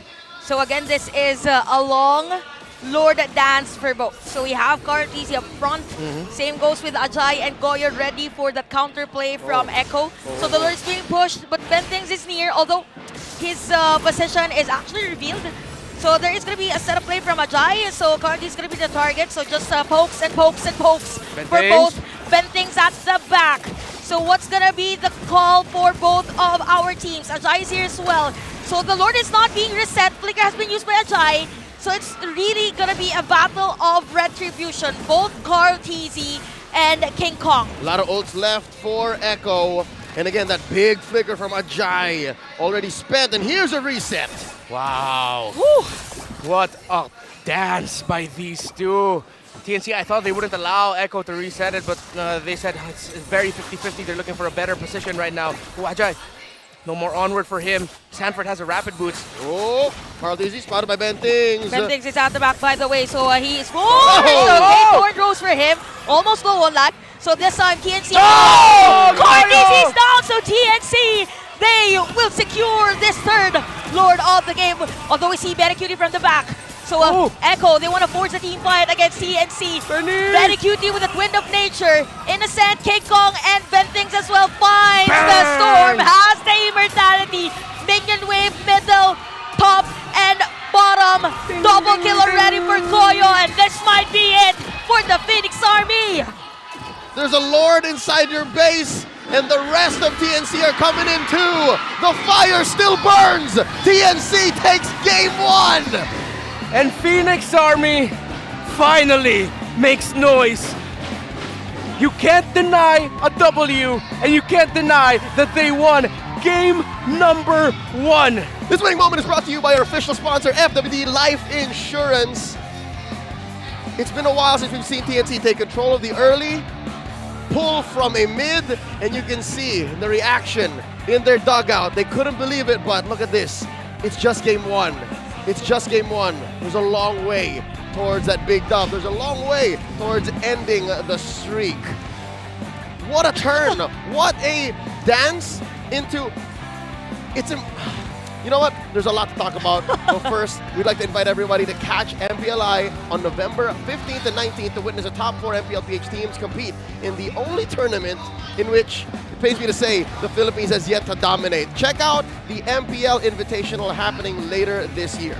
And also get ready to party for MLBB's anniversary celebration on October 7. The 5th anniversary Encore Selection Chest and the 7th anniversary achievement from unlocking the annual fun data are up for grabs. Make sure you chat. Yeah. Yep. Happy 7th anniversary on MLBB to claim even more rewards. And guess what? All heroes will be free for a limited time. Round up your friends and have a blast together. There you go. Now, back to what I was trying to say. I figured it out. This is the first time in close to forever that TNC had a huge lead in the early game, lost it, and then somehow gained it back. This is historic. We're not even ending the streak yet. Yep. But TNC have already shown us something new. And I think it's really nice that Bentings had healed up for game number 1 because he was able to really zone out the players of Echo, find the perfect target, and King Kong will just find, okay, where's Bentings, who's the target? I'll dive in. So it's just the synergy and the communication for all players of TNC. That's right, more than once, and in very specific moments too. TNC have shown that they've grown not just in their mechanics, not just in their macro, but even in their communications. So there has been a bond built. Ajay here, oh wow, he may have missed a few flickers and onwards and earth shatters in the later half of this game, but that was more than enough to actually put Echo on tilt, to force Echo to respond. And it's very rare that you see the defending champions play this way. I can only imagine what kind of discussion is going to be happening in the Echo dugout. Because again, Coach TikTok said, we're attacking this on a game-per-game basis. And now this is a game that, for the first time in a while, they have to look at it and say, what happened? And that's a question that Reptar will be answering right now as he breaks down what happened in game number 1. What happened was, let's start with this. TNC did the condition that they needed to do, which was be aggressive early on and be able to pressure the opposing jungle. When you do that, you force Echo to play defensively, and Echo can't do their typical Echo Express and roll up. Because of them rocking a Hilda to make sure the Lancelot has a problem, that's exactly what was forced by TNC against Echo. Now, for Innocence Brody as the MVP, his defense against Benecutie, the top, when he was flickered onto by Benny with the carry, almost taken down but getting away, was a bit of a turn and was a bit of a showcase by TNC to tell them, you gotta be careful. You can't just outsplit us, outsmart us, because we're going into this with a hunger that you don't know, with us wanting to get victories. And you see here again, going back to what Ben Things was doing. This man was on a mission. This was one of the best Ben Things games I've seen in recent memory, with what he did here to pressure Echo's jungle, to pressure responses, and of course to pressure JP into playing ultra defensive for majority of the game.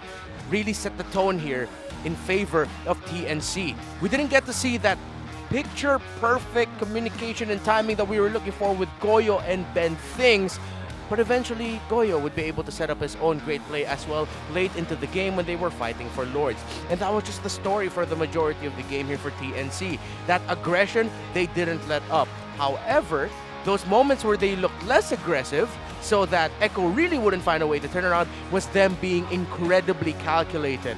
The targeting, the man marking, the focus on who to dive for, the focus on which abilities to watch out for was next level here by TNC. But we have to credit Echo for the turn that they did. Echo, we mentioned it, with them telling Carl TZ to rush the Lord and bring it down even faster. That looked like a bait play, and it was. They turned. But then TNC in the next Lord dance with Goyo finding Carl TZ, the right placement of the Shadow Energy and sending out Gloom to take him down, meant the Lord was for TNC. Even though Echo would want to fight, Innocent played out of his mind, keeping two members of Echo at bay, both Innocent and Sanford and Sanji rather. Innocent, that was a hell of a showcase by him to make sure that TNC would win that team fight. Looking at the kill map, of course, of Innocent, the 3, 4, 5, 8 kills that he was able to get into this game was spread out. He did some great job as well, of course. That play that he did, the 3 versus 1 dive to survive it, but to make sure that he would trade a kill, even though that was still favorable for Echo, meant that it was still going to be kill gold on his hands. So that was great. But Innocent played a very sharp game here. Only 1 death, if I'm not mistaken. And that comes from the fact that he was positioning really well, and also because TNC took their condition of being aggressive. When everyone from TNC is playing aggressive and making it difficult for Echo to actually be able to fight and get close to Innocent, then Innocent's gonna be able to shine. And that's what he did. He did his job. He did what he needed to do. Stay alive, be aggressive at the right times, find your moments. We're setting you up for success, Innocent. Just do it. And I have to correct myself, that was 2 deaths, and he did just that. Now we have to talk about what Echo brought to the table here with this lineup. Even though it wasn't their typical mess around and find out draft, the Rafaela does make a lot of sense. The carry, of course, we expected that as one of the last picks. However, I'm not sure if they saw or predicted that the Hilda would be coming in and would be a problem. Overconfident, it really looked like just a bit of an oversight by the Orcas for Ben Things to rock that Hilda in. What I'm not mistaken is actually the debut pick of the Hilda for the season, or one of the few early games here. And because of JP having to play with a Rafaela, they have to play defensive. They can't match the aggression that Ben Things is dishing out. JP played more around towards his side of the river and his side of the jungle. The times we saw JP trying to be aggressive was, of course, in that late Lord fight when he flickered forward, tried to release the Holy Baptism to try to get the members of TNC, but the members of TNC were just able to dodge it. So, if Echo need to change something up, it has to be their pick for JP. Your Chos, your Kufras, we're still available here. And knowing that you're going up against TNC Pro Team, who Ben Things, he does shine more with those heroes that are a little bit more frontline. You know that they're going to be playing aggressive. You're going to want to match their aggression. So, the Rafaela pick, again, makes a lot of sense, but maybe, and again, maybe in hindsight is 2020, it's perfect vision, but it looked like a different pick would have been much better there for Echo, and especially for Carl TZ in the jungle, because that means a tanky roamer would have been able to protect the jungle of Carl TZ a little bit better. That's it for the analysis of Game 1. All right, so in hindsight, it wasn't as messy or as playful as the draft could be for Echo, but there are pain points. There are little nitpicks that maybe, better pick than the Lancelot, came in a little too early. Better pick for the roamer, maybe not the Rafaela, because it helps with the vision, helps with the re-engage. But yeah, all in all said, the fact that TNC did this, the fact that TNC were able to tie up and bookend a performance like this means Echo has to step up more than just their draft. I think for Echo, they weren't really prepared that there is going to be a heal the last pick. It was the X factor here for TNC. So knowing that TNC was able to prepare this kind of strategy, probably for game number 2, we will expect another surprising hero for them on the hands of Bentings. But the joy could be banned as well. Yeah. If I'm Echo, I'm respecting this joy now. Yeah. Yeah. More than they did by going as fast and as hard as they did in game 1. So yeah, no, they have to reset, they have to regroup, and do as Coach TikTok says, take it a game at a time. Show your support for your favorite MPL teams by purchasing their limited edition team notification effects for only 58 diamonds. Get to it now. As well, we want you guys to purchase the weekly diamond pass and enjoy a diamond rebate of, get this, 455%. You can only claim 100 diamonds on the day of purchase and another 120 by logging in for the next 20 days. And are you worrying about the missing rewards? 6 Just days. log into the game every day and Layla's saving box will automatically save them for you. And aside from that, item rewards worth over 280 diamonds are waiting for you too. The offer is just too good to miss. Just unlock the pass and enjoy the benefits now. I meant to say 6 days. Don't go buying it and saying, why does it only say 6? You owe me 14 more. It's 6 days. Now, back to the matchup. TNC, they did great. TNC, they went out of the box and they gave Hilda here a debut in Season 12 at 100% win rate. I'd say, don't sit on your laurels. I'd say for game 2, if you really want to just put the nail in the coffin, end the streak, and get the fires burning one more time for the Phoenix Army and the rest of the league, show us something new. For TNC, back to the drawing board. Anything else you think that these two teams should be doing? For Echo, definitely, since we know them as a team that could actually adjust after losing game number 1, we might see heroes that are meant for the early game if TNC wants those early type of heroes. So probably not Rafaela this time, but maybe a tanky type of jungler. Yep, that's right. Maybe even a Cho. With that said, we are going to go take a quick detour and go to our insider before we hit match 2.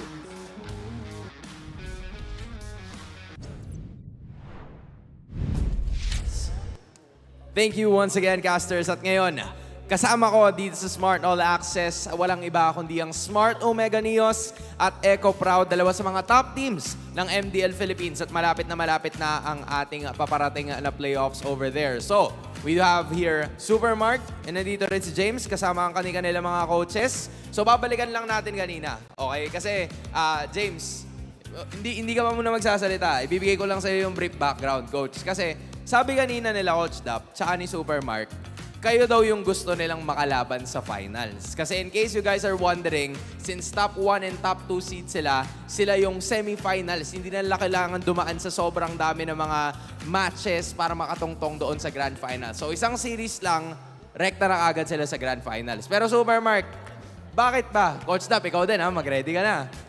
Supermark, ba't ba Echo Proud ang gusto mong makalaban pagdating ng MDL finals? Kasi nakachamba sila sa amin nung regular season. Ayun. Nakachamba. Nakachamba sila nung regular season. Okay? Kasi, si di ba, si Matt, ang dami niya ring, nung nag-panel yata siya, nung MDL, ang dami niya ring nasabi noon, and I'm sure na ready. Pero, ba't chamba? Ano ba sa tingin mo yung naging factor na nakachamba sila sa inyo nung mga oras na yun? Siguro kulang lang kami sa tulog nun. Kulang lang sa tulog. So, baka pag tama yung tulog, baka makabawi sila. Okay? And I'm sure, nakukumpletuhin nyo yung tulog nyo sa paparating na playoffs. Coach Lap, bakit sa tingin mo gusto mong kalaban nyo yung Echo sa finals? Isang factor din kasi sila yung pinakamalakas sa MDL.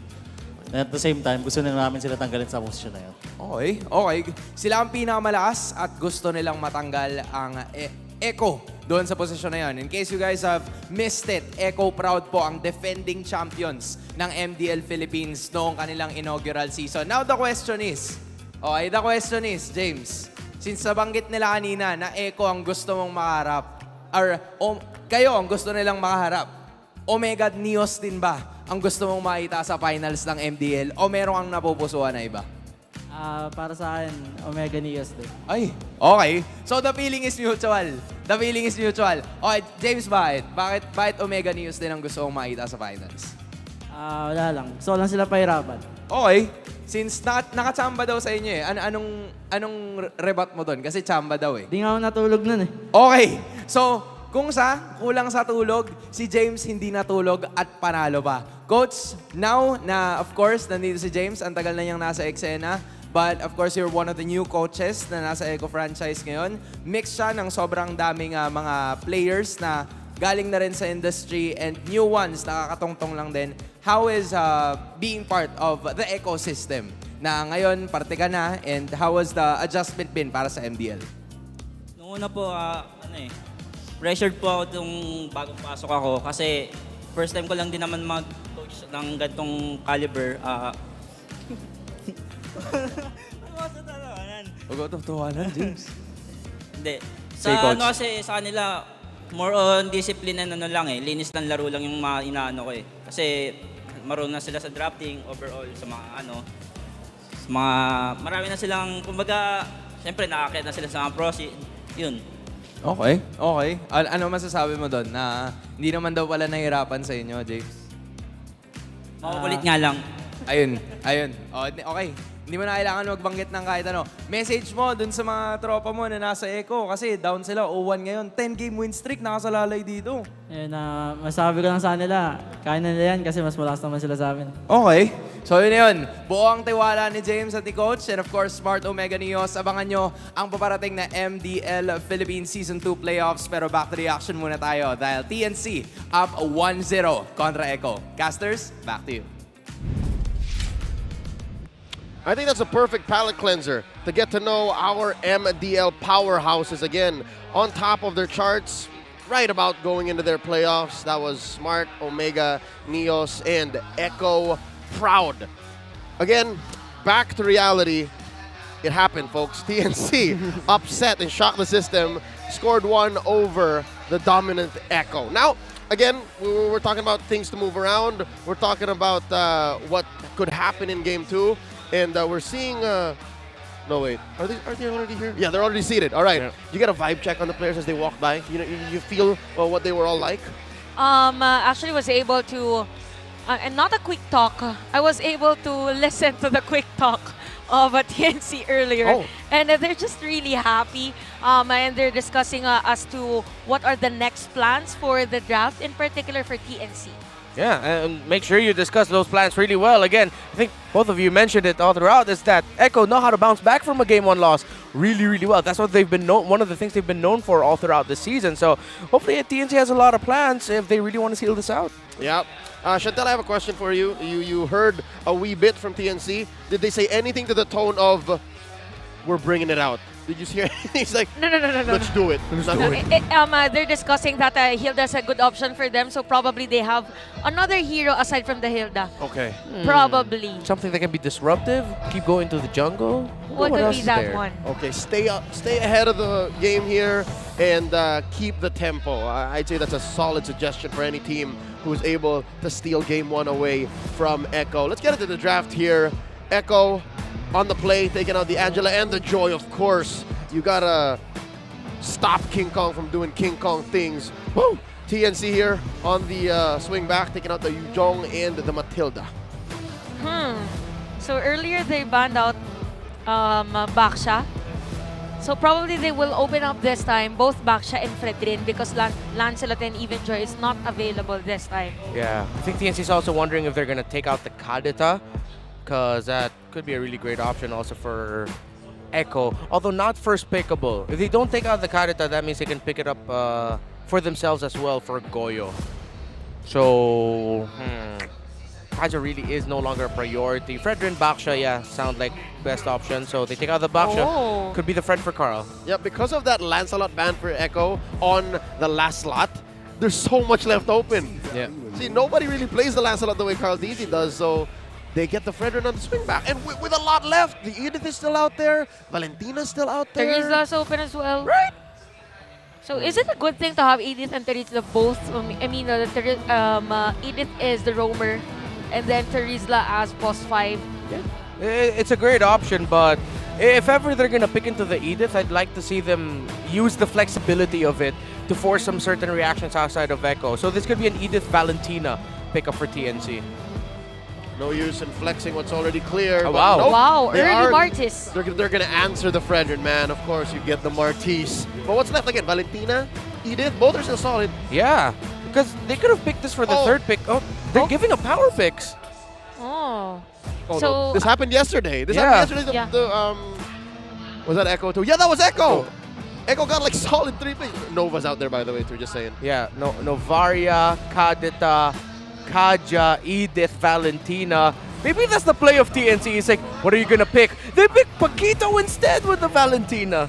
So probably with this Paquito pick, the strategy now for Echo is have someone on the XP lane that could instantly kill Innocent right on spot after that combo. So good route for Echo. Yeah, but in the history of Season 12 alone, in the recent weeks, one weakness that a Paquito has, despite it being very good at what it does, is it can get overloaded. Alright. You can force a Paquito to do way too many things, and as gifted as a young man as Sanford is, if Ajay is a one-track mind, if he does his job better, and if it's just one solid task, Echo might be staring at the barrel of a loaded gun sweep from TNC. So hopefully, what's the last pick here?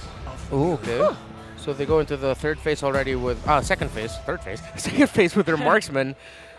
Didn't expect them to pick the Brody right away, but maybe they're going for the concept of, hey, Innocent won MVP for the game 1, so let's just go ahead and pick up the Brody for him. Yeah. And maybe there's something with it that he feels a little bit safer. Yeah, he earned the Brody pick. Yeah. All right. Yeah, all right, sure, I'll go ahead and pick it up. So, draft index still relatively close. Crowd control and objective is what I'm looking for here. Leans a little bit more towards Echo, but it's the full picture later on that I'm going to be watching out for.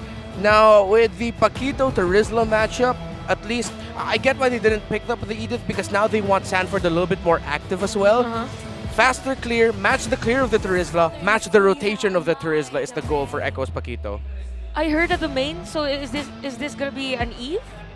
The Eve ban. Yeah, it could be Oh, an the Eve ban. Yeah, because there's an odd no. Okay, never mind. I got mixed up in terms of Kadira's voice line. The southern scenes are my domain. Yeah, Never yeah, mind. I forgot the line already for Eve because you haven't seen him just earlier. Yeah, I just want to say that was a great impression of Kadita, Leo. Yeah. Oh, wow. Here we go. That's the Kaja band out, and on screen, just MLBB player looks like they could build a Blade and Spear in 2 minutes. Oh, and Lilia. Oh, good Lilia ban. Solid. Now, what's Goyo to do, right? Yeah. Goyo has no Kadira, Goyo has no Lilia. What now? Yeah, that's why I was wondering about this gold lane pick on the 4th. Wow. Okay, whatever this Goyo pick will be is either going to be incredibly wow-inducing or what do you call this? Super anticlimactic. Yeah, the equivalent of a wet fart. Yeah. Oh, I wonder if they're thinking about a savior in the mid. All right. TNC can. TNC has a solid front line, a way to protect it too. Not impossible. They'll be able to stop. What are they thinking about? No, they're not thinking about a Valier, right? No, I don't think it's a Valier. JP, look at his eyes. Does he look like a man who's ready to play Valier today? Oh, he's ready to play Could anything. be a Valier actually. Play anything. With Martis, Terizla, and Minotaur, Valier's the good hero for them. Even the Brody, if the Brody finds him, right? Yeah. It's a Beatrix. Oh, what's it gonna Vengeance be? Flames. Vengeance Flames. Oh, it's okay. No. So, still within the thought of a mage role. Right. But it's a Novaria instead. Okay, so what's the answer? Prevention?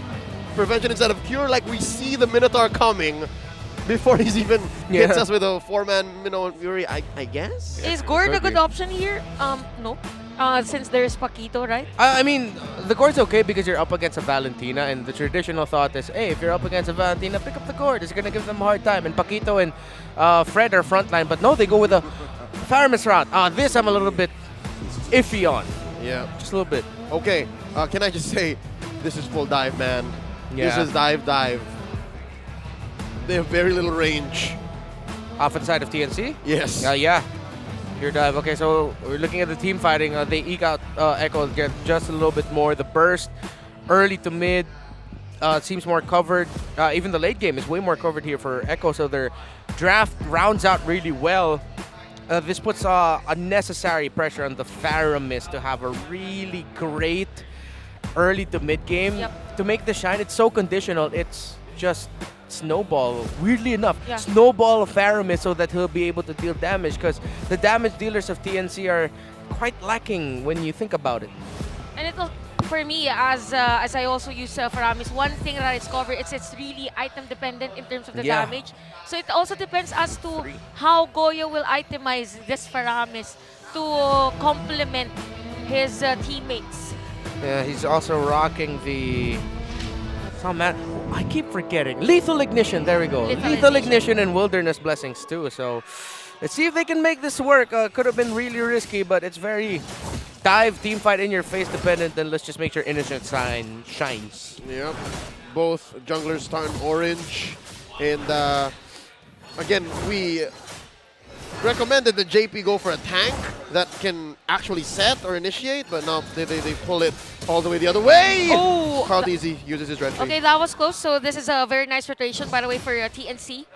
So most picked heroes for Bentings, Franco Cho, and Lolita, although there is a lot of happenings on this side, but Little Wonder will go to the side of TNC. Yeah, I get this Faramis more. They just want to be annoying again. Look at that. Oh! Grand Theft Purple, a minute in. TNC, they're going for the finish, man. King Kong is on fire. I mean, King Kong is in the jungle, literally and Yeah. figuratively. The King Kong of the jungle. I think I hear the hoo hoo hoo, but it's still kind of far. It's still kind of far. It's off in the distance right now. Maybe later we'll hear the hoo hoo a little bit louder. Oh, man.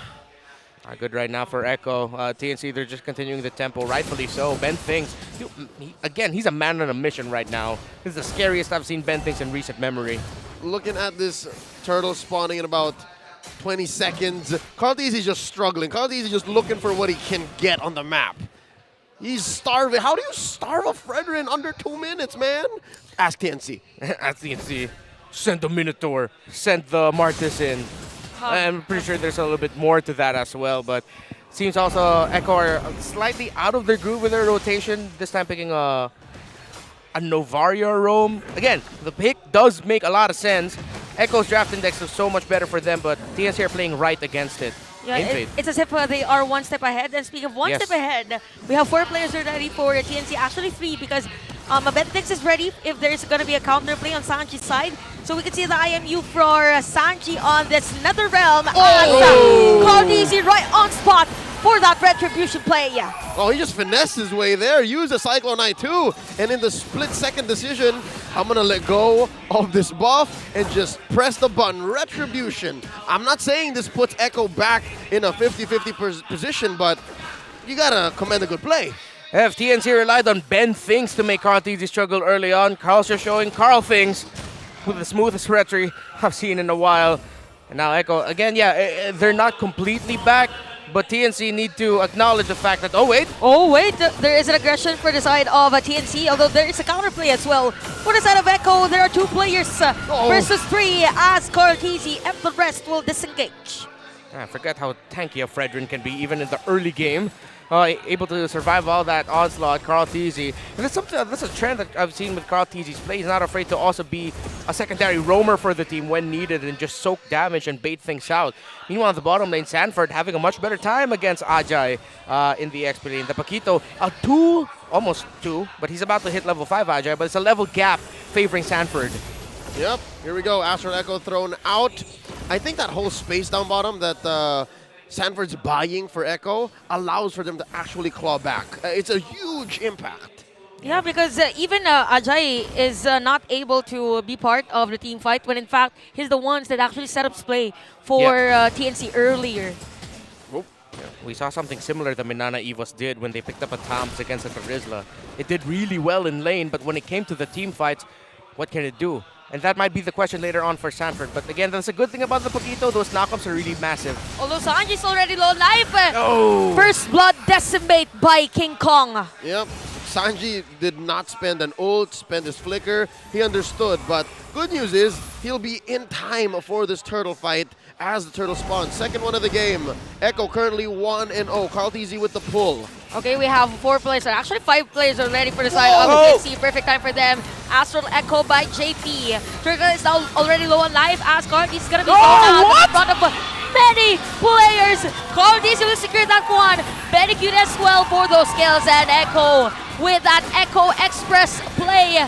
Goyo pulls in, but look at JP. There's no space for TNC to back away. Where are you guys going as Echo will force a wipeout? You call it a wipeout? I think it is a wipeout. Underneath Tier 1 up top, after the turtle take, 5 minutes in, Echo is awake, Echo is alive. They're going into all chat saying, my turn. That's 5 members of Echo right onto Carl TZ, and he said, nope, still my turtle, still my turn, as you put it, Leo.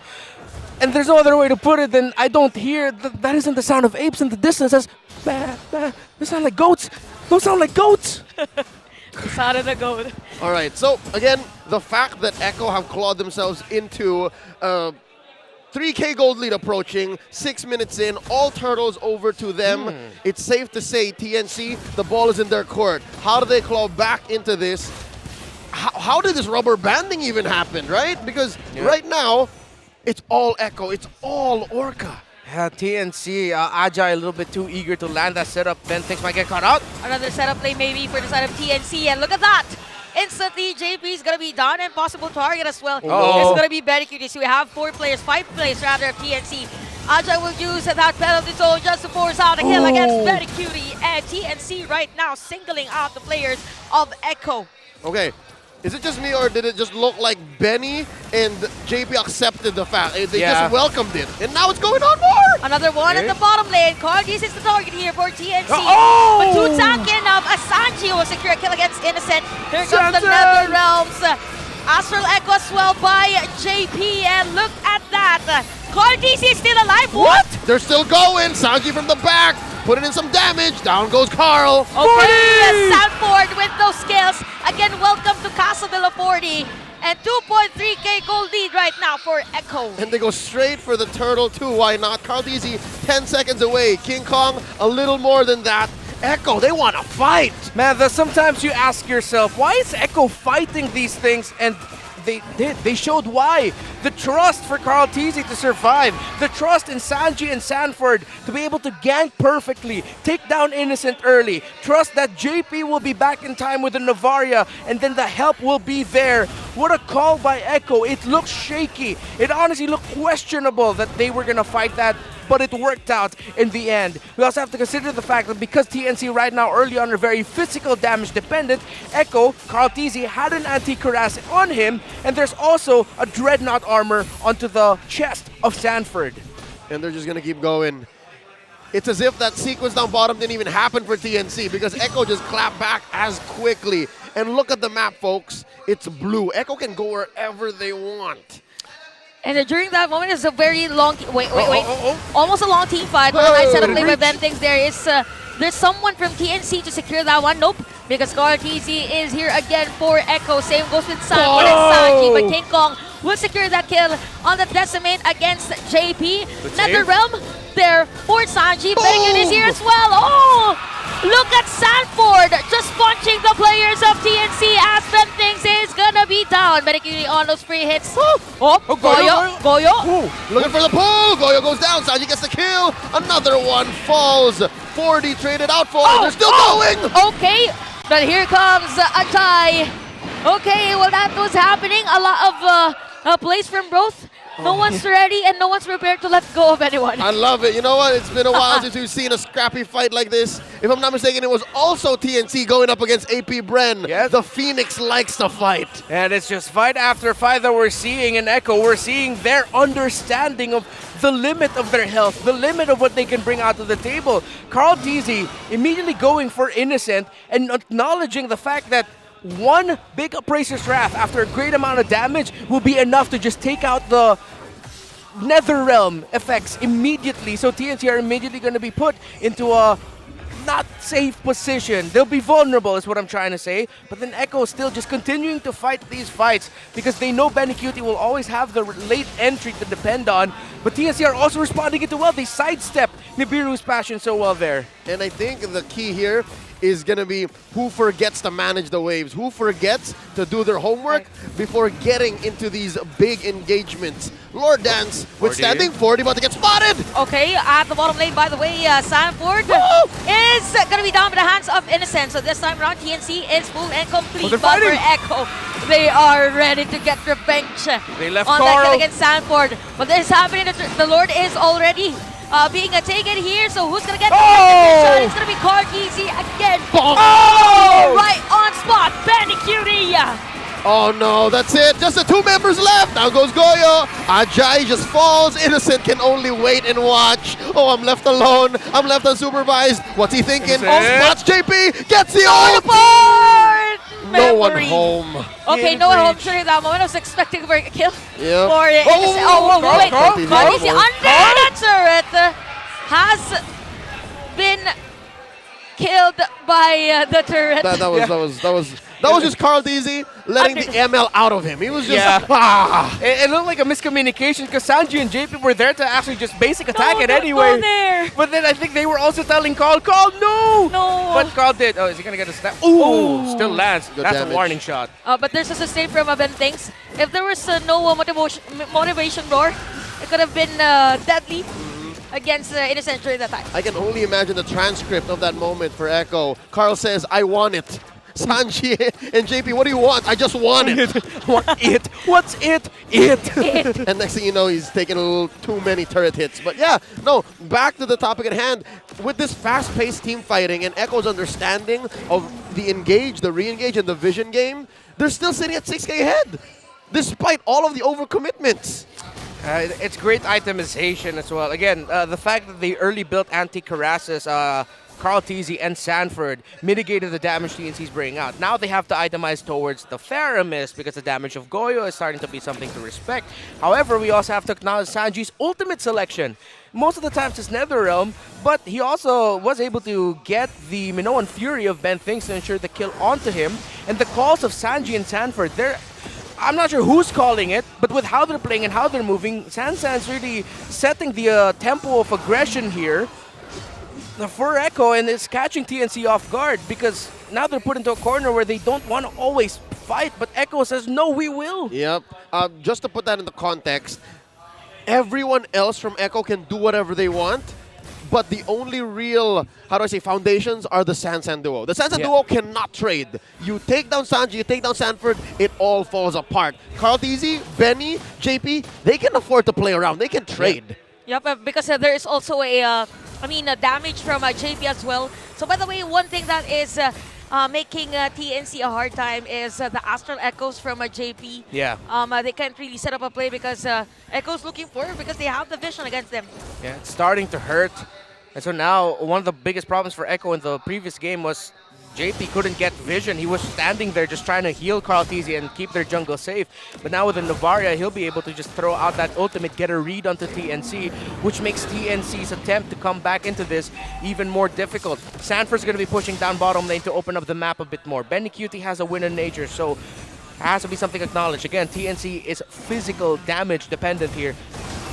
Okay. Here we go. Astral Echo starting up the dance. Astral Echo, and we have the XP lane matchup at the bottom lane.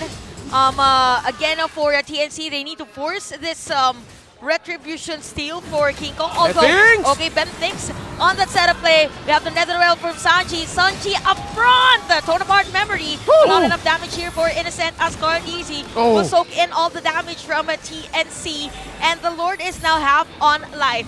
King Kong is here as well, getting ready as Benny Cutie right on spot. Who's going to be the target? It's going to be King Kong. Another Echo. Watch Sanford from the back! Okay, Sanford with his knockout strike, but TNC is prepared for that. Sanford takes all the attention of the players of TNC as Carteasy will secure that Lord. Although, okay, look at the damage from the players of TNC and Sanford as well. The Sansan duo and the rest of Echo with that Echo Express. Oh, 40's looking for bodies. Can he take down King Kong? The Mortal Coil on through. One more hit. They're chasing him. King Kong falls. Oh wow! Sansan duo at the top lane, not forcing or not giving King Kong the opportunity to be alive. G and 40 does it again, but what a team play by Echo. to seal that Lord, to seal a massive win. Even though TNC looked primed to fight, Echo said no. What a gank by Sanford. What a follow-up by Benny to be aggressive and go forward. And again, it was just off of the back of Sanji and Sanford playing with all of TNC. You can see where Benny is. You can almost kill him. You can see where JP is. Hell, Carl's going to be in your face. You don't even have to ask for it.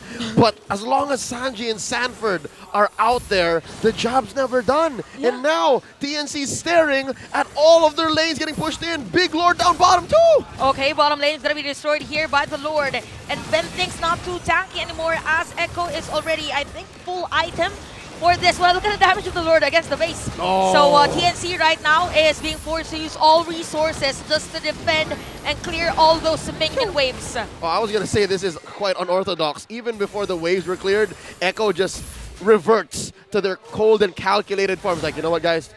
We're happy with the inhibitor down bottom. Let's wait until the next big fight. Yeah, Echo's been one of the receiving ends of a late game turnaround because they were a little bit too excited with ending the game. But now as we look at the items, into that siege, Ben Cutie was able to build into the Haas Claws, Athena's Shield, and key members of TNC. Oh, everyone's packing already. Everyone's got what they need. A little bit more, one more damage item though for Goyo's needed. Okay, look at Sanford. I mean, it's really about how you will zone out and force other players to be outside of their position. 16 minutes in, Echo looking at about 9,500 gold ahead here. About a minute until the Lord spawns. Still just a Luminous Lord. And look at how JP and Sanford are pushing away King Kong, making these defenses, making their inhibitors all the more harder to defend. TNC holding on for dear life here, holding on for the hope for the sweep. Yeah, it's just dad and son spending quality time together. Although there is a conceal play, we heard that conceal from TNC and Sanford is here. Okay, he's not afraid, although he knows that, even though he knows that there are 5 players from TNC on that position.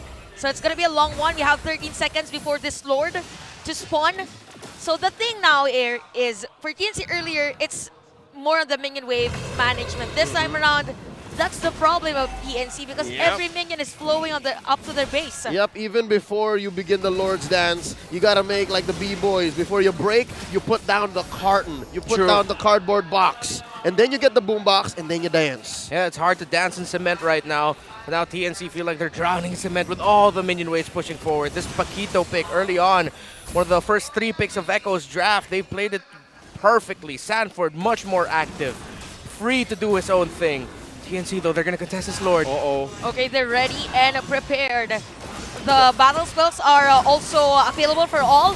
So already low on life, who's gonna get the this time around, and Ben takes his left as Sanford will use that IMU. And look at Sanford right on spot. Innocent will use that torn apart memory, not enough damage for the side of TNC as Go is coming down by the hands of Benny Cutie. Oh, it all went Echo's way. Not a single trade, not a single objective taken, and maybe even a push. Echo is more than happy here. Echo is looking to end. They smell blood in the water. Earlier it was TNC sandwiching, now it's Echo. And now they are on the brink of losing this game number 2, and Echo might be able to force a game number 3. We have 2 players down to defend their base. Innocent will use already that that ultimate, and a Joyce forced to flicker out. The Lord is here at the bottom lane. So TNC is fighting for their base alive. More minions. We have continuous pressure from Echo. Bentings is alive as well. The Lord has been defended, so this time around, Echo backs away. Oh, touche, says Echo, touche. TNC still alive, the Phoenix flame still burns. And we're looking at another Lord possibly. Echo here, understand that they can't pick fights, not willy-nilly, not so quickly. And good acknowledgement by Echo to back away and not force anything. In the sieges, when all your minion waves are crashing together, the Faramis is the happiest of them all, with all of the bouncing of the Ghost Bursters going on and the resonance effect of the Lightning Truncheon in his hands. The fact that he has a Holy Crystal, Echo are respecting this Faramis now, and TNC just need to continue playing around it much better. 3 out of 5 members of TNC have an Athena's shield. I would not be surprised if Innocent and Goyo start to juggle with an Athena's shield as well. But wait! Look at a face check from Carteezy. I think he knows that there are players from TNC during that moment. And look at Carteezy. And here comes the sandwich play again. Sanford on the back. Plus the crowd control from Echo. Again, what this is happening. The mid delay for Benny Cutie. There's no left to defend their base as Echo will tie this game 1-1. This winning moment is brought to you by our official sponsor, FWD Life Insurance. Damn you, Benny! Damn you! 2 nights in a row, you pull a backdoor play. And this was one of the more honest ones too. They were, but what, a few feet away, and you still do it. And also same spot, middle lane as well from yesterday. I don't know what to say anymore with Benny. If you are, I mean, if there is a moment wherein I could play with you like you're my enemy in a ranked game, please don't do that to me. Oops, he did it again. That's all I can say. And yeah, it was honest. Remember earlier on when Benny Cutie was ganked by like 4 members there? He accepted it. Yep. It looked like now there at the NTNC just accepted the fact, yeah, we got split pushed again by that guy. Yep. It's the equivalent of Benny just looking you straight in the eyes. I'm taking your base. From the official insurer of MPL Philippines Season 12, we bring you the one for gamers life insurance plan with MOBB in-game rewards. Your expert wingman is here to protect you in this epic adventure called life. Whatever build you choose, visit shop.fwd.com.ph for more details. Get your base insured when Benny Cutie's playing, man. Yeah. And this game is also brought to you by the official sponsor of MPL Season 12, Infinix Mobile, featuring their newly launched ultra-clear smartphone camera, the Infinix 030 series with 4K 60 FPS and 50 megapixel front camera. Get ready to capture your own story. And that was a story to capture that Benny did there in the end. Yep, point the phone at Benny and it's clear as day. There's nothing you can do about it. I love it. And okay. You first. And I can't get over to the fact that the Benny Cutie did it again. And also the idea that Carteezy was right in front of 4 players of a TNC, and he's still alive. Even the Immortal is still available even after all those skills. I could have sworn 4D was going to make contact first. Yeah. I thought it was 4D who was going to force TNC to move, but no, regardless, even if 4D was playing with the bushes up top or in the upper quarter of that jungle, it was Carteezy who said, no, you pay attention to me, right? I am the one. I am the GOAT. And I am the one to force you into Game 3. All right, so we're back to TNC Echo. Game 3, we're back to the streak still being alive. More than ever. Best of 1. Yeah, and what a way to make sure that the streak still goes on and you have a chance to continue it. They win it with a split push, and they win it with a lot of aggression. Oh, we're here for it. Again, all hope is still out there. TNC can end it. Echo can continue. But first, let's look back at game number 2. Renmar, break it down. Well, that Paquito pick worked out really well, and well, throughout the game, we were praising the Sansan duo for setting the tone of aggression and being they felt like those little brothers that were always dragged along by their big brother into shenanigans, but they were like, sure thing, big bro, and Carteezy, the big bro, even though he's not the eldest, but you know what I mean. Fredrin is the MVP here because, my goodness, the Retribution Clinic this man put on. Well, you've said it and acknowledged it before. Carteezy, I mean, he's not always going to win every Retri battle. But I remember seeing a post, someone said it the best. When it comes to getting those retributions that you really need to count on Carl. And count on Carl to pull off one of the craziest Fredrin performances we've seen in terms of retribution, damage, and staying alive. The BGs would be proud of Carteezy, and TNC was on the receiving end of another classic GOAT performance. It wasn't apes in the distance we heard, it was a bunch of GOATs going bah. But we have to acknowledge, of course, TNC Pro Team.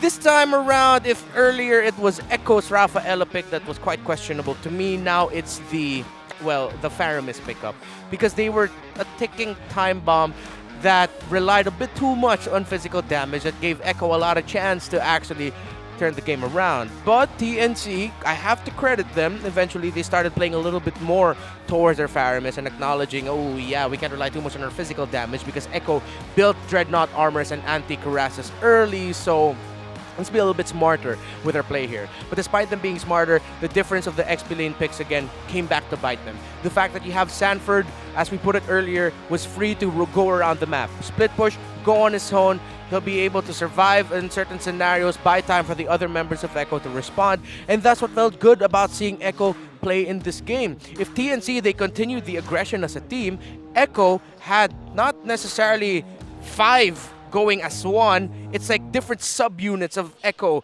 either as 2, as 3, or it's just Carl alone while the other 4 are swinging around. It was an overwhelming rotation by the side of Echo that eventually got TNC into a scenario of them being behind by so much and them finding such a difficult spacing opportunity for them to get a little bit more around the map, because you have pieces on the side of Echo, again, that can shine not necessarily as 5, but as 2 or 3. But when you're playing with a Faramis, you have to play around the Faramis, you have to play as 5. So it's the classic idea of when you have a lineup that has a mage, or at least one hero, that relies or empowers the 5 members of your team, or the 4 members of your team, then you want to play together. Echo said, we'll just split the map.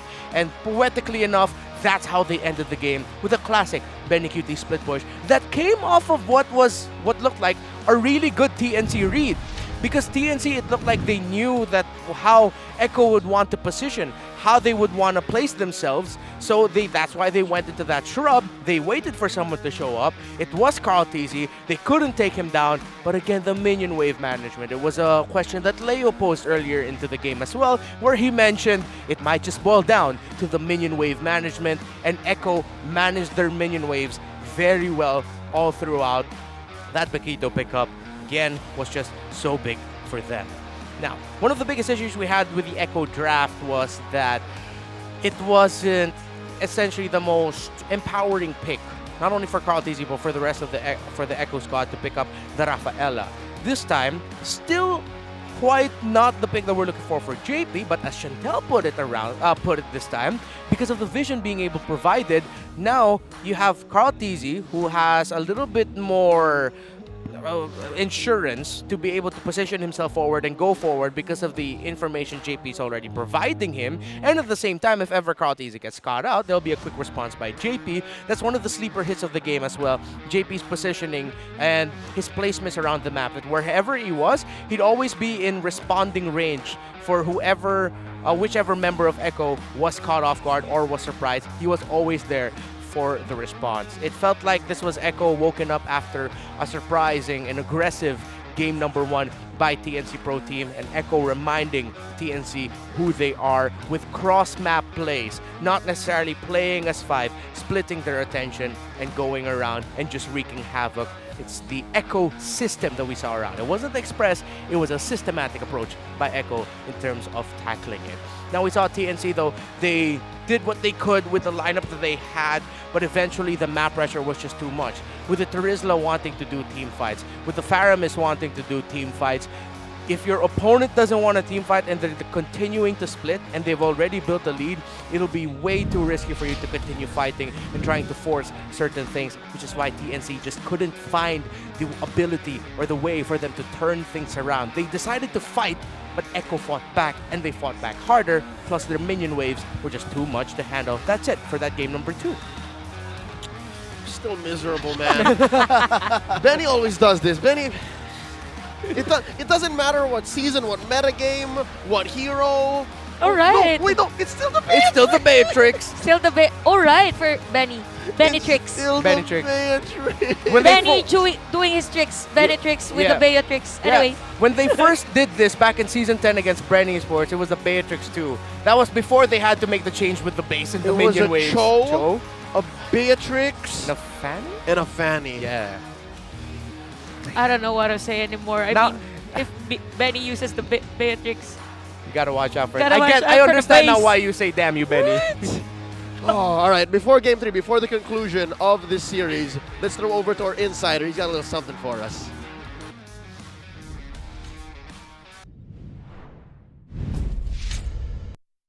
Thank you, casters. I'm here with a very beautiful lady, Seska, no other than Benny Cutie's wife. Hello, ang ganda mo talaga.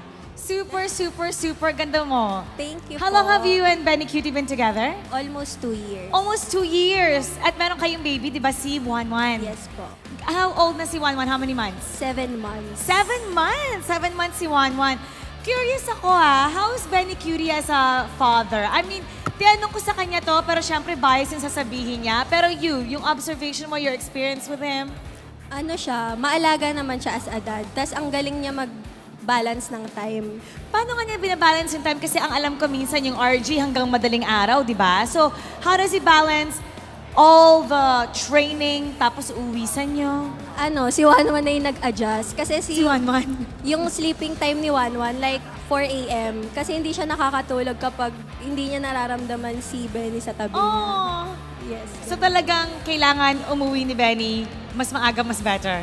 Kahit ano naman, iintayin siya ni Wanwan. Paano niyo ba nakuha yung name na Wanwan? Kasi favorite hero mo ba yan? Hindi po, kasi nung pregnant ako, like, so super nakukyutan ako kay Wanwan. Tapos, sabi ko sa kanya, Daddy, gusto ko nickname Wanwan or name. Pero parang ang pangat naman kung birth name Wanwan. Kaya nag-isip kami ng name na pwedeng maging Wanwan yung nickname. Tapos naisip niya, Wanea. Kaya naging Wanwan. Ah, very nice. Yes po.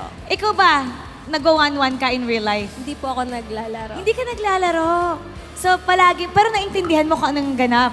Hindi din. Basta mabasag nila yung tore. Yun Basta lang mabasag yung tore. Oh, anong comment mo sa palaging ginagawa ni Benny na palagi siyang pupunta sa base? Inano niya? Wala, parang yun yung goosebumps lagi sa akin. Kasi nagagalingan ako kahit paulit-ulit niya lang.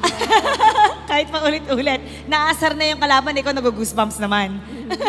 So, etong si Benny, syempre, world champ. So, ang ini-aim niya ngayon, once again, is to go to M5 to represent the Philippines again, to defend the title. Kinakabahan ba siya? Inside scoop naman. Hindi. Ewan ko nga wala akong makitang kaba sa kanya. Wala? Wala po talaga. Like, pag tinatanong ko siya, Daddy, sa tingin mo, papasok kayo sa M5? Oo. Alam mo yun, yung sasagot po siya ng sure. Tapos walang halong kaba. Like, confident po siya lagi sa mga sagot niya. Nako, pag M5 na, madam, ang dami ng cash prize. Anong next goal niya ba? Next goal, Pag nakuha hopefully, niya. makapagpatayo kami ng sarili naming place. Para kapag dumating yung time na nag-aaral na si Wanwan, may permanent address na kami na That's nagagamit nice. niya. Anong ginawa niya dun sa M4 naman? M4. Yung sa M4 prize, hindi po namin siya ginalaw kasi Wow! sinave po namin siya para sa pag-aaral ni Wanwan. Oh, actually curious ako. Talking about 1-1, sino ang ninong sa lahat ng ating taga-eco? Si Carl. Si Carl. Sila talaga yung pinaka-close, no? So, andito si Benny Cutie ngayon. Benny! Ang ganda niya! Ang ganda! Good job! Oh, talaga. Ano gusto mong sabihin kay Benny Cutie right now para extra motivation? Ano po, galingan mo, Daddy. Alam mo naman yun lagi ko sinasabi. Love you. Galingan mo! Ay, lagi ka ba nanonood ng game? Hindi po, ngayon lang. Tas sa bahay. Ngayon lang at sa bahay kasi kailangan kasama mo si Wanwan. Quick, ano yung biggest change kay Benny Cutie simula nung naging dad siya? Buong siya grabe. Yeah? Like before siya maging daddy, parang typical boyfriend-girlfriend lang kami, ganon. Pero ngayon, when it comes to decision making, talagang grabe yung pagiging mature niya. Yung minsan, siya na pinagde-decide ko kasi wala siyang desisyon na pumalpak. Laging on point at time. Wow, on point. Pati yung mga ginagawa niya sa game. Thank you so much. You're so soft-spoken. Ang ganda mo talaga. Ako in love na. Nako, Benny. Okay, nga, babalik na tayo sa ating mga casters dahil magsisimula na ang ating laban. Casters, pasok. Safe to say now Benny can't lose. Yep. Yeah, he can't. His wife's in the crowd. They have a daughter. He's winning life. He's winning life. Ajay, we know it's your birthday, but the man has a family. And it's Wanea. 1-1 for sure. That's cute. No, I thought it was like literally 1-1, Benny's daughter's name, but no, it's the It's just a nickname, yep. Oh, really? It's just I thought that was an actual name. The real name is Wanea. Wanea. Yo, that's a beautiful name. Wanea. It's a modern twist on the local and more traditional name Juanita. Juanita. Right? Yeah. I would right. assume, but yeah, no. Back to the action here, folks. You're smack dab right in the rubber game for this best of 3 match between TNC and Echo. Again, the streak is on the line. TNC's tournament life is on the line. They want to get as many points as they can, as humanly possible in the few days of broadcast left of competition in MPL Philippines Season 12. And it's safe to say the Orc has been unleashed. Unlike any bounce back they've ever shown before in any series wherein they failed to win Game 1, I think this is the angriest we've seen the Orcas. I mean, not angriest like physically, but like the most... that word. No one stopping our streak, something like that. Yeah. And yes, because, I mean, the adjustment, we've mentioned that earlier after Game 1, that the Echo is a type of team that adjusts really well after losing Game 1, and we saw it Game number 2.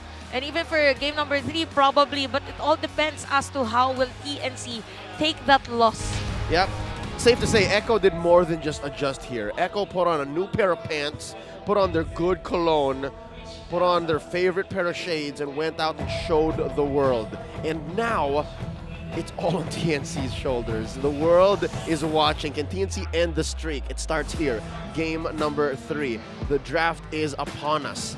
It's going to be TNC on the play, Echo answering back. Out goes the Baksha, out goes the Yujong. Echo bans out the Joy and the Matilda. So far, the adjustment here actually was by Echo with TNC back onto the blue side, with them prioritizing the Joy earlier. This time Echo removes it alongside the Angela. It's still the same bans here for TNC, so it'll be a different first pick. Will they go into the Fredrin, which is available? Will they surprise and first pick the Valentina, which is an option as well? Earlier, I mean, okay, so this summer it's gonna be Fredrin. Okay. Because earlier when Fredrin was the priority pick of Echo, if I'm not mistaken, 100% Yes. win rate for Carl Teasy. Carl Teasy, the on young goat, Fredrin. now currently sitting at 5-0 in Season 12, if that's the correct stat, if it's been updated from the previously shown graphic. Now they answer back with Valentina Terizla. We've often seen this two-pick combo from the red side. What's TNC to do? Hey, if I'm TNC, I'll take a page from Echo's book. This time they pick up the Paquito. All right. Play it the same way they did. And if ever you're going to be pinching Echo into thinking about the next pieces of their draft of like, wait, are we just going to end up drafting like how TNC drafted? Well, they can change around their priorities. Earlier, TNC third picked the Brody in the slot where JP's face is on right now. So for TNC, How about I like Lilia the Paquito. Paquito? Lilia Paquito would be great as well. Lilia has been my favorite hero since today. Since today. Since today. A whopping 8 hours into Perfect. It is the Lilia Paquito. And we are looking at this spot. Do they go marksman here? No. Oh, that's wow. Yep. That's the Akai. That's the Akai. That's a much better pickup as well. And they take out the Diggy, respecting the possibility of it going to the hands of Ben Thinks. Because when you have a Lilia, Paquito, and a Fred together, even though you don't have a tanky frontliner, a Diggy does a great job as well. And at the same time, now with Akai, in the hands of Carl Teasy, it's a bit harder for Ajay to play like how Sanford did. Okay, so it's gonna be a Kaja ban here for TNC. And Claude. So all other marksman heroes could be for TNC except the Claude. Yeah, what Echo is doing here, which now makes sense the more we look at the draft index, is they're making sure that TNC can't play on the macro nor the micro level. They want to win on both fronts. And that's why these are the bans, and that's why when you look at the draft index, especially the bottom part, it's going to be as close to 50-50 as it gets. Look at that. That's as close as it gets, right? Yeah. Very close. It's only a slight lead in terms of the late game here for Echo, but everything else looks way too close to call right now. They both have a really great amount of pieces. The Lilia and Paquito work well together. The Akai sort of shut down the idea of the Paquito just a little bit. Not going to be impossible, but it is going to be a bit harder now for Ajay to replicate Sanford's Paquito performance. However, what he can replicate is the map control. There's a Cho for Echo. Yeah, but I'd like to call the way Sanford plays the Paquito, especially from Game 2, is the body hunter play style. He's always looking for angles, always trying to get 1 or 2 kills for free, and then go from there. Even if he dies, he's done his job. Here's the pick for JP in the second phase, locking in his show. Okay, so this time around, since Cho is here, we don't really have, I mean, for the Marksman gold lane, could it be an Ixchop? Although, maybe Beatrix is safer route. Beatrix, I'd say. Ix is a little too stationary. Yep. How about Bruno? No, it's gonna be Kari. Yep. Oh yeah, we don't talk about Bruno. But maybe, is this worthy of Brunoing? Can Benny pick up the Bruno? Bruno is nice for Echo. But it's gonna be her way. Yep. It's my way, says Iksha. All right, so we lock in both lineups. Again, Echo here might be biting off too much more than they could chew, but again, Benny's on fire. His wife is in the audience. His daughter's watching. Welcome to the desk, Carl Rockharto. Call in this action, the last game in this match. As the analyst, what do you think of the draft index, man? Yeah, I was about to say I also got bitten there by Reptar. He said, you know what? Get in here. He bit you? Yeah, he bit me. You know what? Is that a little surprising? Anyway, I love the draft. He's a bear. He's a bear, exactly. So, so far, draft index is showing, oh my goodness, the early game. As usual for TNC, they're going to try to get this as soon as possible. Game 1, they also got that huge early game lead against Echo. You know, that's saying something. I mean, just saying that in my brain, that's amazing, right? Yeah, it's TNC and it's versus Echo. And for TNC, they could pull it off again as long as they win early game and they secure the kill. I mean, they secure the objectives. Yep, and here we go, going into game number 3. One more look at the faces that could possibly end the streak, or that could possibly equal what Blacklist has done in Season 8. All right, this is it. So it's going to be obviously, I said, early game-centric here for TNC. They're going to try to see if they can take it away from Carl TZ. And actually, it's actually super good. If you think about it, it's an Akai. So in the early game, the Akai, okay, you got the heavy spin.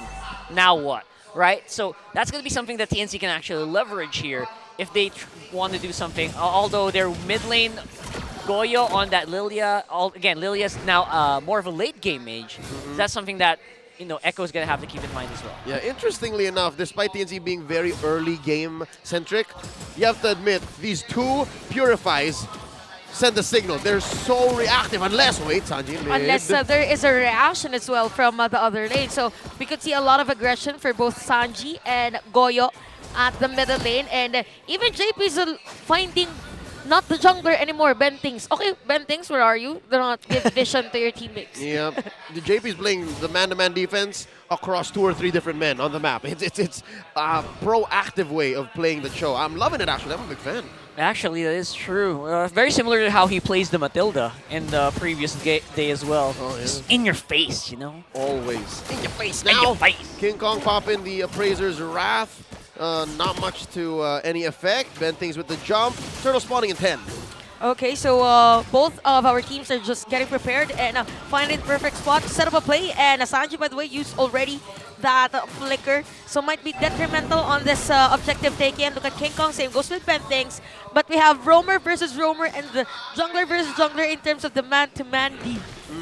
Turtle's already started. King Kong with a slight advantage. Coming in, Sanford, watch him. Echo, push him out! Ooh, Sanford with a 2-man penalty zone play, and King Kong is going to be down in the hands of Cortese. This might be it for Echo, although AJ is here. Same goes with Bentings. Bouncing ball for him, but Ajay is down. How does that even happen? You see that whole engagement, that small little alley wherein Bentings jumped in and Cortese just walked away. Yeah, you know how I keep saying that the early game's great for TNC? That only happens if Ajay is early to the fight. Because he is the early game boom machine of TNC here. That did not happen. King Kong, he spent so much of his resources trying to build down Cortese as soon as he can. At the same time, you know what? They got caught out of position so well by JP and Cortese. The combo of this very sturdy mid lane duo here is actually really formidable. All right, we're looking for that EGBM to actually go online, the early game boom boom machine. But going over to the gold lane, Bentings protecting Innocent, JP helping set up a good full barrage. I don't expect much from the gold lane. Is that a fair assumption? Because they're both very late game centric heroes. Completely agree. I completely agree, especially the Iksha right now of Echo. He doesn't need to join. Right now, the 4-man of Echo are actually very, what's the word for that? Very competitive right now. They are as if... they're good. They're fine on their own. Yep, and they're just continuously rotating on TNC side. That's why it's a lot difficult for them, although Bentings... Okay, there's a kick from JP. And the heavy spin as well. That's why Betty Cutie will secure that kill against Bentings. That's a 2-man alley-oop. That's right. Although the fight is not done yet, as JP is going to be down, so there is a kill after another kill for both. Wow, that is a quick vengeance, quick clapback from TNC. I'm wondering if it's all the setup for this 30-second spawning turtle. King Kong going toe-to-toe against Carl Deasy. Appraiser's Wrath misses by an inch. Yeah, right now, a Fredrin level 6 versus a high level 7, that's not a good sign. It should be pretty much the other way around, where you can leverage the Fredrin to a very early, what do you say that? Bullying against your jungle opponent who does not really have that much attack power. So now that the tables are turned that way, it might be an uphill battle here in the jungle. Uh-oh. Okay. Ajay. Oh, wait, no, he stole it! You got it. Ajay. Oh, Carl Deasy did not push the Retribution, though, so that should make this hurdle still 50-50. But yeah, no, grab that purple from Ajay, coming in. It's more important for them to secure this turtle, so for your TNC, they need to force Carl Deasy to make an error, but here comes the Evan spin. Same goes with Betty Cutie, but the Retribution will go to King Kong this time around. And Sanford is now already low on life. King Kong is down. Look at Bentings, just doing some ball tricks on the top lane. And Ajay is down for the hands of Betty Cutie. Same goes with Sanji on those pokes. Quick tally. Let's go to brass tacks here. 2-0 for Echo, but they concede the turtle and, of course, the purple prior to that. Rockhart, was that worth it? That was a bit of an overstay, to be honest. I think TNC wanted to make an exit as early as possible there, just got caught up. And instead of having the advantage, I think Echo got the better of that a little bit. Not to mention a bit of a free farming there for Sanford as well. Yep, safe to say it's looking good because Echo right now able to convert that exchange up to a 3K gold lead, and they're not letting go. Bottom lane, yeah, Ford is just punching away. Rather, nay, he's hammering away at this lane, forcing Ajay. This is what I was talking about. It's possible to overload the Paquito. Yep. You can force it to respond to you, protect the lane, rotate elsewhere, and what this allows for Echo to do is bear down on gold. That's why Benny's winning that lane. And more often than not, he's also forcing the Paquito to rotate around the map because he's clearing the minions so quickly as well. Because he also knows that the Paquito's the main, again, the early game boom boom machine of TNC here. So he needs to be present in the fight. That's not the same for Terizla. Whoa! Daddy JP is somehow in a danger zone. So it's going to be a kill for Innocent here, but look at Carl Deasy. Same goes to Sanchez. Boom, barrage. Early game, boom, boom, pow this time. Oh, dear Lord, 3 for 1. Daddy JP is smiling. Daddy JP is happy for that trade. And with that, Echo grows the lead even more, approaching 4,000 gold. What an angle. Did you guys see the cone, the coverage of the full barrage there? That's full geometry, Rockhart. Beautiful. Full geometry, all the angles were exhibited there. That's right, the Pythagorean theorem. Everything mathematical. Slope, the M over Even B. the momentum, the speed, the velocity, That's everything. Right. The My trajectory. goodness. Oh Lord, the quantum mechanics. Turtle up already now, approaching half health. Sanford, watch him, he has his penalty zone. Ajay backs off. Bentings with the jump. Bentings is there, so here comes JP on that way of the dragon. And the same goes with King Kong again, Carl Deasy. Penalty zone catches King Kong as Goyo was one of the players have to spin. This time around, Carl Deasy again will secure yet another turtle for the side of Echo. Interesting mini heart attack. You see how Carl Deasy was like, he pressed the retribution a little too early, and that's why he needed to deal a little more damage to the turtle. What happened there, Carl? He pushed King Kong way back just to make sure. And I love of course, the teamwork there from Echo. One of the best ways to go about that turtle, even if you miss the retribution.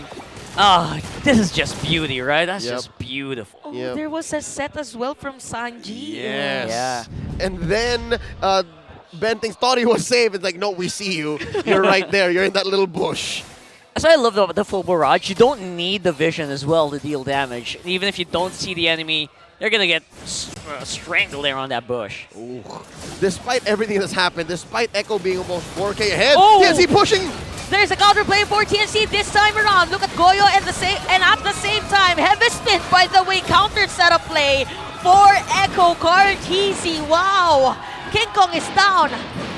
All right, that was a good read despite all that's happened. Now Sanford go 2v1. Okay, Sanford, Versace, here comes the Sansan duo, and look at Innocent already low on life. And Sanford will secure that kill. Sanji on the black shoes. All along, I thought he's going to be killed by the turret, but no, there's the black shoes on the IMU. And middle lane, there are punches and the bounces from the balls. So all places in the map activated. That's right, Chantel. I think I speak for everyone watching at home. The mechanics that Sanji and Sanford possess are way too fast for even technology to catch up. I also thought Sanji was going to die, but he actually pressed the black shoes the moment the camera panned. And all of that started despite TNC trying to counter a counter play, which is very smart, right? They're trying to counter the counter. It's just that, you know what, the mechanics of the Sansan duo are transcending what is possible with the counter plays here. Oh, with that said, Lord has already spawned, and Echo, given all the effort that TNC actually put down, has a smaller lead despite everything that's happened. About 2K now. Also a good thing actually for TNC on that play prior that very, very nice setup from Sanji and Sanford was a kill against Benny Cutie. So somehow they actually stopped the farming from the Storm. So we see again a concealed play from Echo. They are actually positioned. So who's going to be the target here? Oh, Bentings. Okay, JP is going to be the target. We have Cartes and King Kong. Heavy Spin already has been used. Ajay on the side. Retribution! No retribution! It's going to be from Ajay. Ajay will secure that Lord, but there's going to be a kill here from the side of Echo. Forget about it. Ajay here is the show stealer. Never mind. It's my birthday. Respect me. In comes Bentings. Okay, that was close. I thought Bentings is going to set a play, but it's Sanjay and barrage as well for Benny Cutie, and Echo just doing another part of their highlights. 3 players down, and the mid lane second tier turret is going to be the target. Easily secured by Echo. Oh, can I just say, there's so much that happened, but folks, right now, just what happened. Did you see how JP stole away turret aggro so that the minion would survive? That was a very small thing that could have turned really. You know, it's the small things with Echo, right? It's always the small things so that could actually turn into big things. But look at that counter, Heavy Spin again from Heavy Spin. I mean, from Cartesi. It was a nice setup from Bentings, but Cartesi was there again. Okay, activate the Heavy Spin. There's a setup play for Bentings, something like that. A lot of things that Echo does come in with very little punish. Everything that they're doing so far, they're able to do and get away with it. And the only way that they get punished, or the only way that TNC can actually get something in return, is through Ajay. Even under the tower, right? I mean, Echo is just doing that. Ajay trying to do something else on the other side of the map. But when he does that, again, it leaves the rest of TNC very vulnerable. Yes. And TNC needs Ajay, but Ajay is just doing what he could elsewhere. Oh, this is close. King Kong. Oh, he didn't see it. Cartesi retreat. Yeah. He heard it. Okay, so this time around, probably for TNC, difference in terms of other movements. But definitely the combo of Goyo and Bentings is going to be a threat here for Echo. But look at Cartesi. I mean, how confident can you be? You're the only player. All right. He's checking bushes the old-fashioned way. Just walking around. Just walking into the man. He's very comfortable, like Kevin James from the King of Queens. Now, going up top, the Paquito, Ajay. This is the picture of an Ajay, of a Paquito getting overloaded. Yeah. He's doing too much. He's doing everything, But he's at least successful with some of the things. Yeah, he's actually always going to be able to pull back one member of Echo with everything that he's doing right now. And Echo, despite them being, you know, they're walking around the map, they walk like they're ML gods right now. But it's only 2.3K. They got to keep that in mind as well. Yep, to be fair, folks, this is a big 2K gold lead. In the business, we have small gold leads or bigger gold leads. This is small, but you feel it. It's significant right Yeah. now. About 15 seconds away until the next Lord spawns. And check the map. You might think that it's Echo who scored the first one, but no, TNC actually stole it away. So this next one, I don't put it beyond TNC. It might be a 50-50. Okay, so, TNC will actually burst down Cartesi and force him to use that heavy spin as early as now. And we have JP as well, has the immortality though, and slowly but surely, that was close. But at the middle lane, we also have XP laners trying to zone out each other. Penalty zone, by the way, has been used here by Sanford. And look at the movement of Echo. Here comes the full barrage from Benicute little by little as Sanji, another sandwich play for them. Benthinx, King Kong, we have two players. Here comes that setup play from Benthinx, but there's no damager here. Where's the giant? Benthinx is down.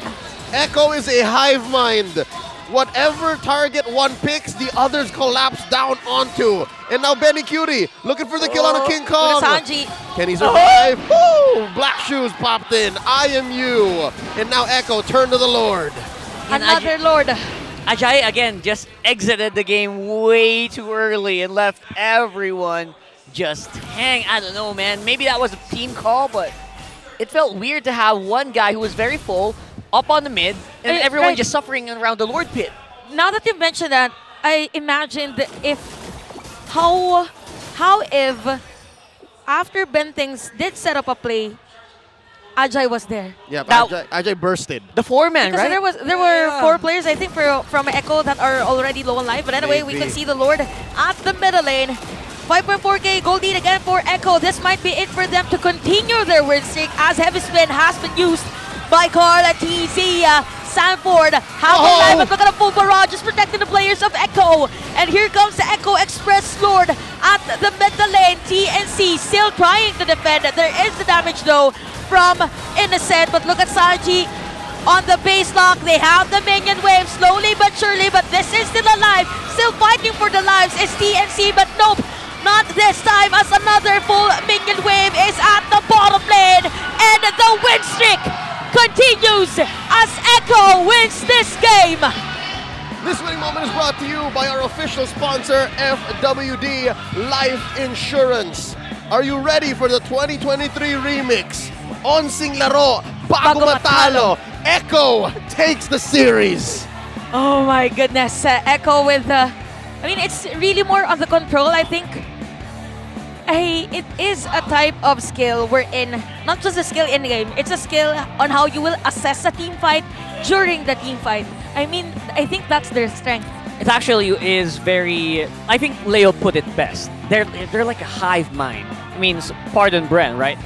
They're like a hive mind in the way that they actually attack whatever's happening on the map. It feels like their comms are always on point. Very rarely do we see any slip-ups that we always see in other teams here. Yeah, well, effort, they put it in. GG well played, TNC. Happy birthday, Ajay, by the way, but still on top of the leaderboards, on top of MPL Philippines Season 12, continuing their win streak, it's Echo.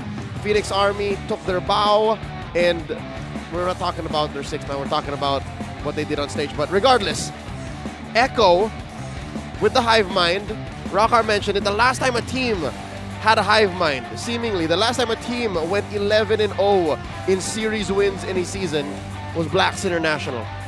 And what Oh My Vina says went. What Oh My Vina says they did. Here, it's all equally the same decision, 2020, 2020. All 5 of them had a say, and that's what it looks like. Oh, interesting.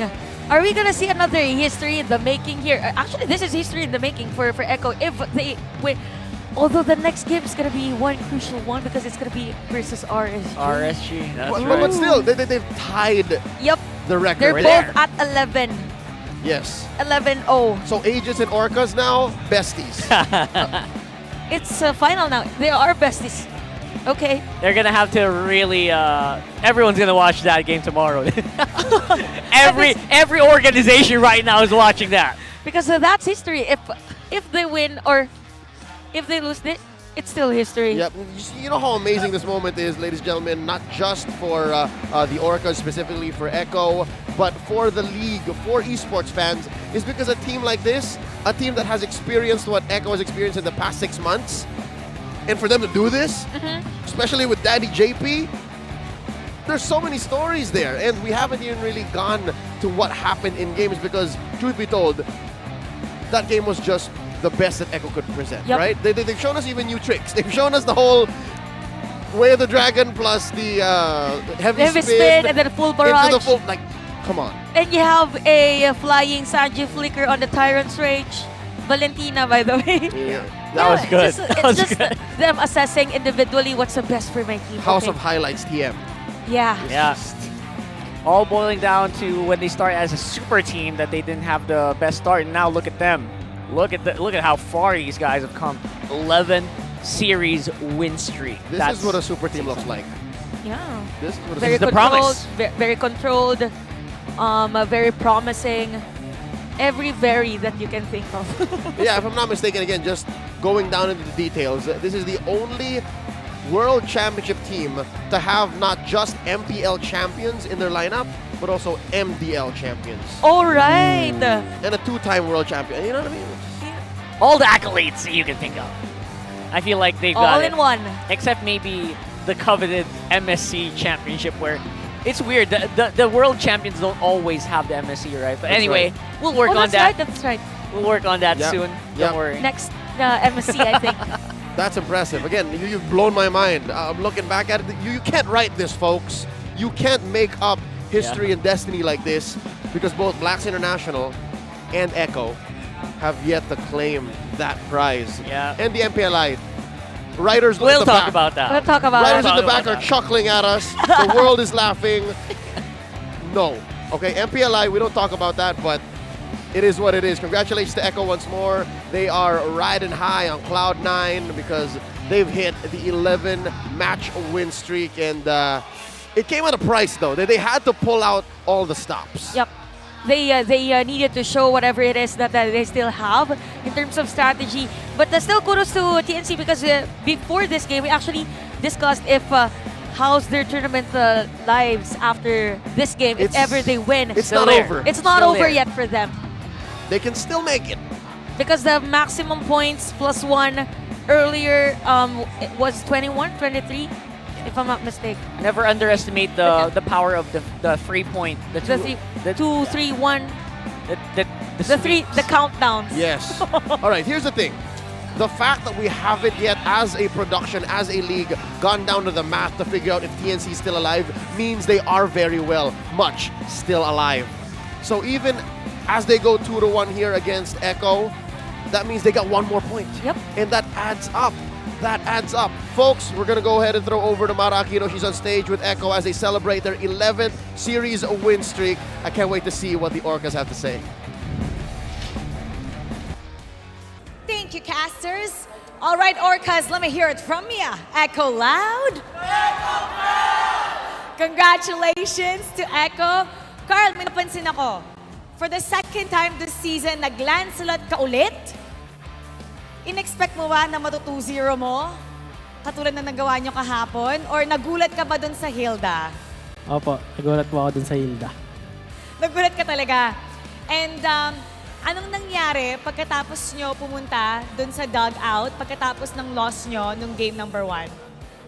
Ano po, nag-usap-usap lang po about sa Pikings, tas parang ang ganda ng ginagawa nilang play, nakaka-pre-farm si King Kong. So sabi ko, iba na lang namin yung assassin niya. By the way, sinabi ng mga casters maybe can you explain this? Sabi kasi ng mga casters na pagkatapos ng game 2, nung nanalo na kayo, nanlisik yung mata mo.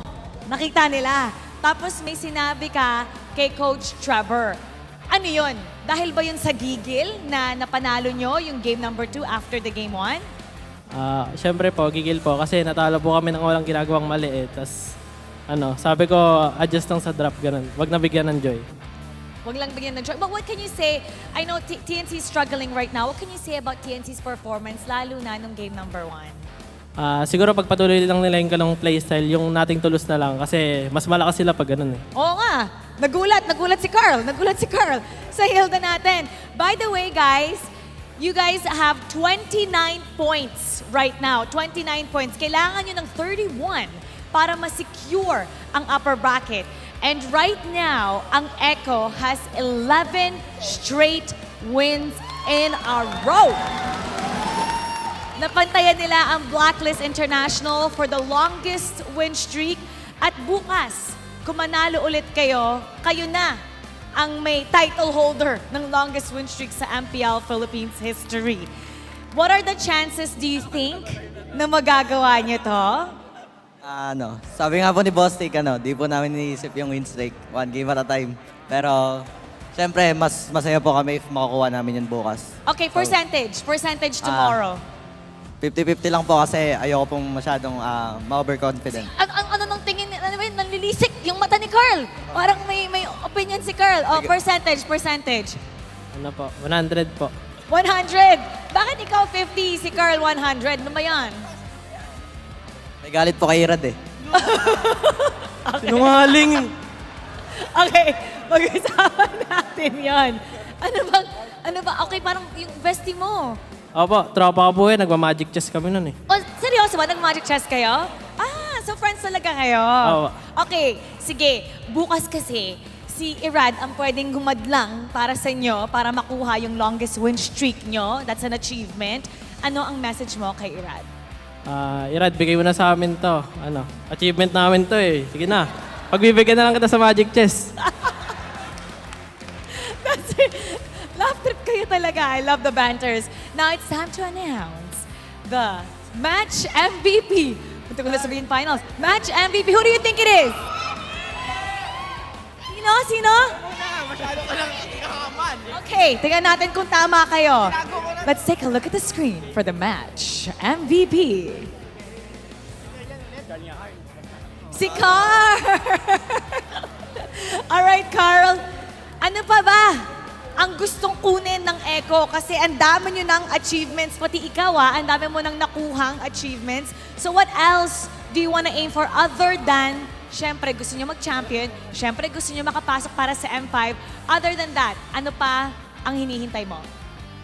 Siguro po yung MPL-ID na paparating. Gusto rin namin makapasok doon. Gusto nyo pa makapasok sa MPL-ID. How about ngayon sa MPL Philippines, ngayong Season 12? If there's another achievement that you would like? Ma-break po yung longest win streak. Oh! Or if ever po, 14-0 po. 14-0! Bukas malalaman natin kung mababreak nila ang kanilang win streak. And soon we'll find out if it's gonna be 14-0. That's gonna be a statement for the entire world. All right, everybody, congratulations once again to Echo. You may now take your bow and take your walk of victory. Echo 11-0. 11. Sunod na panalo.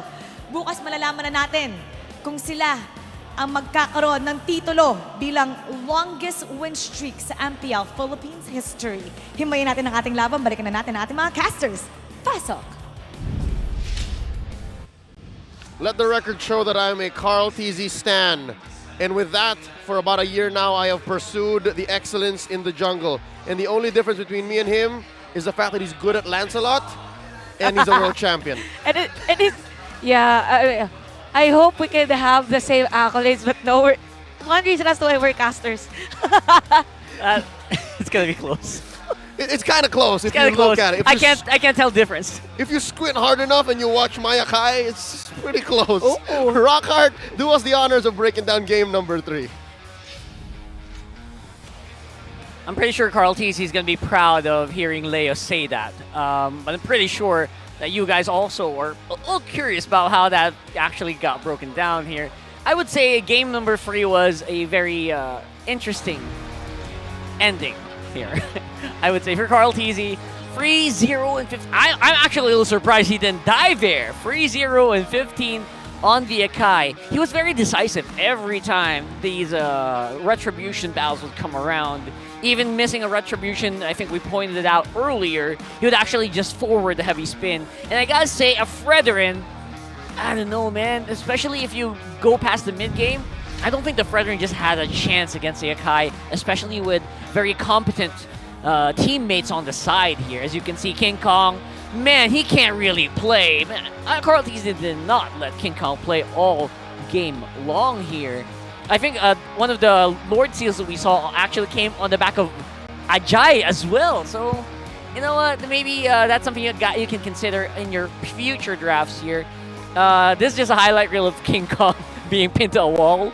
Although he did get it. Oh, there you go. He did get this turtle, interestingly enough. And again, Ben Pings, he always manages to find at least a few people on his set. Just so happens that everyone's a little busy, and your marksman is actually single target, so it's actually hard to catch everyone off. And Benny QD doing things like this, with all the angles, with good coverage from the full barrage, is one of the reasons why, guys, please, I'm talking to you guys, the audience, please practice your Iksha so that our pro players can also play it around here. The beautiful insertions here coming in from Echo means that they're actually very confident, even in very weird conditions where it looks like they're in the back foot here. But no, not really. And there you go. The power of, or the weakness of a carry against this lineup is so pronounced, especially in moments like that where we saw. And again, there you go. Ajay stealing that Lord instead of King Kong here. Most of this definitely will come out of Echo's beautiful macro play, the communication, playing up under the tower. It's not a problem for these folks. And even playing on a disadvantage. I think this is actually a bit of a disadvantage here for Echo. All of them came in with about half health each member.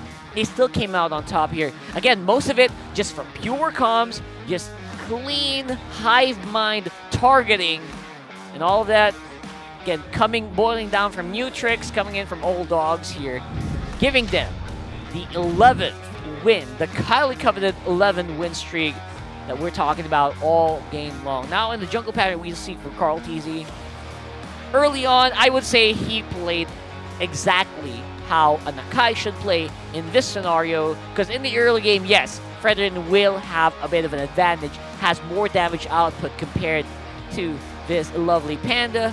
As the time did go by, as Echo got more control of the map, it became more apparent that, you know what, Carl TZ said he doesn't need to be afraid. There was nothing to fear here. Just pin that King Kong down against the wall, and not even Goyo, not even Ajay can do anything about it. It's not to say that TNC were completely helpless here. There were small moments where I thought, you know what, maybe if Innocent placed up a little better, maybe if they killed someone early on, something could have happened, but no. It was 3-21 on the kill score. They got more towers. I think as well, big props to Ajay for doing that. I would say these towers were from the split where we said that it was a big problem for TNC to have Ajay split because they were lacking the early game firepower that Apakito gave to this lineup, which is severely lacking. Because like we mentioned, a Lilia, that's late game, bro. The carry, it's also late game when you think about it. So their main damage dealer was Ajay, who only had 33% kill participation. So you see what I'm talking about here? He's the guy who should be 100% team fight participation, but he's not. And I guess that's just goes to show the way that TNC plays just still needs more refinement. And a big props to Echo. We're actually running out of things to say about this team. They're just clean. They're just clean. Except for that early game where I always hear Leo say, you know what, this is their, just pick whatever phase. Let's see what works. And you admit it, right? That's right. That's a fact. I think it's fair to call it the mess around and mess find around. out. There you go. Mess There around you and go. find out. When they get real playful. But yeah, no, just to build on your last few statements there, Rockhart, I think it's less about what can Echo show us, but what more can the 7 other franchise teams in MPL there you go present so that Echo is forced to respond, so that Echo can evolve. Yep, because for TNC, they actually forced bits of that Echo evolution that we could see. We'll play there. I'll allow it. That's about 3.5 out of 5. Good start, Chantel, but we got one more match. That's why you guys got to stay with us, because tonight we end with RSG Philippines facing off against MNNE EVOS. Talking about evolution, the latter team here in this matchup has shown quite a bit of growth, and they've moved things around. Any expectations going into this best of 3? Evolution is a mystery. Sorry. Okay. Expectation, this is going to be a long one. If extremes. If one team wins, it's going to be very fast or very long one. Okay, well, that's one thing I do expect. And again, that's what we're closing off with tonight. So buckle in because we're closing up with a good one. Ladies and gentlemen, thank you so much for joining us. Stay with us on behalf of Rockhard and Chantel and Reptar. My name is Leo at your service. You're watching MPL. The 12th season of MPL Philippines is brought to you by the following sponsors. Smart, the official telco partner of MPL Philippines Season 12. Our official sponsor, Infinix. Infinix Note, ultra-fast gameplay. And FWD Life Insurance. In the epic adventure of life, FWD is your expert wingman. Celebrate your victories living with FWD. Our partners in esports, Maya, it's everything, and a bank. Secret Lab, the official gaming chair of MPL Philippines. And Pi Channel. Experience the Mpl-Ph Season 12 action live at Shooting Gallery Studios. Tickets are now available on our official ticketing partner, Slash. Don't forget to catch all of our official league content on TikTok, Facebook, Instagram, and Twitter. To ensure the equality and fairness of our games, MPL Philippines is also monitored and supervised by the Games and Amusements Board. Habang yung blacklist ay kumakapit pa, ayaw pa rin na napakalakas pa rin ng Pilipinas.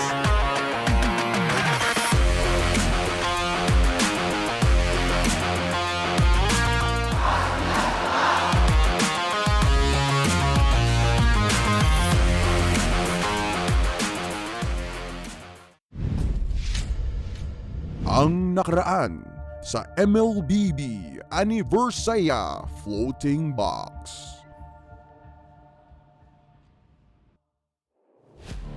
Ano ang laman ng kahon? Hindi ako magsasalita. Lagot ka sa mga kaibigan ko.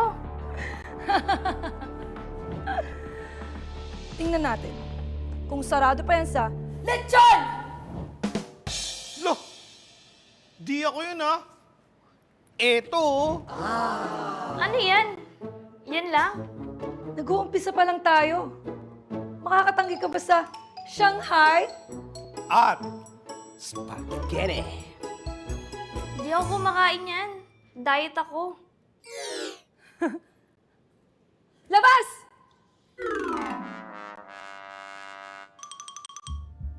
Alam ko, friends mo sila. Pero, ganun talaga yung competitive games eh. Yung mga malakas, umaangat, tapos yung mga mahihina, na pag-iiwanan. Di ka ba tinuturuan nila fuego? Kapag di ka umangat, di mo naman sila makakalaro eh. Di nila ako iiwan. Binalaan na kita. Bahala ka. Pasok! Itong mga food trip ba ang papasuko kay Nix? Wow! Mukbang. Delicious! Isusuko na kaya ni Nix ang mga kaibigan niya. Ang sarap ng luto. Ihalo mo sa spaghetti. Mas masarap yun kapag kaganyan.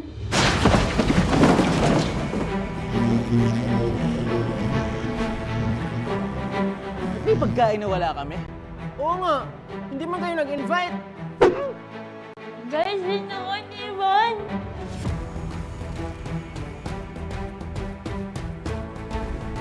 Hypebeast versus Fuego. Okata versus Giant. 1v1. Simulan na ang laban. Bullseye! Ah! Haha! Bullseye!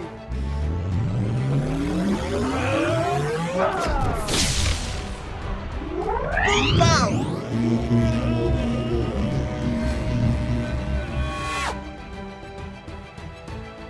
It's time to hunt! Oblivion.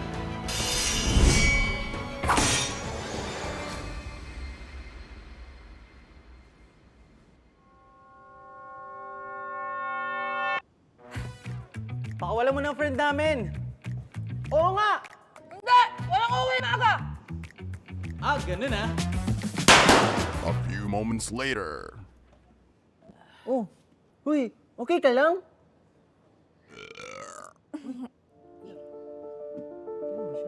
Celebrate together.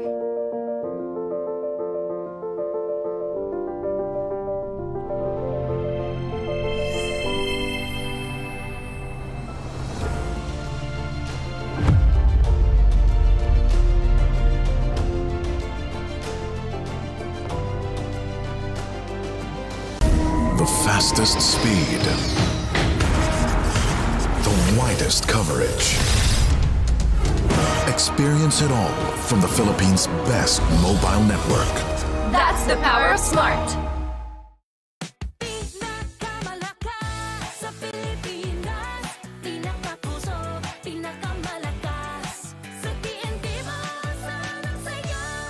Lipat na sa TNT and register your SIM now.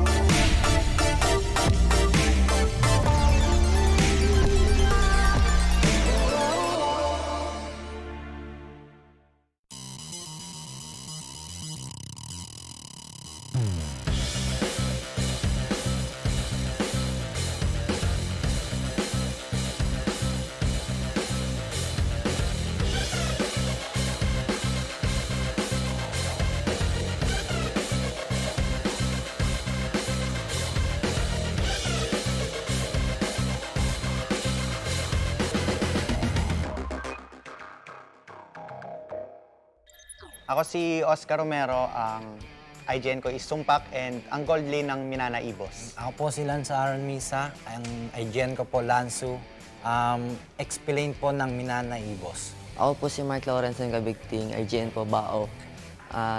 Multi-role po ng TNC Pro Team. My name is Kent Anthony Baisa, yung IGN ko ay Soul. Tapos yung role ko ay Gold Lane. At ang pinasokan kong team ay RSD. My name is Cedric Gil Romero and IGN Yoshino from Mpl-Ph and as a tank roamer. Hi, I'm Jem Lanyon of ONIC Philippines. IGN Jem, role Explain. My name is John Patrick Dagdag. My IGN is Mumukid. My role is Post-4 of AP Brand. Sakto po, nagpapatryout po, naghahanap po ng XP yung Minana. Pinatryout po ako ni Boss D. Yun, sabay, naging okay naman po yung mga skill namin. Galing po ako sa isang amateur team and after 2 years po, galing po ako ng TNC MDL Season 1. Nakipag-break po sa akin ng girlfriend ko kaya namotivate ako mag-ML, tapos napasok ko na yung PL. Nakapasok ko ng RSDPH, Noong nagkaroon sila nung tryout, sinataw ni Madam Lexi na nakitaan ako ng potential. Sabay, pinapunta agad ako ng bootcamp para sa mga practice. Nanggaling po ako ng Euphoria MDL nung Season 1. Bago po ako mapunta sa ONIC, nag-tryout po ako sa kanila and eventually nakapasok naman po. So yun, nag-start ako sa MDL Season 1 as ONIC Arsenals. Then nag-transition ako dito sa ONIC PH. Yung nag-post yung AP, yung brand ng tryouts, nag-register ako. Tapos, nung nag-start po yung tryout, nakitaan po ng potential ni Coach Daki. Ang masasabi ko sa pag-stay ko sa Minana Ibos, parang malaking improvements yung maitutulong nila sa akin. Ang experience ko po ngayon sa Minana Ibos, goods po sila, sabay solid po yung banding. Ang sarap po nila kasama. Yung experience ko sa RSG ay masaya kasi nakapag-practice kami ng 5-man. Masaya din kasi nakakabanding ko sila kahit papaano. So far naman po marami akong natutunan as a tank since tatlo po kaming tank doon and nagtutulungan naman kami mag-grow as a team So far, yung experience ko dito sa ONIC ay yun, maganda naman yung pakikitungo ng mga tao and then bago yung management, then bago din yung mga players. Tapos yun, maraming learnings. Yung experience ko po so far sa AP Brand, okay naman po. Mababait na po yung teammates, mapang-asar lang po madalas. Yung pinaka nang ibabaw na feeling yung nalaman kong makakalaro ako sa Season 12 is yung excitement. Parang nasa loob ko na yung pakikipag-compete sa maliliit man na tournaments hanggang sa malalaking tournaments. Masaya po. Nanggigigil po ako lalo ngayon. Lalo na nakapasok po ako sa MPL. Gusto ko pong manalo talaga.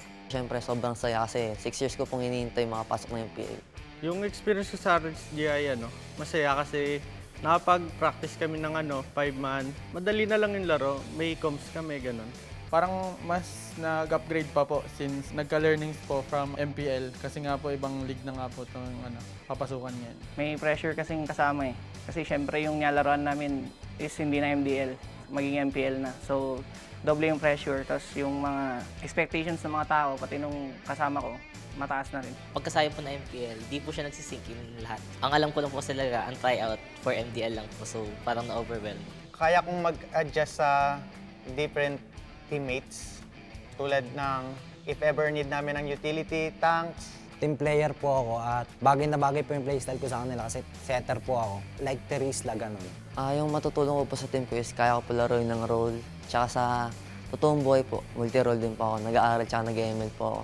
Yung madadala kong bago sa RSG-PH ay mas gagalingan ko at masigitan ko si Eman sa paglalaro para mapatunayan ko na hindi sayang yung pagkuha sa akin. Ang madadala ko po sa ONIC PhD season is yung game style ko na pabago-bago. Kumbaga hindi nila mababasa yung uniqueness na dadaling ko sa laro. Siguro yung madadala kong this season sa ONIC-Ph is yung adaptability kung mabilis ako maka-adapt and then yung chemistry dun sa iba't ibang kasama ko.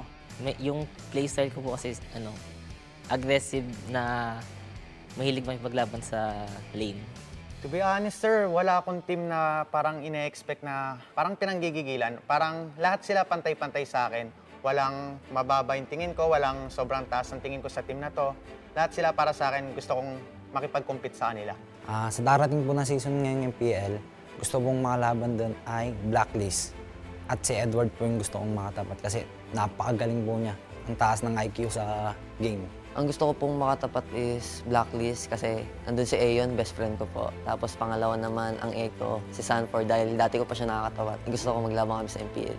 Gusto ko sana makalaban yung Omega, si Kelra. Kasi lagi ko siya nakakatapat sa RG. Gusto ko rin matry at matalo siya sa MPL naman. Ang gusto ko po makalaban ngayong season, Echo po. Since si Yawi and halos same kami ng playstyle tsaka hero pool. Echo kasi yun nga, sila yung nanalo nung last time sa M4. Saka sila yung pinakamalakas kasi ngayon season, tingin ko. Yung team po na gusto kong makalaban this season is yung Echo po. Dahil andun si Sanji, kaya gusto po malaman sino mas malakas sa amin. Supportahan niyo lahat ng teams na gusto nyo and sa mga supporters naman ng MNNE, abangan nyo kami and gagawin namin yung best namin this season. Abangan nyo ako sa Season 12, guys. Papakitaan ko kayo. Papatunayan ko na kaya ko may pagsabayan kahit nag-aaral ako.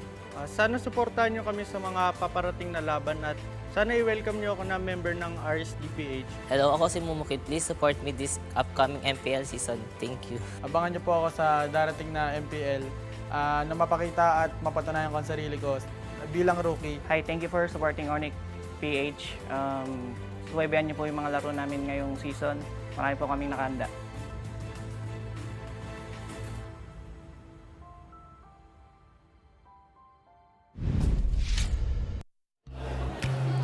Welcome back to MPL Philippines Season 12 at bago natin umpisahan ang pangatlo at huling serye ng araw na ito which is gonna be between RSG Philippines at MNNE. So we're gonna be having a little bit more called the Smart All Access segment. And of course, isa sa mga kasama natin ay walang iba kundi ang FWD Life Insurance. And we have a couple of people na sasamahan tayo ngayon para i-explain kung sino nga ba or ipaliwanag kung ano nga ba yung kanilang mga naging karanasan sa loob ng venue. So I'm calling on to my left, walang iba kundi si Aliana. Aliana, come over here. And on to my right naman, walang iba kundi si Dax. So si Dax ang ay nasa kanan. Alright, so cool kasi Echo and Black, okay? So sobrang tindi ng representation natin ngayon. Aliana, how was it? Kamusta yung panonood sa loob? Obvious naman siguro sa voice ko right now na Gina G tayo mag-cheer dyan. Let's go, Echo! Echo has been on a roll recently. Kakakuha lang nila ng 11-game win streak nila. Ikaw naman, Dax. Kamusta ang XP dun sa loob? Alam ko, kanina ka pa nandito eh. So far, so good. Okay naman po. Okay, okay naman. And I'm sure that all of our fans, kahit na ano pang team ang kanila sinusuportahan, has enjoyed dun sa kanila mga napanood. Now, matanong ko lang, since we're talking about expert wingman, okay, Aliana, sino ba ang expert wingman mo sa buhay? For me, the expert wingman in my life is yung aking mother. Kasi sa lahat ng aking challenges and triumphs in life, nandun siya beside me. I love it. Mother, kung nandyan ka man, Aliana's here with us today. Okay, so sayang, wala lang siya dito. Yeah, pero I'm sure wala the siya. next time, makaabot siya. Alright? But again, so ikaw naman, Dax, sino ba ang expert wingman mo sa buhay? Si Hans. Okay. Lirio. Ay, akala ko ako. Pero hindi. Hans is here. What makes Hans your expert wingman in life? Siya lang naman po yung inspirasyon ko para... I like to durog sa muka. Ayun. Yun. So basically, kumbaga, si Madam Dax ang talagang nagko-control ng mga ganap. While of course, si Hans, ang aking katukayo, nandyan na agad at lumalapag. So expert wingman over there. So ibibigay ko na to sa'yo. This is your moment to shine. Okay? So do your poses with your FWD shield. Iiwan ko muna siya. You make your aura there as of the moment just because dahil game na game ka sa iyong FWD Expert Wingman pose, ito ang FWD, the one for gamers insurance plan para sa iyo. Ito ang customizable insurance plan ni FWD na available from Gen Z to Gen X. So make sure to celebrate your victories with FWD, the one for gamers. Okay, Aliana, salamat. It's time to throw it over. Kaila Madam Dax. Okay, kasi nandito na. Ganap na to. Your time to shine. At kung wala ka namang expert wingman sa buhay mo, kasi sila meron, si FWD na yon. This, again, is the one for gamers insurance plan para sa'yo. Siya magiging wingman mo sa buhay para siguradong epic ang inyong adventure. So there, we finally have it. Maraming salamat, Dax and Aliana. So, again, one of the things na nakita natin from before, this is your moment. Shoutout mo na lahat ng gusto mo i-shoutout. Okay, so shoutout po sa mga kasama ko sa labas. Sorry, iniwan ko kayo. Sorry guys, konting screen time lang. Alam nyo naman. Alright, Dax? Shoutout mo na lahat ng gusto mo i-shoutout. Shoutout na lang po sa Dakanay family, Lirio family, Akopra family, and lahat po ng mga mahal ko sa buhay. Okay, so Dax kasi Dakanay. Finally got it. Again, maraming salamat to Aliana and Dax and of course the FWD Insurance. Pasok na tayo sa loob. We'll see you. We will be right back here at MPL Philippines Season 12.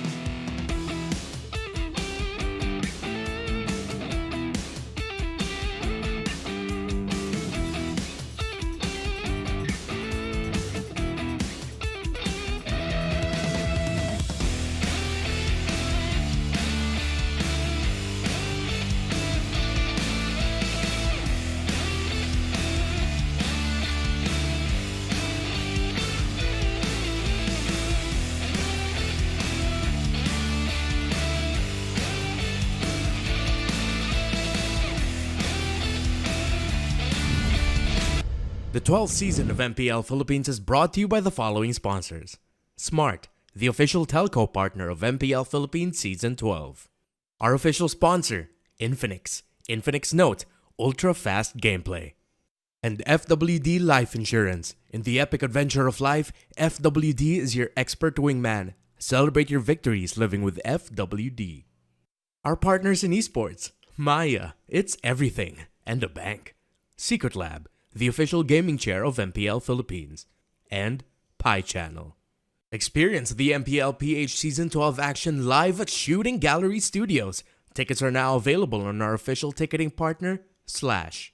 Don't forget to catch all of our official league content on TikTok, Facebook, Instagram, and Twitter. To ensure the equality and fairness of our games, MPL Philippines is also monitored and supervised by the Games and Amusements Board. Habang yung blacklist ay kumakapit pa, ayaw pa rin kita. Napakalakas pa rin ng Pilipinas.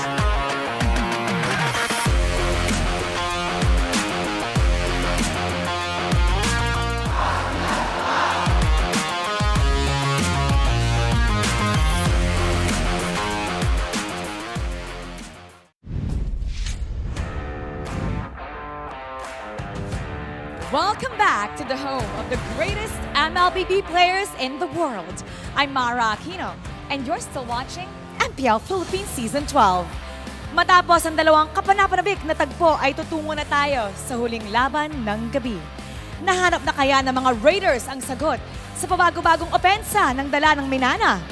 Or didiin kaya muli ang pangil ng White Tigers na may dalang mas maigting na determinasyon mula noong huli silang magkita? Oras na para simulan ang nagpipitong bakbakan. Raiders, White Tigers. Simulan na natin ang laban. Ito ang RSG Philippines kontra MNNE Evos. Casters, pasok. Tonight, is it going to be deja vu? Or will we see the Raiders finally tame the beast? We're about to find out in this best of three between RSG Philippines and MNNE Evos. Welcome to Mabuhay at your service. My name is Leo, here with Rockhart and Wolf. It's us, the Weaver Bros, bringing you this matchup, the closer for tonight. Yeah, roar. Yeah, that might be the saddest Weaver Bros I've ever heard. I'm sorry. This is a good desk. What are you talking about? Before we head into the match, we would like to thank our official telco partner, Smart. Smart Gig Arena is open to all Smart and TNT subscribers, where you can join an array of arcade games and esports tournaments, much like MLBB and many more. And to get started, you all have to do is create the account on gigarena.smart using your Smart or TNT mobile numbers. You can play like a legend with Maya and Mpl-Ph. Score your own limited edition MLBB card exclusively available on Maya. It's easy. I'm gonna Maya that, thanks. Yeah. I'm gonna Maya that, thanks. The new Ducati skins, I'm gonna Maya that. Folks, let's get down to brass tacks. We're talking about tonight's best of three. It's a matchup between MNNE Evos, who was the winner the first time around they met in round one. Yep. They swept RSG. But now, it's RSG who's looking to find that 2-0. Because if they beat MNNE Evos 2-0, they secure the playoffs. Yeah, that's it. Playoffs, baby! Just like that. And that's actually something that historically has been quite achievable for a lot of teams here in the MPL so far, historically speaking. Yeah. And to think that it was only, it was only 3 weeks ago when the RSG was put in the spot. And by the way, before RSG's streak, everybody was already doubting their chances. RSG, they look really weak. But then, out of nowhere, the Pandamentos kicked in, and that was a beast.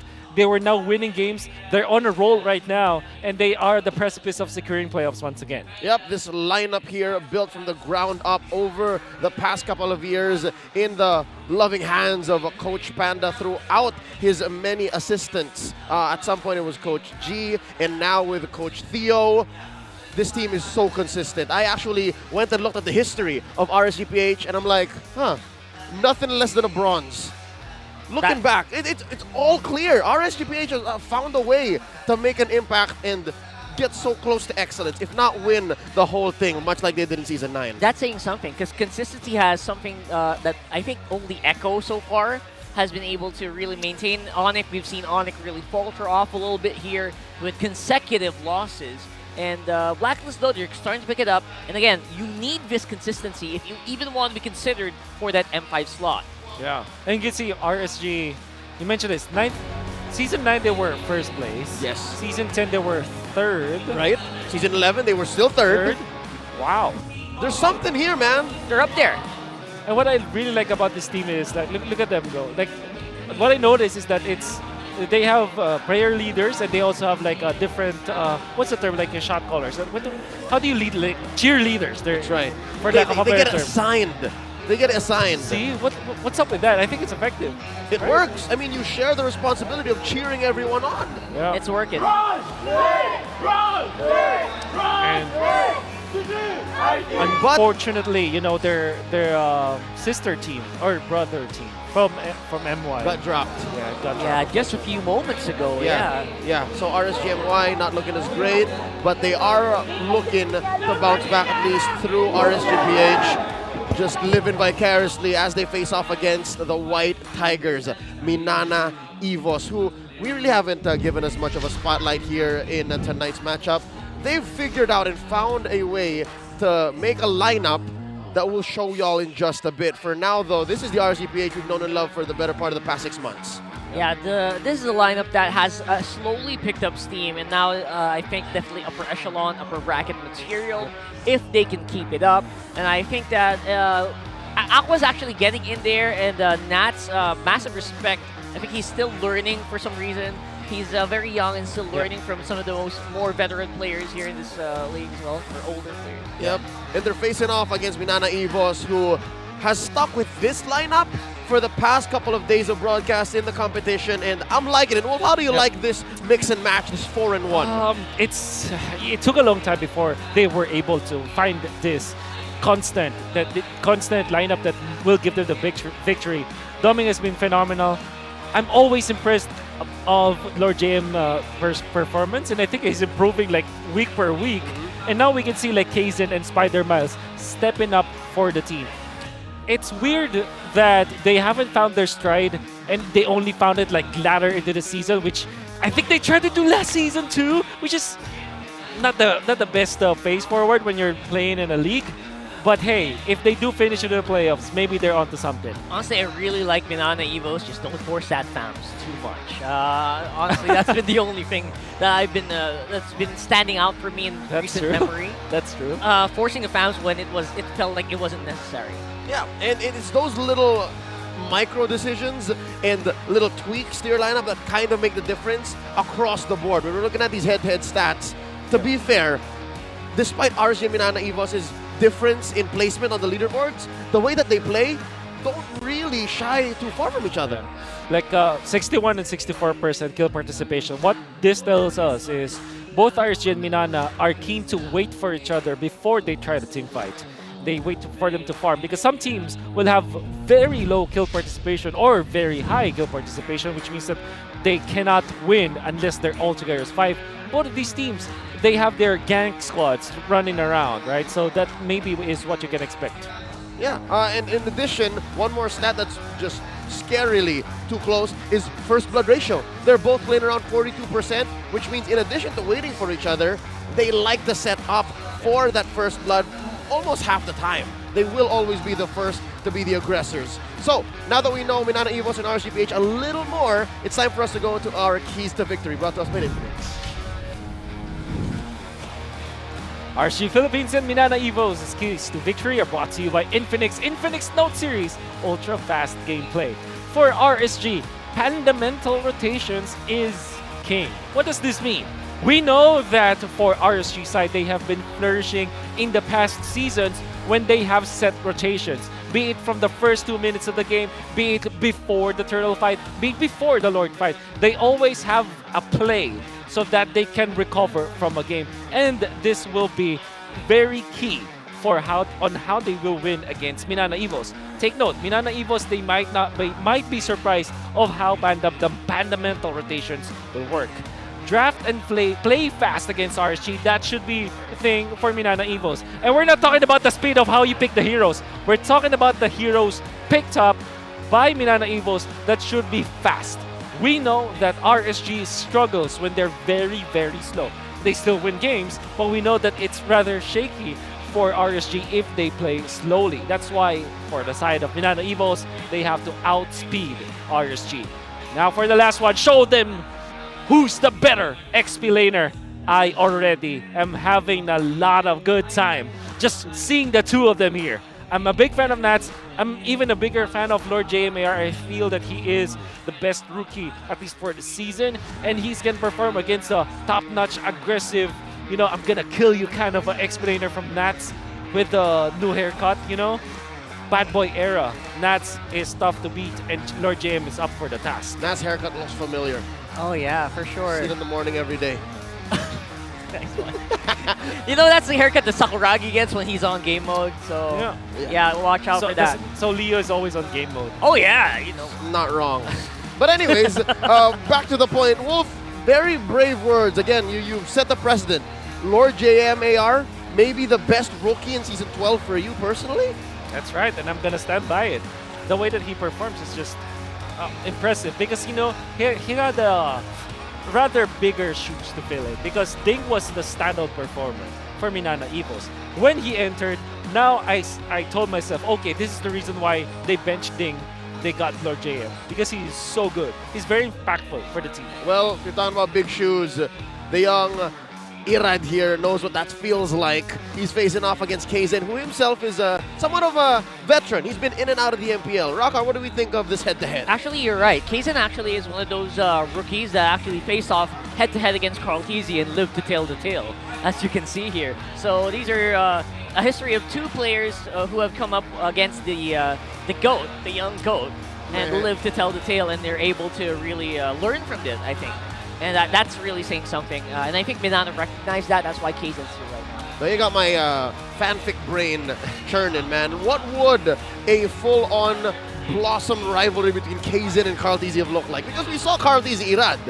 What would it have been if it was MNNE EVOS versus, Echo? Oh, man, that's a good question.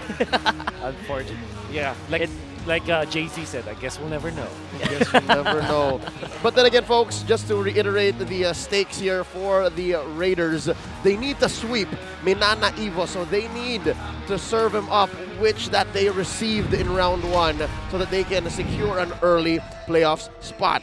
Here we go. We're about to get into the series. Game 1 in the final match for the night.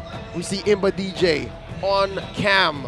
Once a player, Coach Panda, the same. And they're both here playing a chess match between each other in the draft. We're going to be seeing RSG on the blue here, and MNNE EVOS answering back. There goes the Valentina in the Claude. MNNE EVOS ban out a couple of junglers early on, Fanny and Lancelot. Yeah. I think Joy should be some point of contention for both teams. Like in the presence of utility junglers with Baksha as well as the Fredrin, I still feel that Joy should always be in that conversation because it is a very strong hero and it can be flexed. It can be played as the XP, it can be played as the jungler.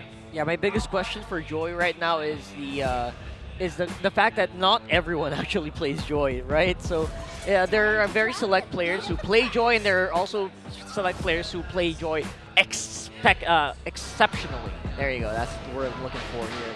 Okay. Now on the XP lane, you know, we gotta talk about Paquito as well, man. All right. Oh, it's Matilda. It's left open. Oh. Yep. Man. This is one of the once in a blue moon situations. Hey.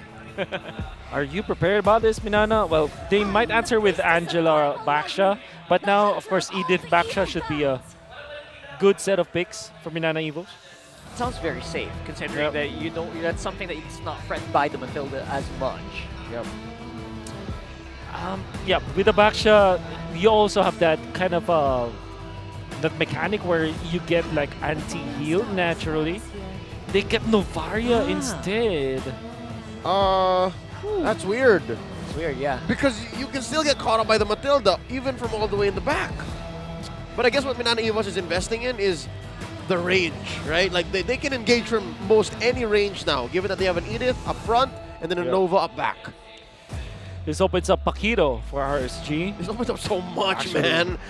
The Riz is still out there. Yeah, the Riz. You have the Baksha. The Fred. So they go Lilia. Very strong hero, for sure. Up and coming. What? What is this draft right now? These two teams' priorities are just off of our tempo, personally, so to speak. But they have a game plan. Are you still considering Paquito for MNNE EVOS? You need a way to dive this. I think I would always consider Paquito for MNNE. Especially because it's Lord JM, right? Yes, yes, exactly. Man.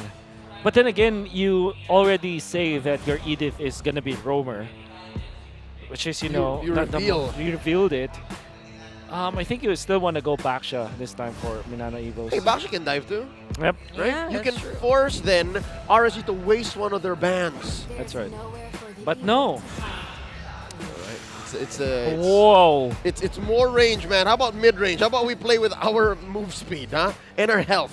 So it's Lord JM Whoa. on the Edith here. We're not Secured. sure. Oh yes, for sure. Yes, there you go. That's confirmed. Oh man. That is so weird. That's all I can say. We got everything wrong. We got everything wrong. But except the Matilda, which we were technically not wrong because we didn't guess. I mean, if Matilda's open, you just take Matilda. Yeah, of That's course. a given already. But this means that look at the spread coming out from MNNE Evos. Because of their first 3 picks, the only thing that they get is good vision. But apart from that, they have low late game, low early game. Their team fight is not as pristine. It's better a little bit for RSG, but apart from that, there's really nothing they can do. The early game that can come out from the Lilia as well as the Matilda is insane. Just imagine that duo in the mid lane. Ridiculous. Man, we've seen this actually earlier today, and it was an unkillable duo with the sustain that you get from Black Shoes, obviously regenerating your health instantly, plus the shielding and the mobility and the healing coming from a Matilda. It's insane. Now, RSG just needs to build up a really good front line, and you should be good to go here. Okay, the only reason why we're reacting this way, folks, is because we've seen RSG win with lineups as odd as the first half of their draft right now. They're able to play with the lack of peel, they're able to play with the lack of, full-on initiation through sheer mechanics and communication. For MNNE Evos, though, they're playing with the situation of, we have all the vision in the world, what do we do with it? Yeah, what do they actually do with it? This Edith will easily be answered, Like a... oh. Is that that's light? That's light. Yeah, and is that Butters? Wow. Oh. How? On the How right are side? they? Yeah, was that Butters? Wow. It is! It's Butters! They have the big 3 for RSG. The big 3! That's a national athlete in the house! You're right. You're right. PHI Hison. Well, of course, MDL and MPL talent as well, but no! He's everything. RSGPH is a stack crowd, I gotta say. And the amazing thing about Butters is he's a little bit of everything, right? What has he not done, really? Exactly. Oh, but come on, we have a Hall of Legends inductee Yep. for MNNE Evos. That's a wash. I call it a 50-50 win, man. It's very game face as well, by the way, man. That was intense. I'd put a little bit on RSG because national athlete, 5th placer. Come on. That's right. That's PHI right. Hison. He's brought glory Yeah. for us. I mean, ako si Doggy is an icon of our beloved sport, Yeah. but yeah. Yeah. Anyways. We are stacked here today in the venue, folks. Yeah. That's all we can say. Okay, so if this stat says anything, maybe we should wait and hold all judgment. Going into second phase, finally MNNE Evos locks in their jungler. It's the Fredrin. Okay. This should be a no-brainer box show, Yep. isn't it? Baksha. Unless it was banned out. Yep. I can't see. I don't think it's banned out. So that could be a Baksha. Martis is there. Because they have the Matilda, there's also that benefit of going for the Barrett so that they have full front line to save their Iksha. Very unlikely. love the Very Barretts. unlikely, but of course. It's very un-Irad though. But yeah, that's also true. And then you're looking for your Nats hero to match up against the Edith. I mean, Esmeralda it's weird day today, right? It's weird day, yeah. Let's pick that up if you're RSG. Benedetta. Yeah, it is weird day today. It's Oh weird my day god. today. Again, never would have guessed. Yeah, you'll never guess this. What is this, a face-off here on the audience right now? What is happening? Okay. What is the doming hero here? You're left with Bruno. Is Bruno banned? Not sure. Bruno is banned. Bruno is banned. RSG took him out. Clint, perhaps? Beatrix is there. I'd like both. Both is okay, you know what? Because you kind of need the burst. Yeah. You also need some dueling capabilities to go off against this Iksha. Don't forget the laning against this guy is so difficult. Because of the range and the sustain that you get. I vote Clint in this case. I mean, oh, Brody. Okay, understandable. You have the Rafaela anyways. You have the speed boost. You have the suplex coming out from the Edith, so you have a lot of damage with you. And all of a sudden, you can see that there is significant amount of teamfight and ISO from side of MNNE Evos. But when it comes to early game and the late game, you'd still give that to RSG. So when it comes to the lineup, in actuality, MNNE Evos can teamfight against RSG. But RSG, individually, they can make the plays. Like, looking at their composition, they have a Matilda plus they have the Ixia, right, to protect them. Yep. You have the Martis. They have the Benedetta. Yep. That alone almost spells splitting the map. Right. Now, I love their lineup, but it's not. It's in the realm of a little difficult to execute. It's not really point and click or point and press in this case. Yeah. So a lot of micro is in talks here, but you know we're talking about RSG, right? So. Oh, check out the smart audience predictions. That is a huge advantage going over to RSGPH. Favored in this matchup, 78 to 22% for the Hukbo. We're about to go into game number 1 here in this best of 3. Take one more look at these faces, both fighting for their own ways into the playoffs. Here we go. Irad starting with the purple, Kaizen, the opposite side. All right, so right now, obviously, RSG not going for the tanky last 2 picks that I was sort of expecting for them, but basically going for all-out damage. And that's very, I would not say very characteristic of them, interestingly enough. Yeah. Well, real quick as we try and parse through what the early game is looking like, these 3 heroes define Eman's career. Yep. The Beatrix, the Claude, and the Carry. Most importantly, the Beatrix. When I was playing the Ixia, and I wanna say that when it comes to like laning stage, Ixia against the Brody, you would favor the Ixia in that case, right? Yes. Actually, completely agree. Well, this guy spammed Ixia, so 83% win rate, sorry. wow. He's Gotta just bring that up. speaking facts. I always have to say that. Speaking facts. Check it out. Up top, a lot of presence from both teams here. They're protecting both Eman and Doming as Doming is sent home. They're making time for this turtle that's spawning in about 30 seconds. I have to bring that up because it's actually really good for the Ixia right now. I think a lot of players right now, pro players watching, RG people watching, practice that hero. It's going to come out strong. I think we already saw like Benny Cutie show it up last game. Yep. We saw it in the previous series as well. This time around, Eman played it before it got buffed. What That's more right. now, where Yep. it actually is in a really good spot, range is increased, and all that. What's up with all of these assassins playing Mpl-Ph? This is the life that our forefathers have pictured for us. Yep. It's just how it is. It is. Here we go. Turtles up already. Kaizen and Miles going up against 3. All right, good positioning here for RSG. It's a 4v3. Very unlikely that MNNE will go for this, giving away that first turtle of the game. Lord JMN, he used a flicker, trying to get something here. He might be punished for it. There it is, and that's going to be it for that turtle and the kill. What more can you ask for RSG? All right, we're back to square one. Folks, we have a few moments here to figure out exactly what's going on because, yes, RSGPH walks away with a big win. They scored the turtle. They wasted Lord JM and his flicker. But still, we don't know the rhyme and the reason behind these 2 teams' drafts. Still, right? Even after that big win. Yeah. Like, all things considered, after the ending of, I think it's just opposite day perhaps for RSG. Like, imagine if it was Matilda, then it was like Lilia plus the Martis as their first 3 picks. If that was the case, we will say like, okay, this is pretty normal because they ended properly. Yes. But you're looking at the side of MNNE. They have Rafaela and Novaria, clearly no presence whatsoever in the river. You saw how one big bad Matilda zoned them out. Yes. The 3 of them. Not just presence, Wolf. I think Rocket will agree. Very little interaction. Like, Yeah. what is the vision of one to do with the other, and the movement speed buff and the phasing through objects? I don't know. Coach Imba DJ, you got some explaining to do. Yeah. I would love to talk to this guy We later. want to help you out. Douglas, For we want to help you out. Well, but one thing's for sure, though, with this kind of lead, you know, RSG has played with less.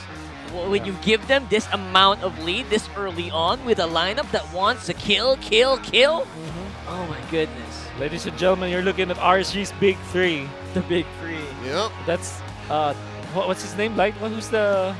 LITE, as in light. Yeah. RSG light. Yeah. There's Yeah. and there's Butters. That's right. Come on, very rarely do you see a room weighted against a Kosi Doggy. That rarely happens. That's a trinity right there. That's very hard. That's a trinity of epic proportions. Kosi Doggy is usually the life of the party, but here it's clear The light of the party has stepped in. Now, deep inside, MNNE Evos' jungle. Oh, come on. They're going to steal it away from Kaizen. Just add some salt to the Really? wound right there. That's so difficult. And you know that Irad had bonus because of Lord JMAR's weird flicker. It's weird day today, folks. I see why he went Benedetta. Look wait, at wait, that wait. beautiful Ducati skin. Oh my, are you Just kidding me? Recently released. Nuts. It's lovely. It's beautiful. Way to flex. I can't wait to get my hands on the Irithel one. But yeah, no, real quick. Wolf mentioned something very interesting earlier. You're wondering what's up with the impure rage on Irad's Martis, right? Good question. I played this early in rank. I went 15 and 0 and 6 or something like that. Hey, so you forget Bane now?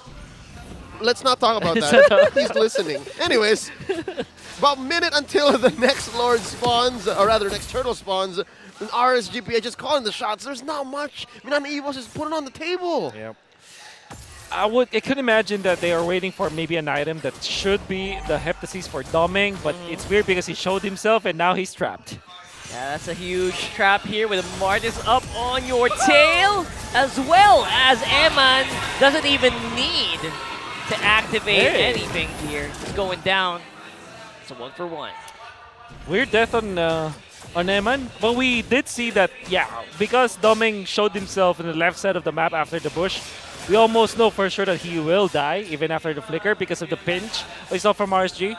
Uncharacteristic death from Eman, actually, the top lane. Yeah, but again, I think we're just also seeing the possible strengths of MNNE Evos' lineup. If they all lean hard on the engage, then they can win. But it has to be a full-on engage. They have to force their opponent to commit. Now Turtle here, about to be scored by RSG. Yeah, Stars are going to have to align so well for MNNE Evos to do it. But if it does, if the Stars do align, man, oh man, things are going to go well for them. Right now, though, it's a huge possibility of a dive here for members of RSG, just zooming it in. Spider Battles AR forced a flicker out there. And now they might have to retreat a little bit. Full tower plate here. Taken from that turret. Outer turret energy shield. There you go. Just a little bit of a kiting back and forth there from both teams. Nothing too fancy today. Yep. Or they want to go for it more. Yep. One more. Here he is. Lights right there. Again, the fact that Eman did not go home or back off means maybe RSG is looking for something else. They're waiting for MNNE Evos to retreat. Yeah. I mean, looking at RSG, putting a lot of focus on their side lanes. Their mid lane, they just cleared out. But onto the side lanes, you already see Benedetta just cutting the creep wave, minion wave, and top lane. With the full amount of outer turret and his shields on Eman, he's now leading by a significant amount in the gold lane. Yeah, untouched That right is now. 800 gold so far. The majority of RSG's lead then. That's true. And the gold's going on the right way then. Oh no. Since talking about that. Right now, no, this turret will not fall. You shall not pass, says Minana. They're going to hold on to that for dear life. Nice quote from Star Wars. Now, going into this next turtle spawning in 30 seconds. Man, I'm loving what Nats is doing. He's almost pulling off what an XP laner would do in a Lord dance. Yeah. And taking care of the lane deep. He's cutting like a bodybuilder. Yeah. Much like how Dumbledore said you shall not pass in in Star Wars. Accurate. Very accurate. I read the books. Yep. Hey, at least Kaizen's getting his buffs, right? This is so much better than a situation they were in about 2 or 3 minutes ago. So MNNE Evos, kudos for the recovery. It's mainly because of them, you know, they have two protectors. And with all due fairness, like, we don't know how the Rafaela plus Tovaria works team fight-wise, but when it comes to defending the jungle, yeah, they are up for a job. Yeah, speaking of defending the jungle, they're trying, but you know what? That turtle's just not going anywhere. Still going over to RSG here, and he's playing with fire here a little bit. Of course, that is a Benedetta, and I can hear the Filipino audience right now. It's so impressed with that. But it felt basic, you know? Say what you will, man. He pressed a couple of buttons, but he got away. He got away. Look, you could have sworn Nats went from north to south, man. Yeah. He went from Jersey to Cali. Yep. You say it's literally the B line with the dashes. East to west, I get it. But it's amazing. It's amazing though, because he has great command of his movements. All right. Man, look at that. That's a position 5 support going up against the Brody, Later putting out him there. half. Full barrage already used up just to clear the waves. And as we saw on top, same on mid. They will not let go of these turrets, just not gonna give away any control. All right. Good news, bad news is Minana Evos, they can actually buy time. Bad news is I'm not so sure RSGs are going to allow that. Wait, they crash on Irad. Yeah, nice attempt here, crashing it down. They actually get that kill. That's not really doing much in order to save here. Mr. Irad, and might actually give away his life as well. That's a 2 for none. That's a 2 for none for Banana. I have misread the room. It's Minana Evos calling the shots at the cost of a turret down bottom, but Wolf, did we expect that much firepower from Minana Evos at this point in the game, 8 minutes in? Absolutely not. We can see the Doming finally going for the flicker, now proactively used. This is not a defensive flicker. In fact, they were able to take 2 cores from RSG. Surely they've lost their tower down the bottom lane, but the fact that they're giving kills to Doming AR, that's already a step in the right direction for Minana Evos. And there's a few things you gotta keep note of when you're playing against Minana Evos. In a Lord Dance, you always clear the long lane and you don't give kills to Doming. That's mistake number 1 there for a lot of teams that face against Minana and lost. Speaking of Lord Dance, here we go. Aqua calling it early without even the 1, 2, 3, 4. Goes in for the call. They back off. It's Kaizen pulling it over. Lord favored to Minana. We're seeing a bit of a split here. Obviously, Nat's still on the far side of the map. Hey. But this Lord is going down relatively quickly. Kaizen already using the Appraiser's Rat there. And of course, Minana will get that Lord. Wow, can you explain what happened there? I'm a little confused. Oh, Minana, RSG, I mean, really underestimated Minana's burst on the Lord. And they gave the Lord aggro, and that meant that RSG did not get in position well enough to go up against Minana Evos. Also, you can see Lancey's Astral Sphere hitting onto Aqua made it so that Aqua wasn't able to get into the right position. All right, gentlemen, you see RSG, they understand and they recognized the fact that, all right, we failed that Lord fight. That was definitely all Minana Evos, and now they're trying to make up for it in mid as Minana Evos hold their ground. Hell, even push down bottom. Yeah, this is looking like a chokehold here right now that Minana is doing with Lord walking up on top. Gonna get some crunchy gold there from that turret, which RSG is, of course, trying to stop. But it's a 4-man squad on bottom side. They're gonna get gold either way. Yep, and now it's Kaizen's turn. See this orange buff? It's our orange buff. Nats barely survives, though. Sword Intent on through. It's difficult to be RSG now. Oh, the gold has swung. That's a huge swing. This is the power spike for Minana Evos. Imagine having Doming AR this time.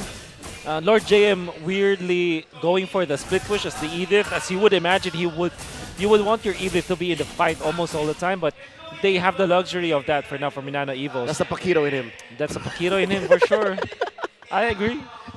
That's well put. I love it. I love that. Sometimes, you know, just old habits die hard. I just gotta destroy turrets, please. Astral Echoes thrown out. No one home. Only Eman spotted. I think that's the one thing that RSG can hold out for, is the fact that they're waiting for Eman. Once Eman says, I'm ready, then maybe it'll be a closer fight. Maybe they close the gap here. Yeah, for the meantime, Light is going to have to just try to heal everyone up. He can't really engage too hard on Minana, because right now the punish actually is pretty high. Hey, we're going to have to hand it to Lancey. Hitting all of the shots with the Astral Sphere, which means that he's able to poke RSG. And he's hitting the right targets. Like Eman as well as Aqua getting hit means that RSG can't just position themselves easily. Here we go. Very aggressive movements there, but not really engaging right now. It's like a temp check for RSG. Oh, wow. Kaizen spent his retribution for the sake of the Little Wanderer. I think they're setting up for this 20-second Lord. They want vision on the river. It's that significant. 100%. Now, Iksha is far away from the Lord, 15 seconds in. Nat's getting poked. This is super critical. Lord JM already Matilda utilizing the ultimate. Oh, that is big. Circling Eagle already used up here. And again, Eman just not anywhere close by. Although Minana doesn't seem like they're rushing it. They seem to be just trying to gauge how RSG is going to use. And again, that Circling Eagle will come up back soon. So Minana a bit too slow here. Oh, Kaizen taken quite low. That's going to be problematic here for the re-engage. Could be bad here for MNNE if they get caught here. Nat, he's trying to go for a beeline on the back foot, on the back end rather.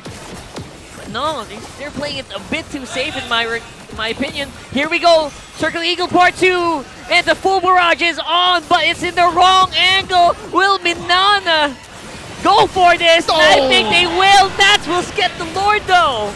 And that's RSGPH with a big win. They're happy with it. They're getting out of here. Get it out of Dodge. Lord is what we came for, and there we shall rest. Oh my goodness. Did you see that Edith initiation coming out from MNNE EVOS knocking up 4 members of RSG? But then again, Nat still managed to get the Lord. Well-timed Petrify, I would say, so that he was able to stop the retribution from Kaizen AR to be to land onto the Lord and was able to steal it. Okay, was it just me, or the way that that interaction and scenario happened is he had to press all of the buttons all at the same time almost, right? Petrify, eye for an eye, into what, a basic Intent. attack or a sword intent? Yes. All in the span of maybe a second. Yep. Oh, wow. Yes. Mechanically speaking, Lord JM has quite the rival in Nats. Lancey's starting to hurt though. That's why I gave up playing Benedetta now. Too difficult. It's not for us, man. Yep. Yeah, It's not it's for not us. for us. Not for us. Lord JM pushing them away. Well, we can play it well though. I gotta give it to that guy. Yeah. Right now though, again, they no more Lord to fight over. What's it called gonna be here? Spider Miles trying to get some vision. A lot of the things that are happening to RSG, I'm still surprised and dumbfounded that Aqua is 0-0 and 1. Yeah, that's true though. RSG already using Circle Eagle once again means their hard engage options are actually very limited. Except for Nats with the Electro Final Blow in the middle. What's the engage gonna look like here? Life Circle Eagle once more gonna be activated here. Kaizen's gonna make it out live. Those glooms really hurt. Did you see the effectiveness of the Matilda favor plus the Flask of the Oasis? Yep. I could have sworn Nats would have died easily, but because of the guiding wind and in combination with the favor with the Flask of the Oasis, he all of a sudden became half HP after all the shields, and all of his aggression wasn't punished by MNNE EVOS. It's like a S is a home. Yes. Or in the case of Matilda, everybody is Esmeralda. Yes. That's That's like right. that, yeah. And the weirdest thing that happened is nobody died from MNNE EVOS too. Yep, both of them. But again, you're talking about a lineup that has a Rafaela. Yep. Welcome to the healing meta. And an Edith. She also gets a good amount of shields. That's right. I think Mara actually pointed it out. Man, we are in an era where the kill score is barely double digits anymore. Unless you're Echo.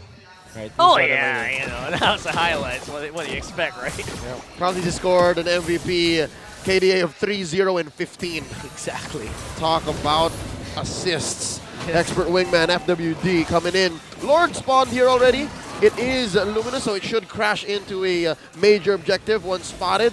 Irad with a slight pull here, leaning towards RSG. Light putting up a perimeter. 4v4 dance, because as you can see, Nats is actually pretty far away. It's the full engage coming in from RSG. Carbon's there by Lancey, so they should be careful. They can get hit by this Astral Recall, which really hits like a truck at this point.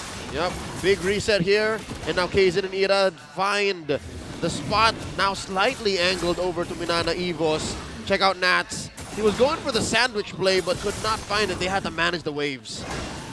Right, and managing this lore dance is something that's going to be a big priority here. So, you know what, though, man? You got to get back up here before RSG goes for the hard engage. Kaka is the call.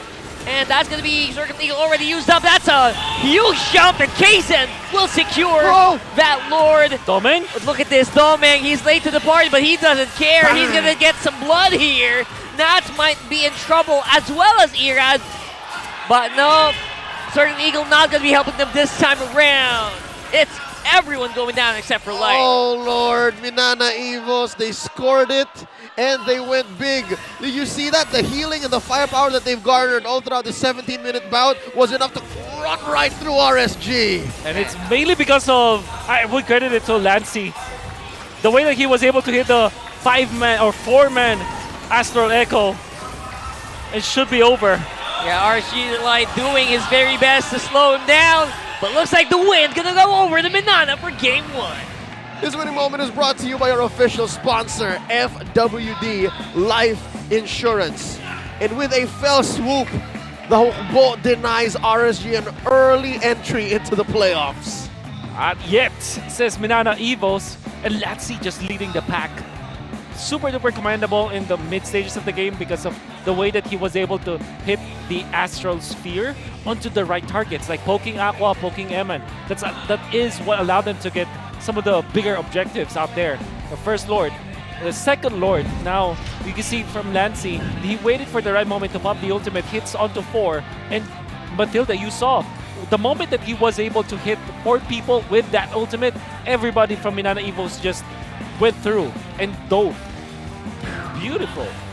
I'm so excited to see what else happens because a lot of these things just went over our heads. It's a high concept draft from both teams, and we'll leave it up to Wolf to tell you all in just a bit. But real quick, Wolf needs to tell you all about our Starlight. Yeah, Starlight, October Starlight is now available with only 300 diamonds.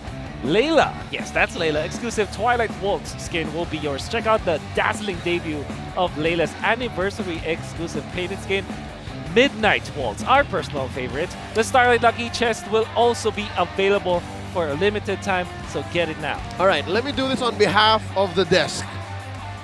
Coach Imba DJ, Douglas Esteve, I'm sorry. We questioned it, but here it is. You guys won game 1 and you denied RSG the early entry to the playoffs. It worked. What was the term that you used earlier? What was that? High concept. High concept. I mean, look at all the vision, look at the healing, but they did it. They got away with it. Yeah. And I gotta say, that was actually mostly on the back of a lot of questionable Matilda plays here. I don't know if you guys agree, because it was not characteristic light that we're used to seeing. Yeah, and also, now that I think about, like, hindsight is 2020, right? The moment that we saw Benedetta, we thought it would be good, but is it actually good, like, when it comes to, like, the composition? Well, we saw the fights, right? Long lane push, surely, give that to the Benedetta. But when it comes to those team fights, it kind of made us feel that the Benedetta did little to nothing compared to what Edith was able to do. Yep, even if Lord JM was missing on those big ticket Earth Shatters, big ticket onwards. Hell, we rarely saw Primal Wrath that turned the tides of battle. That's a good point. Yeah. I rarely saw it. Yeah. It was just the threat of activation, and that's how big of an impact his Edith was compared to Nats' Benedetta, who just did everything, but it just was not enough. We'll leave it up to Wolf to break down exactly what happened here in game number 1. Wolf, tell us. It was a time where RSG was able to control this game, but they weren't able to close out on all of those kills. When in fact, the RSG, they already have the momentum. But why did they lose this game? It's only because of the early usage of the Circling Eagle that did not allow them to secure the Lord. And then, in converse, you saw that MNNE Evos was able to utilize their Astral Recall so that they'll Astral Echo so that they're able to spot everybody on the side of RSG.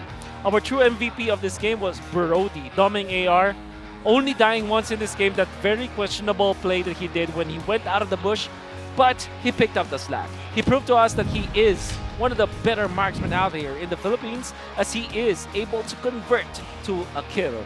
Kill after kill, 4-1-3 finish for doming AR. Let's look at the significant highlights. One of the whiffs that we saw from Lord JM, duly punished. Of course, the kill of the Dome.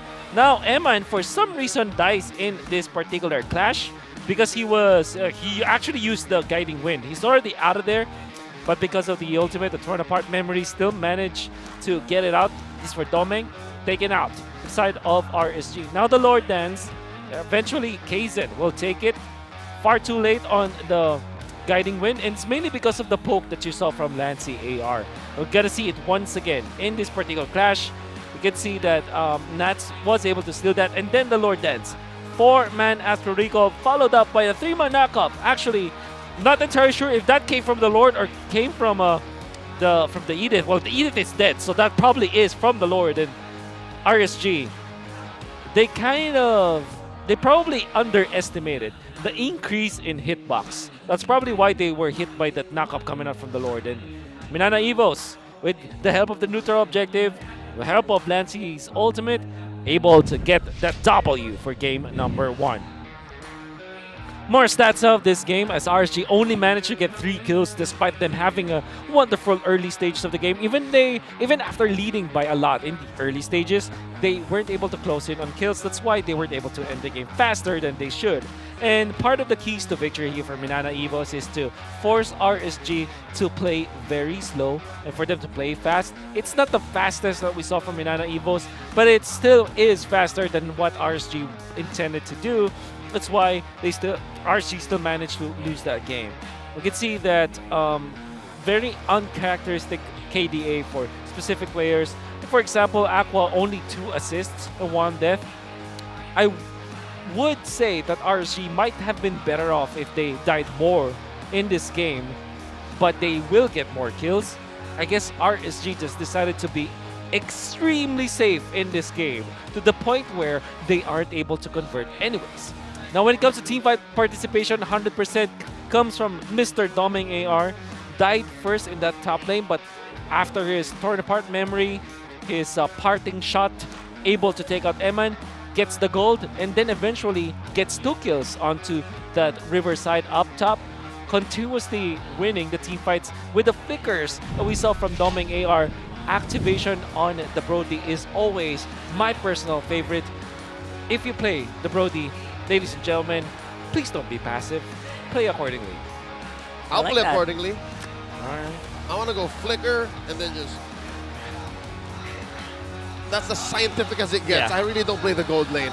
Ladies and gentlemen, watch out for the weekly giveaway that will be posted on MPL Philippines Facebook page for a chance for you to win your very own Smart Bro devices. Mechanics to join the giveaway will be posted after this weekend's broadcast. So get to it and get yourself a Smart Bro device. Folks, it's that time of night. You know the drill. Boys, you better not hold out on me. It's about time for the smart game face of the day. This is a nice palate cleanser. Again, game 1 just, I don't know, I have to admit, just went... High concept. It's very high concept. Very high concept. And it looks like MNNE Evos was ready for it. Yeah. And RSG, I think It's right their now... concept. It is. It's DJ's mind just works a different way, man. Yeah. I'll have to hand it out to him. But right now, RSG must be looking back at the drawing boards like, what went wrong? I would say a lot of those came down to maybe the players just going a little bit ham on what they want. It's one of those drafts where I'm listening in on the comms and they're saying, you know what, coach, I can do this. I can do this hero. That happened way too much, I think, in that draft. Okay. Obviously, Matilda's pretty good in most scenarios. I still think that it was not as impactful in that game. Same with the Vendetta. Good in concept, but I feel like a little bit, too much. I concur. That's what it looked like. I mean, it was like the players pulling to different directions of what they're good at, what they're comfortable with. And they ended up with what's close to what MNNE Evos was rocking. But no, I think now in hindsight, MNNE Evos, they were of a one-track mind. Yeah. And I would say that, at least for MNNE Evos, very, very commendable when it comes to, I guess, their Lord Dance. Their high concept Lord Dance, wherein they kind of wait for their opponent. They kind of wait for their opponents to kind of make a mistake, because if you think about it, they didn't even overreact to the long lane pushes. Yeah. They just waited. They cleared it out. They relied on the vision that Novaria was able to provide. Now it makes much more sense to me why they prioritized it. I think that it's a hero that's worthy of being first pick just because of the ultimate, and most especially because Lancey was actually on point with that hero. But going back to what I'm trying to say here, their Lord Dance, they were waiting for the enemy to make the mistake, and RSG uncharacteristically made the mistake. Yep, they leaned hard into it. And then they got punished, and that's how we ended here at the 1-0 with MNNE Evos sitting at match point. Ladies and gentlemen, real quick before we get back into the action, let's check out what the crowd is looking like, because it's time for the game face of the day, brought to us by Smart. MPL Arena, be the next Smart game face of the day winner. Just flash the hashtag PowerSmart on your devices with a green background and put your game face on to win a redeemable in-game code. Who's it gonna be? Who's it gonna be? Oh, we got a contender. Oh, which one? Come on, Which one? bring it on, bring it on. Oh. We find back though. We find back. Oh. Oh. Why are they zooming in on the? She feisty. Oh, there it is. The tongue wasn't enough, bro. The tongue wasn't The enough. tongue wasn't enough. One of the rare moments. This beautiful lady is gonna be taking home that code and is our game face of the day. What did she do again? What was her thing? It can't just be the heart, right? Yeah. It was intense. It was a roar, maybe, or is she here for? ball? Is she a member of the whole call? Probably, Claw. probably, right? You do it. Roar. There you go. All right, cool. We don't make the rules, folks. It's just when the smart game face of the day happens, you have to oblige. Now, as our teams walk on to their booths, get their final preps in, it's time for us to talk about brass tacks. What exactly do they need to do? What was good, what was bad, and what do we want to see going into game number 2? Because again, MNNE sitting at match point. Something tells me, man, they are truly RSG's kryptonite in Season 12. They're one win away from being the real kryptonite for RSG Philippines. Look at this, week 2, day 2. Average. Okay, honestly, good stats for MNNE. That's true. Right? What is this? Because they're one game away from going 4-0. 2.5 average Lord kills compared to 0. Zero Across for the RSG. series. 2 to 1 average Lord kills. What is this? I think this deserves a whole video for analysis on all of these games. Yeah. What is happening Why- to one of the most consistent teams Exactly. in the MPL? Why RSG can't beat MNNE? Against MNNE specifically. Yeah, a month removed. Why can't they do it? A meta removed. This changed, man. Whole Man. patch, yeah. Unbelievable. I'm actually dumbfounded. Like, for sure, like doing it once, doing it the first time in the second week of MPL with MNNE getting hot. You know, there were some faults for RSG. You saw they were struggling. But doing it again in a setting where RSG is on an upward roll, that is different.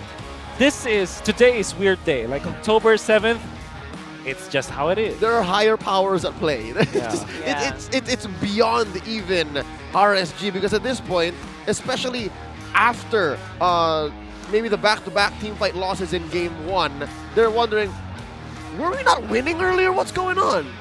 Yeah, maybe it's because it's the 7th anniversary. I don't know. Mobile Legends Bang Bang. Now that you mentioned 7th anniversary, I need to watch that video again to understand what Fuego and Hypebits are going through. But anyways, I'm excited to see what's in the box. Oh. I think they opened it earlier. Have they revealed it? Earlier, yeah. But we're but not. we were casted. Obviously, we're here, so yeah. Maybe later. We'll find out. What was your guess? I What's inside think the bag? it is 1 million diamonds. I think there's a Ducati in there. I would love that. It's a little... Who gets to keep it, though? It's a little scary putting a Ducati right onto Pasig River. Let it just float there. Wow. Maybe Irithel is there too. That's why they're not afraid. And Leo? No, Leo is the Ducati. Oh, yeah. Are you getting a Ducati? Oh. No, like her mount. But are you getting a Ducati? The skin? Yes. I want the Irithel skin. I'm not a very good Vendetta player. We're getting derailed. Ladies and gentlemen, going into game number 2 here, another thing to consider is the fact that if RSG-PH goes 0-4 against MNNE, and we don't even know if MNNE can actually make it through to the playoffs because their journey through that is more perilous than RSG's. Consider even a couple months down the road. What are the chances that we see these two teams make it to the World Championship? It actually is not far away, right? I mean, we did see that TNC did still get a point. Yeah. So they're still in contention to go for playoffs. Yeah. Okay. Well, MNNE, it's much of a longer shot compared to RSG. Because RSG, they have been in the world stage before, or the Southeast Asian stage before. For MNNE, it's just, you know, I always don't like the way that they're quote-unquote experimenting or showing their different mixtures on, like, not in practice, but actually in a tournament. On the fly, right? Like so they're trying to play it by ear, and they are. It kind of makes me think that they were put in a spot where they got a lot of players, but they didn't know what to do with them, or they don't know yet what to do with them. So, well, there's probably, 2 months before M5? That's right. But if they have not figured that out in 2 weeks, they can't, you know? You gotta live in the now. You can't look forward to the World Championships without winning this battle right in front of you. Speaking of which, we're about to get into it. Game number 2, game proper, is about to begin, and it starts here with the draft. Once more, MNNE Evos at the advantage. They're at match point, and they're currently sitting on the blue side, batting out the Lancelot and the Fanny, favorites for Irad. And RSG answers back, you know what? The Matilda didn't really help us much in game 1. Let's take it out. At the very least, you know what? You mentioned, like before, right? They're sticking to this one. MNNE sticking to these few people right now on your screen. So maybe they're on the track to solidify and to practice with these players in the tournament itself. Yeah. Who knows, right? Okay. MNNE Evos might prioritize the Novaria. Edith, actually. So if I were to guess, this should be Edith or Novaria for MNNE Evos. Edith being 60% chance the first pick, 40% for the Novaria. And then RSG goes for what's left. Likely the Valentina. Valentina Fred. Valentina Bach. Yeah. Lily, the Bach. What if it's like the Riz and Lilia? Yeah. Can. Or Val Riz. Val Riz Yeah. or But- Lil Riz. Yeah, but we don't know. I'm a big fan of the Riz and the Bach, if you know what I mean. Lil Riz. Lil Riz Bach. Oh, Bach. Oh, Bach. Okay. There's a Bach. All right, not gonna happen. So Bach had the bounce. this should be But Nova Fred is or out there. Edith. Fred's out there.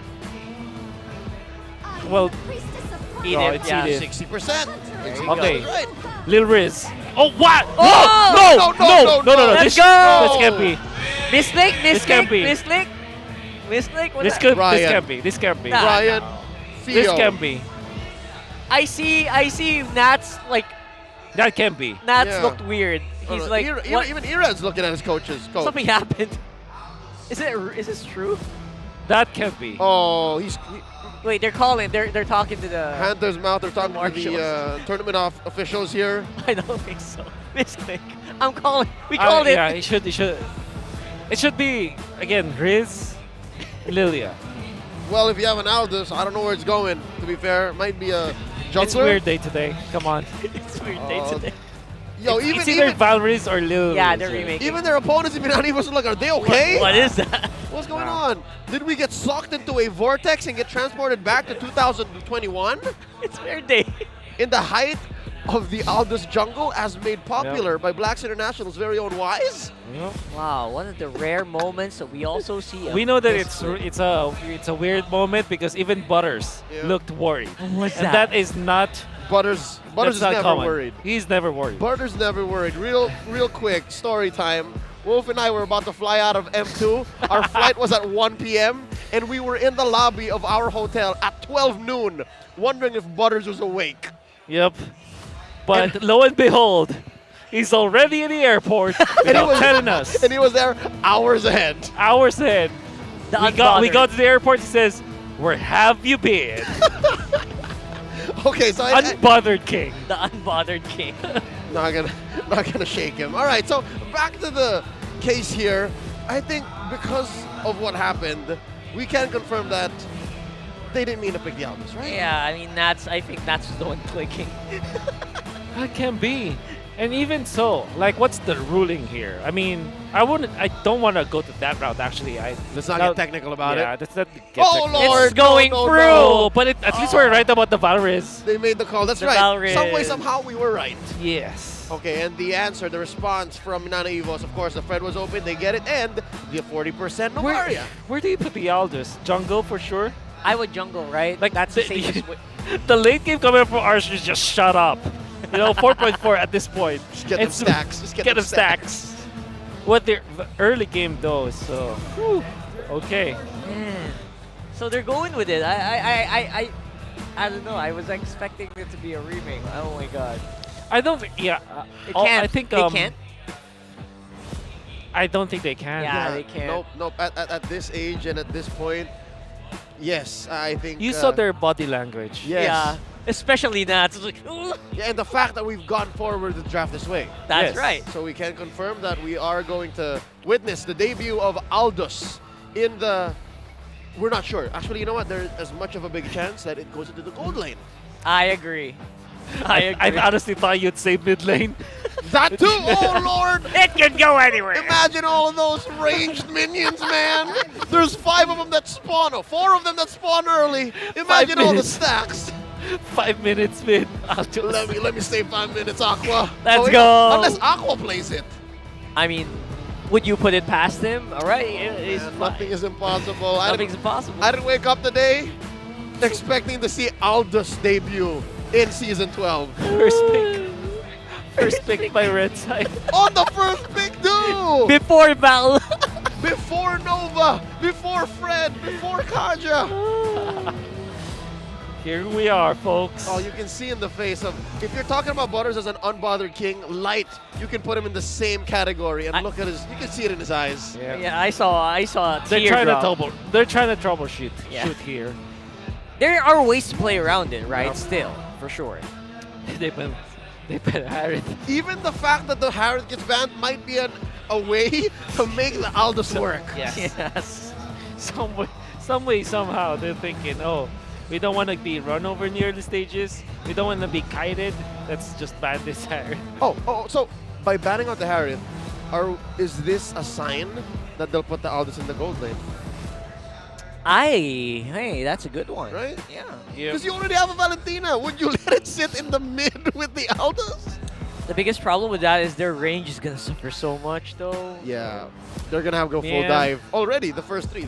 Remember when we're doing all those customs when the new emblem system was introduced? To study it. And I was spamming this Aldous in the jungle. Ironically, I'm a living proof to say that it won't work. You manifested it. It just doesn't work. But man, I ain't no Irad. You are guilty by association. Hey, I like the optimism. Yeah. I'll allow it. All right, Carry getting locked in, so okay. I guess it's safe to say Jungle Aldous. Jungle Aldous, and then they're sending the Carry in Emma's hands into the gold lane. all right. What's the band-aid here for the roam though? Man, what a problematic draft. They need so much, man. They banned the Angela. They could have used it. That's true. That's true. I think Florin, all honesty, Florin looks better. Because you need a support, really, for Aldous. Yep. That's just... Okay, Beatrix. Oh. Pretty standard draft from Minana. That's right. Yeah, forgettable, whatever. It's full coverage. Okay. You see this draft again, as good as it is and how amazing it is to feel to be part of Minana Evos right now, is a dime a dozen. Yeah, it's a dime a dozen. Nova Tricks, yeah, old story. Oh, so I'm thinking Florin or Rafa for RSG. I like the Rafa. Yeah. the Rafa. Okay, I think I speak for everyone when I say I'm excited to see how RSG is going to make this work. Ah, yes. Gold ticket member. Everyone who bought gold tickets today are very stonks. They witnessed some pretty interesting 6.4 late game compared to 5.8, and they didn't even mean it. I don't think they meant to do that, and I think the 6.4 could have gone much higher. Considering the amount that you get from the Aldous, right? Yeah, you're right. The ceiling is nigh infinite. We gotta recalibrate this index here. Yeah. we gotta fix some points. I have to have a few words with the guy who made it. Yes, please. Fix that Aldous number. But here we go. Anyways, oh god. Back to reality. It's less than ideal for RSG to play this. But lo and behold, the heart of a champion, a true professional, they're going into the Land of Dawn doing their best. We're about to see what the final layout is, folks. You're going to want to pay attention because even the emblems, even the talents, even every little decision that Irad makes on this Aldous is going to set a precedent, because what if they win? What if they win? Whew. Big what if. Irad on the Aldous. I'm sure this man didn't visualize his week to end like this. Yeah, for sure. It's Saturday to end like this. It would actually be something, right? It would set a precedent as usual. People would start spamming it again if they win even just one game with it. But with the new emblem system, I have to really concur with Wolf here. Yep. Hardly works. Hardly works. Goes for Quantum Charge. Yep. Of the Algis. Every punch much faster. Check it out, Lancey AR here. 50% of their first bloods are scored by Lancey. So yeah, all of the praises we've been singing for him since game one, well deserved. Let's check out the emblems here. Yep. That's Quantum Charge, adaptive damage for Irad as his choice. When it comes to the Fredrin, now you can see there's a stark difference between what we saw from series number 2 when Carl TZ played the Fredrin, going in for the firmness and the Quantum Charge. Kaizen goes for the Brave Smite. Yeah, Quantum Charge is a personal favorite of mine for Fredrin as well. So yeah, I completely agree with that. Yep, you're able to stay on your targets and get out of tough situations, which explains how Carl TZ got MVP of the series. Down bottom, they can afford to bear down onto Eman because again, in this day and age of utility junglers, when you have a true core jungler, the dynamics has changed. I think, oh, Lord JM. Oh, Lord JM is actually pretty low here, but Kaizen to the rescue. He's level 4 right now. He has a Praises Raffle. He bear down on the Nats here, forcing a flicker out. And of course, Irad using the contract Chase Fate. It's been a while since I've said that. Ultimate, and Nats gets punished either way. It's a 1-for-1. Oh, so far so good. Aqua waiting on a minion wave to go down so he can hit the level 4. MNNE Evo's first to the scene, pulling the turtle over. Interestingly, Irad kind of gave out the turtle. He just went for the purple buff. He wants to just secure the stacks. A turtle is just one stack. Yeah, that's true. Of course, Kaizen easy secure on that one. That's math. Oh yeah, the purple buff is 2 stacks with a mini. Yeah, exactly. Good. I like the way you think. Yeah. and to be fair, there was no way he was going to contest that anyway. Exactly, because again, the kit of an Aldous isn't meant to contest for turtles, at least in this highest level of competitive play. Well, the theory here is you go for attack build on the Aljus so that at least you can contest those objectives. It's like you're acting as if you're a Fredrin, essentially. Yep. But you'll get there after a wee bit, not for the first turtle. Yeah, absolutely. I mean, let's just call it maybe 15, 18, 20 minutes. Yep. That's all I can think right now that's going to be able to give RSG any sort of advantage. All right, so safe to say the game here for RSGPH is just a hold out. Yep. And they do have some of the tools to do it as well, right? I mean, yep. Yeah, I love that you have Valentina as well, the Rafaela to keep everyone in check. Yep. As long as you don't get Dove, which might happen right now as well. The 4-man from MNNE. There's a contract chase fate. Good vision. Doming, he's the target. Ooh. Good damage. Doming is going to be halved here. Kaizen absorbing all these spinning light wheels. And of course, Aqua with the engagement coming in from the Valentina. It's still Doming who's going to get that kill. Man. Very good initiations for RSG. You see Light as well as Aqua. But the thing is, they layered it improperly. There were some fractions of a second that did not chain properly when it comes to their CC. That's why Doming still managed to land a shot in between the crowd controls, which is weird for RSG because we know that they are so sick together. And MNNE Evos, now they will even confirm a turret onto the bottom lane. Yep, again, for RSG, basically they're playing, what, 4.5 versus 5. Yep. The hero that Irad is rocking isn't meant to respond this early on. You saw him try. You saw him use the ult and try to punch Doming AR into the ground, but he can't do that, not until, again, the aforementioned 15, 18-minute mark. But I can hear the ranked gamers right now. Wait for the one punch, man. Of course, that's going to take a while here in pro play. And of course, it's going to be MNNE who's going for that easy turtle secure here. It's a little oofski if I've ever seen one. Kaizen actually spent his retribution, but it's still Lord JM who scored the turtle. Yeah. Okay. 1,000 gold for MNNE Evos and change. This means that they're really taking, they're really on the right track. Like if you think about their Beatrix, being able to push down the bottom lane, I think that he is a little bit ahead of the curve. Yeah, it's not a little bit ahead. It's actually 900 gold ahead. Very. Of his competition, which is massive in the first 5 minutes of the game. About half an item ahead, right? Yes. So, yeah, and Thunderbell going over to Irad, again, that's pretty promising, which means he might be a little bit stickier. I don't know if that's a term. We'll allow it. It's a term now. Yeah. It is a term now. Coming into these targets. What else is he building? Look at that, 3.4k for the Novaria, which is a little bit ahead of the carry, which means that, man, Lancey is going to have a swell time once again. But you have to also note, between the Fred and the carry, it's a little, rather, the Aldous and the carry, it's a little closer. So, Ooh. Okay, Alright. that is what 4k gold in the first 6 minutes of a game does for you. That's what it feels like. Doming. And now Kaizen training to steal. I don't think there's much that RSG can do here. Yeah, right now RSG just banking on, not dying here. Even sacrificing the outer turrets right now just for that sake. The worst that can happen here is to lose your jungle if you're RSG, because that means that Irad will have to resolve to some other stuff when it comes to getting the stack. So even when the late game is good for RSG, that late game will be even way slower because of the Aldous if they do lose their jungle. So they have to really fight for their own side of the jungle. Yeah, and MNNE reading into that, just trying to take out these turrets as fast as possible.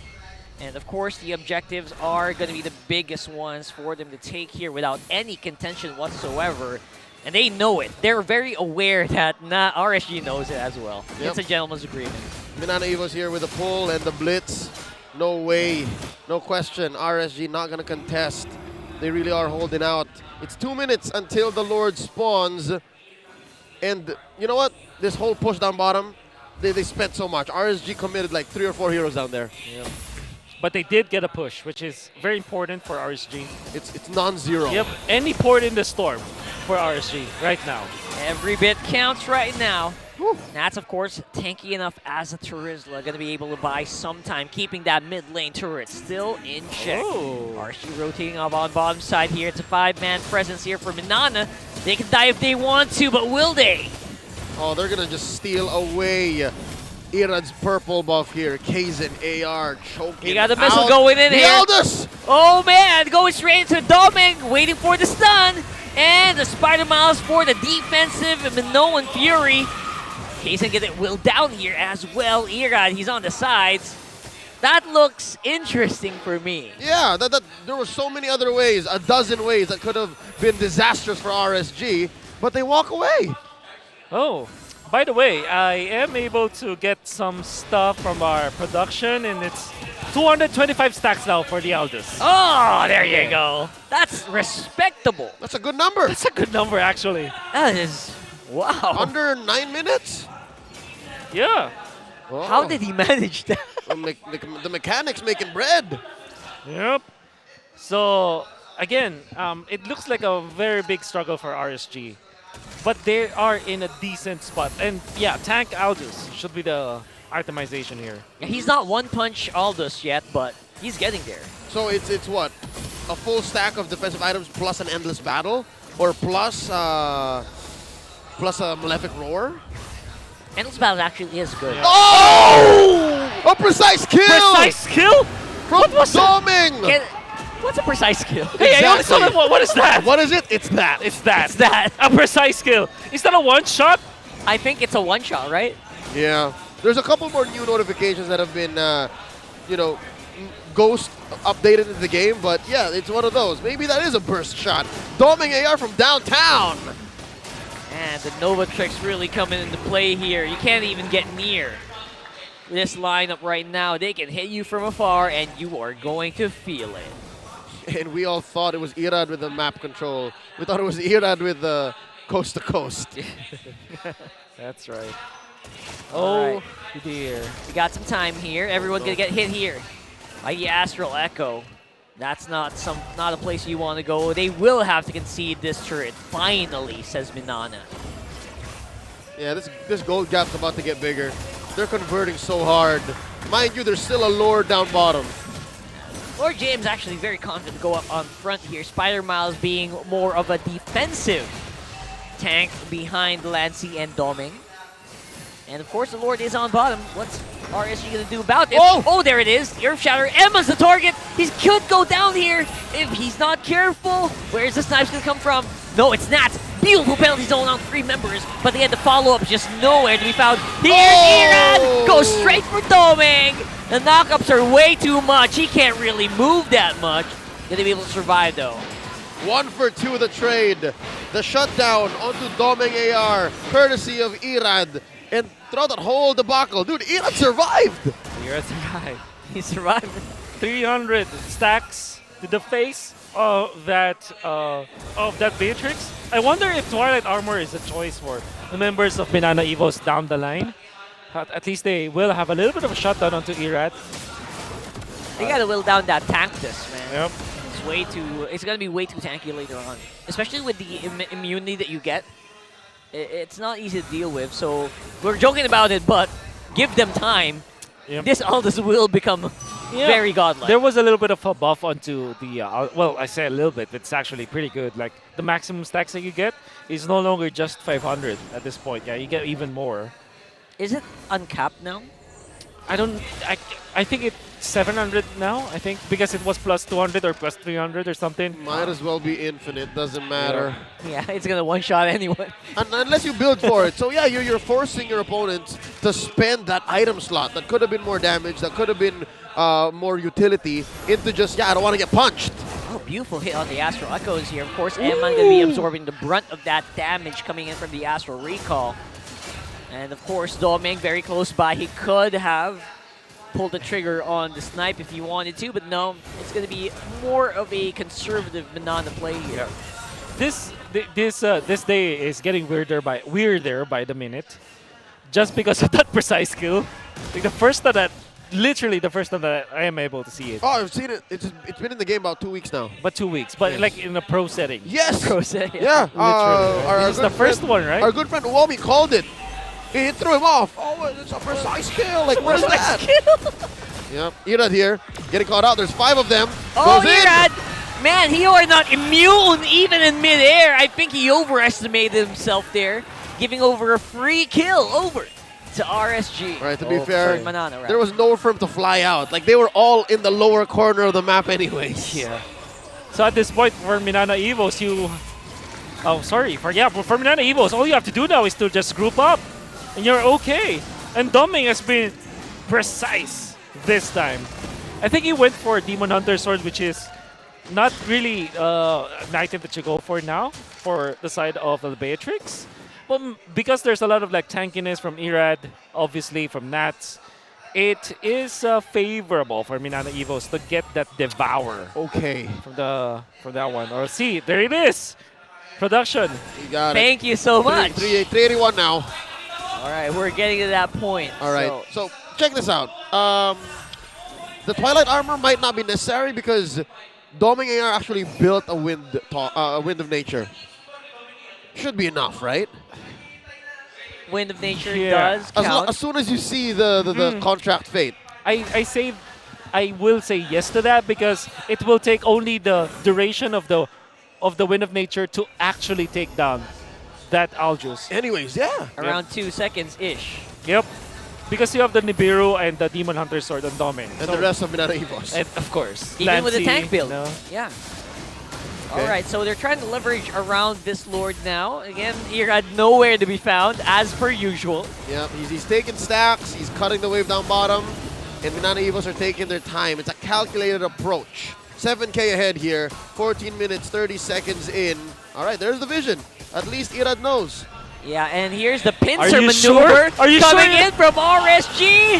Oh, they're trying to make it work, but everyone's just jumping in the air right now as Banana with the optimum crowd control in this scenario. Oh, man. They just cleaned up house, and that's going to be game. That is an oopsie. That's an oopsie. It's unfortunate is what it is. But folks, let's not take away from Banana Evos' victory. This winning moment is brought to you by our official sponsor, FWD Life Insurance. And what's- Akosi Doggy brings Whoa, out whoa. the boom. Or as we'd like to call it in the Philippines, a Walis Tambo. That's a 4-0 record between Minana Evos and RSG. And that's down in the history books. Season 12. Minana Evos just literally find it so difficult to win over other teams, but not against RSG. 4-0. Official Kryptonite. Yep. And one would think, even in a fair fight, right? Game 1 was a fair fight. But here, with a lineup that maybe RSG didn't mean to play with, they still got him. Something still. They're still laughing, by the way. Something's just don't give, man. Yeah. Let's still give it up to the Raiders. Let's give it up to our There you Season 9 go. champions, MSC 2022 champions. They played that like a champ. They stuck by their pick. They didn't complain, didn't protest it or something, didn't make any excuses. Surely it was bad, and they played it well. I think, except that last clash. Yeah, they pulled the trigger way too soon. Yeah, it was way too soon. Except that last clash, I think that they were on the right track at least. And were we not talking about how the Wind of Nature alone was enough? It happened. It happened. Yeah. And there were actually Winter Truncheons active as well on the battlefield, so it wasn't Yeah. going to be a wipeout at any point.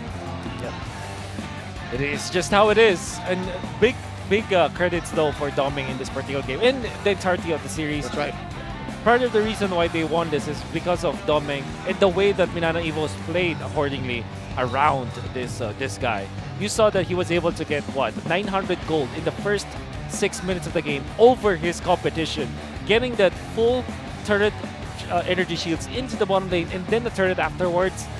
He showed us what a 4,000 gold can do for you in the early stages with that quote-unquote precise kill. Yeah, well, it was hitting like a truck again from miles away. It was unbelievable. So as if RSG wasn't dealing with enough. I mean, that was just insult to injury right there, wasn't it? Yeah, it was. Which again speaks of how professional and how admirable the efforts that RSG put up. The fact that all of this went wrong and you still stood up and you still played to your heart's limits for your fans, for all of MPL, for the people watching at home. And as much as we love these weird and odd stories to come through and give us good vibes and positive energy, Aldous debut in MPL Philippines Season 12, not gonna work out. Can't come down to brass tacks. The numbers don't lie, I guess, right? Yeah, we tested it. Well, 0 people, and 1. RSG for sure does not know that we tested it in our custom lobbies. Just won't work. Starscream, unfortunately, it's not your time yet. Did you use the Starscream skin? No, they didn't. They used didn't. the white one. He used the M1 skin. The M1? Was that M1? Yeah. That's M1. Whoa, okay. That was M1 if I'm not mistaken. It's the gold and white one. Was that M1 or was that... Yeah, that was M1. That was M1. M2 was You're right. Clint. King of Supremacy, right there. Checking it out. You're correct. That was M1. You've stunned me. Great memory on this No, guy. it's because I do not have Starscream. Ah, that's the one they use. Of all of the Transformers skins, that's the one I don't have. But that's neither here nor there. It's not important. One of the coolest, though. It is important. No, stop it. I'm gonna buy the Ducati Iritel. Anyways, folks, in just a few moments we are gonna be joining Marakin on stage. She is with Minana Evos as they celebrate their 4-0 victory against RSGPH in Season 12. That's surreal to me. I can't believe that's real. I can't believe that we're in this reality. And the thing is, it's also very important because now you have a lifeline once again for Minana Evos. It got tighter. Very, very much tighter. Like they have a straight up chance now to get into the playoffs. All they need to do now is to get more victories. The benefit here is that they get a 2-0, which means that that's solid 3 points. Man, that's huge. That's massive in this stage of the group stages. The barangay is trembling. Yeah, exactly. Oh, man. That's how crazy Season 12 has been. And by the way, we mentioned this. TNC is not even out yet. That's right. Yeah. That's right. We got 5 more tournament days left in Season 12, and the Phoenix can still fly. Man, back to where we are here now, tonight. Here. Minana Evos has something against former MSC champions. They're about to, bump right into Smart Omega. Oh, yeah. Oh, you're right. They 4-0'd RSG. What is it? That's What very is it? true. That's something that we can talk about in the storyboards. Yo, the barangay and the Whoa. Raiders better get talking. Yeah. Because the enemy of my enemy is my friend. So Yeah, that's right. Yeah. I'm actually gonna really love what happens in the next one. With this loss from RSG, I think that they might have just given away control of the upper bracket as well, because Blacklist International on the opposite end just got 9 points out of nowhere, or 6 points, I think. Oh yeah, 9 points out of nowhere. yes, because your opponent's losses are your games. Yes, exactly. So that's technically 12 points that they gave. Yeah. Or Big 9, boost. literally 9 points. Yeah, so not even wondering what Echo is going to be doing. Even the upper bracket scene seems tight. Let's go on over to the stage as we figure this out. Mara is with MNNE. Thank you, casters. Everybody give it up for MNNE. Congratulations! Ken, alam mo kahit ano kayo, lamang yung kalaban pag early game, but you guys still got all the breaks of the games. Ano yung mga call at how do you guys, were you able to stretch it? Pag nalalamang yung kalaban, what's happening? Ano yung mga calls doon? Sinasabi lang po namin sa bawat isa na maging kalmado lang po. Huwag masyadong pressured. And talaga pong nag-prepare po talaga kami para dito kasi po in-observe po namin lahat ng mga natutunan namin kahapon sa Blacklist. And nagtulungan po kami sa bootcamp po. Naglaban-laban po kami and nagtulungan po talaga bilang isang pamilya po. Kaya ayun po, nasolusyonan po namin yung ganong senaryo po. Lahat po talaga. So you're saying right now, wala talaga kayong pressure nararamdaman? Masaya po syempre. No Nanalo pressure kahit konti? Po. No pressure po. Actually, dahil sa nangyari today, naunahan nyo ngayon yung Smart Omega. You are now at number 6 at 13 points. 1 point ahead of Omega. Coach and DJ, you prevented RSG from securing the playoffs today. At dito, na-sweep nyo ang RSG twice in a row, round 1 and round 2. What is it that makes you such a difficult opponent? Siguro, grabe lang talaga yung preparations namin. Tapos, kahit iba yung lineup na ginamit namin, pinagandaan talaga namin yung kalaban. You guys are in a tight spot in a sense na kailangan talaga bawat series may puntos kayong makukuha. As a coach, paano nyo minomotivate yung mga manlalaro nyo to make sure that they show up a game na tulad nga na sinabi ni Ken na walang pressure? Basta yun, lagi lang nilalagay namin sa mindset na hindi pa tapos yung tournament, tapos gawin na namin yung best namin sa bawat laban. And you did a great job today. And now it's time to announce the match MVP. Let me hear some names. Okay, let's take a look at the big screen to see the match MVP. Doming! Congratulations! Now it's time for you to do shout-outs. Ano ang gusto mong sabihin sa lahat ng ating mga manonood? Si Doggy nandyan, nagsusweep ng floor kanina. Thank you sa lahat ng sumuporta sa amin ngayon and lahat sa mga pumunta sa amin ngayon dito.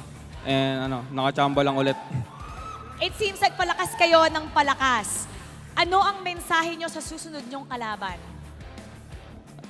Good luck. Good luck. What else? Other than good luck, anong gusto mo sabihin sa kanila? Wala. May gusto sabihin si Banoobs. May pinubo lang si Banoobs. Banoobs, what do you want to say to your next opponents? Maganda rin sila kasi sobrang grabe rin yung preparations namin. Lalo si Dogs talaga. 3 a.m. yan umuwi kanina. Ayun. Tapos gusto kong pasalamatan din kasi yung mga hindi naglalaro sa amin players. Kasi grabe rin yung dedications nila para mag-practice kami ng sabay-sabay. Ayun. Tsaka nag-mature na yung mga players talaga. So, and we can definitely see that. Unti-unti nakikita natin ang inyong lakas and you're getting stronger by the series. Once again, everybody, congratulations. Give it up for MNNE. You may now take your bow. About 3. Okay, 3, 2, 1. And take your walk. Gusto niyo si Coach humarap? O sige, Coach. Coach Yan Yan. Take your walk of victory. Oh, thank you. Congratulations once again to MNNE Evos. They have now moved up to spot number 6. We're gonna break that down game for you. So we're gonna go back to our casters. Pasok.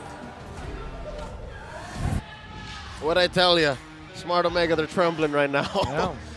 That's the hot zone right there. That 7 is and 8. definitely the hot zone. Like, it literally means playoffs or not. And we are in a shortened series. Shortened regular season. Not because of the matches, but when it comes to like preparation The time. Schedule. And that means that adapting might not be easier than it seems, because you have to do it only 4 days in a week. That doesn't even count for the day off. Oh, that's huge. That's just how it is. Yeah, and having that many people on practice is huge, right? And MNNE was made it Love work. it. That's why they shouted out their team. Wolf, break down what happened for us with game number 2. It's officially weird day today, and it ended with that beautiful pick on the Aldros that was made ugly by the side of MNNE Evos as they duly punished that pick. What they did here is to conquer the gold lane and to invade constantly against the lineup of RSG. There was a massive deficit between the gold laners, 900 gold at 4 or 5 minutes into this game, and that is actually pretty difficult to climb if you're RSG. While it's true that Irad finally was able to get the stacks that he needed, it felt like the tankiness wasn't there just yet. 3 minutes in, they make a play. The chain stunts wasn't there from RSG. This is one of my criticisms on what RSG did in this game. Surely they were landing all those big ticket ultimates, especially the stolen ultimate, but it wasn't enough. Oh, this was the precise kill, which is actually Nova Tricks once again. You can see that it's just about the distance, the precise kill. Well done coming out from MNNE Evos. Then Nats, again, no layering coming out from RSG. This happened before. They weren't able to layer their stuns and chain their stuns correctly. That's why they were punished. Now Irad, overestimating his tankiness, may have the stacks, but the tankiness will not be there. Well, taken out. And another play coming out from RSG. Well, they were hedged their bets once again. You can see the Wind of Nature picked up by Doming. No problem at all. And then it's followed up by beautiful chain knockups coming out from the Minoan Fury. And again, RSG just can't layer their stuns. RSG looked to be in a bad form today, because and I'm only saying this because I know the limits. I know the ceiling for RSG. I know that they are very good at team fighting, and the way that they synchronize each other, it's way more than this. Unfortunately, it's very clear that they're not in good form. The way that they're chaining their stunts ain't that good. Now for Kaizen AR, the way that he is jungling around, or when it comes to controlling the jungle, it made it so that his rotation up top was able to net a kill. So that was actually onto the top lane where they saw Nats forcing the flicker first. And then comes Lord JMAR getting another flicker so that they will be able to take out Nats. Afterwards, they got the turtle for free. And it's already the first few minutes of the game being in favor of MNNE Evos. Knowing full well that the early game is really bad for RSG, and MNNE Evos just took advantage of that, there wasn't any way for RSG to control Kaizen AR afterwards. Let's look at some of the other important stats and the items. Irad going in for the Blade Armor after the Radiant Armor, then Endless Battle. That is when some of the questions now appear. Because when it comes to like raw physical damage, you already have that with your stacks. What you need is tank ability. You may even swap this Thunder Belt for a Molten Essence into the Sky Guardian helmet just so that you can last when it comes to teamfights. And clearly, with this Demon Hunter sword early picked up by Doming AR, it allowed MNNE Evos to have true damage against this Aldous. So you cannot like shield your way or sustain your way against the Beatrix, because the Beatrix just destroys you. Other important stats, Monster Gold stolen. Unfortunately, Irad, after the first 12 minutes of the game, just can't jungle anymore. And we said that it was very difficult for RC to get back to this game was very clear. After seeing that, looking at the stats and after the replays, we saw how confident MNNE Evos is with this composition. I'm with it. I actually agree. Miles did well. Miles kind of helped pick up the tempo and serve up the series MVP to Doming AR and give MNNE Evos the win. I gotta add to that, the layering of the crowd control when you look at the replay was like, I felt bad for Ira because he was just, he was just always in the air. Trampoline. Yeah. Beautiful, it was beautiful. Yeah, and if you compare that to the RSG side, it's very uncharacteristic for them to miss those. Like, they're hitting, 4 people with the stolen or the copied Minoan Fury. They're hitting a lot of people with the Holy Baptism. It's just that there's some, fractions of a second where Doming can still get a shot up. So that's why he's able to get the lifesteal and even punish the side of RSG. So it's just the chain stuns coming out from RSG. Weirdly enough, they're not chained properly. Yep. In the highest level of play, that small fraction of a second actually does make the biggest difference. Yeah, again, given the muscle memory and the innate skill that Doming has, it's amazing. MNNE Evos here really making their last few days of competition in the regular season worth it. Can you imagine, like, something's gotta give. What if they continue this way? Will we be seeing the very first time that Smart Omega miss out on a playoffs? Are we gonna change history like that? Could it be them who gets dropped? Wow. Never thought about that. That's a very interesting thought. Right? Forget about the World Championship. That's about 2 months from now. Hell, even MPLI, the Invitational, that's also happening. We're getting top 4 from the playoffs. What's that gonna look like? I'm shocked. You end Weird Saturday with that kind of fact? We are at a precipice. Shocked. We are at a path tonight wherein canon events will change the course of history. And I think it will. I think this is why you have tournaments like this, right? You give opportunities to people who are willing to do everything right, to put the practice in, to give 110%. And then, yes, anything is possible. People who are used to seeing on top can fall to the bottom and vice versa. And That's beautiful. And there's so much that can happen, man. We're not even done. The weekend isn't over. There's one more day. And tomorrow we're going to see 3 more matches, 3 more best of 3s. And after tonight, I think I'm going to need a very long shower and a long night's sleep. Well, we're not even done, right? What if it's not Weird Day? What if it's Weird Weekend? You never know. Oh, no. I don't know if my heart can take it. RC has a match tomorrow against Echo. Oh! MNNE TNC has a match too. Who else? I think AP Bren will be playing tomorrow too, so yeah. Even AP Bren isn't safe. Even AP Bren wants to win more That's matches. actually very true. We're That's not actually done. very true. I feel like we're not done yet. In the span of a minute, we have gone through all of the harsh realities of Season 12. Post-game clarity. Oh. Post-Algiers clarity, actually. Post-Algiers game clarity. That's I was scrolling on social media just for a minute, right? And I'm already seeing all the Aldos. Yeah. Everyone's posting all this. The aftermath of this series. Oh my god. It will ripple throughout history. Yeah. I'm excited. Again, this might be the shot in the arm that MNNE's morale needed. Like, they needed this win. Absolutely. Folks, thank you so much for joining us. On behalf of everyone who joined the English Desk, Wolf, Rockhart, my name is Leo here at your service. We'll throw over to Mara to close out the show.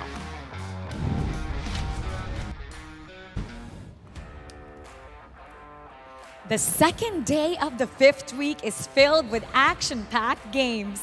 The Agents open a triple header with a statement win as Sensui's newfound confidence bolstered Blacklist International to exact vengeance against ONIC Philippines. We saw a thrilling game featuring the Phoenix Army convincing Game 1 win against the Orcas. In the end, Carl Tizzy made sure that they keep winning to match the standing record for the longest winning streak of 11 victories. At para naman sa ating huling serye, muling nakamit ng White Tigers ang 2-0 kontra Raiders para piligilan ang kanilang pag-qualify sa playoffs at makakyat ng top 6. Bukas, 3 kapanapanabik na laban na naman ang ating matutunghayan, kaya huwag kayong mawawala. Muli, I'm Mara Aquino na nagpapaalala, ang tahanan ng pinakamalalakas na MLBB player sa buong mundo ay mas Pinas lakas. Keep it good vibes everybody and see you tomorrow.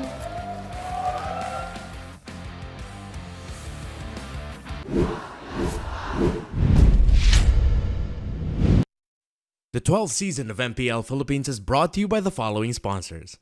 Smart, the official telco partner of MPL Philippines Season 12. Our official sponsor, Infinix. Infinix Note, ultra-fast gameplay. And FWD Life Insurance. In the epic adventure of life, FWD is your expert wingman. Celebrate your victories living with FWD. Our partners in esports, Maya, it's everything, and a bank. Secret Lab, the official gaming chair of MPL Philippines. And Pi Channel. Experience the Mpl-Ph Season 12 action live at Shooting Gallery Studios. Tickets are now available on our official ticketing partner, Slash. Don't forget to catch all of our official league content on TikTok, Facebook, Instagram, and Twitter. To ensure the equality and fairness of our games, MPL Philippines is also monitored and supervised by the Games and Amusements Board. Habang yung blacklist ay kumakapit pa, ayaw pa rin dito. Napakalakas pa rin ng Pilipinas.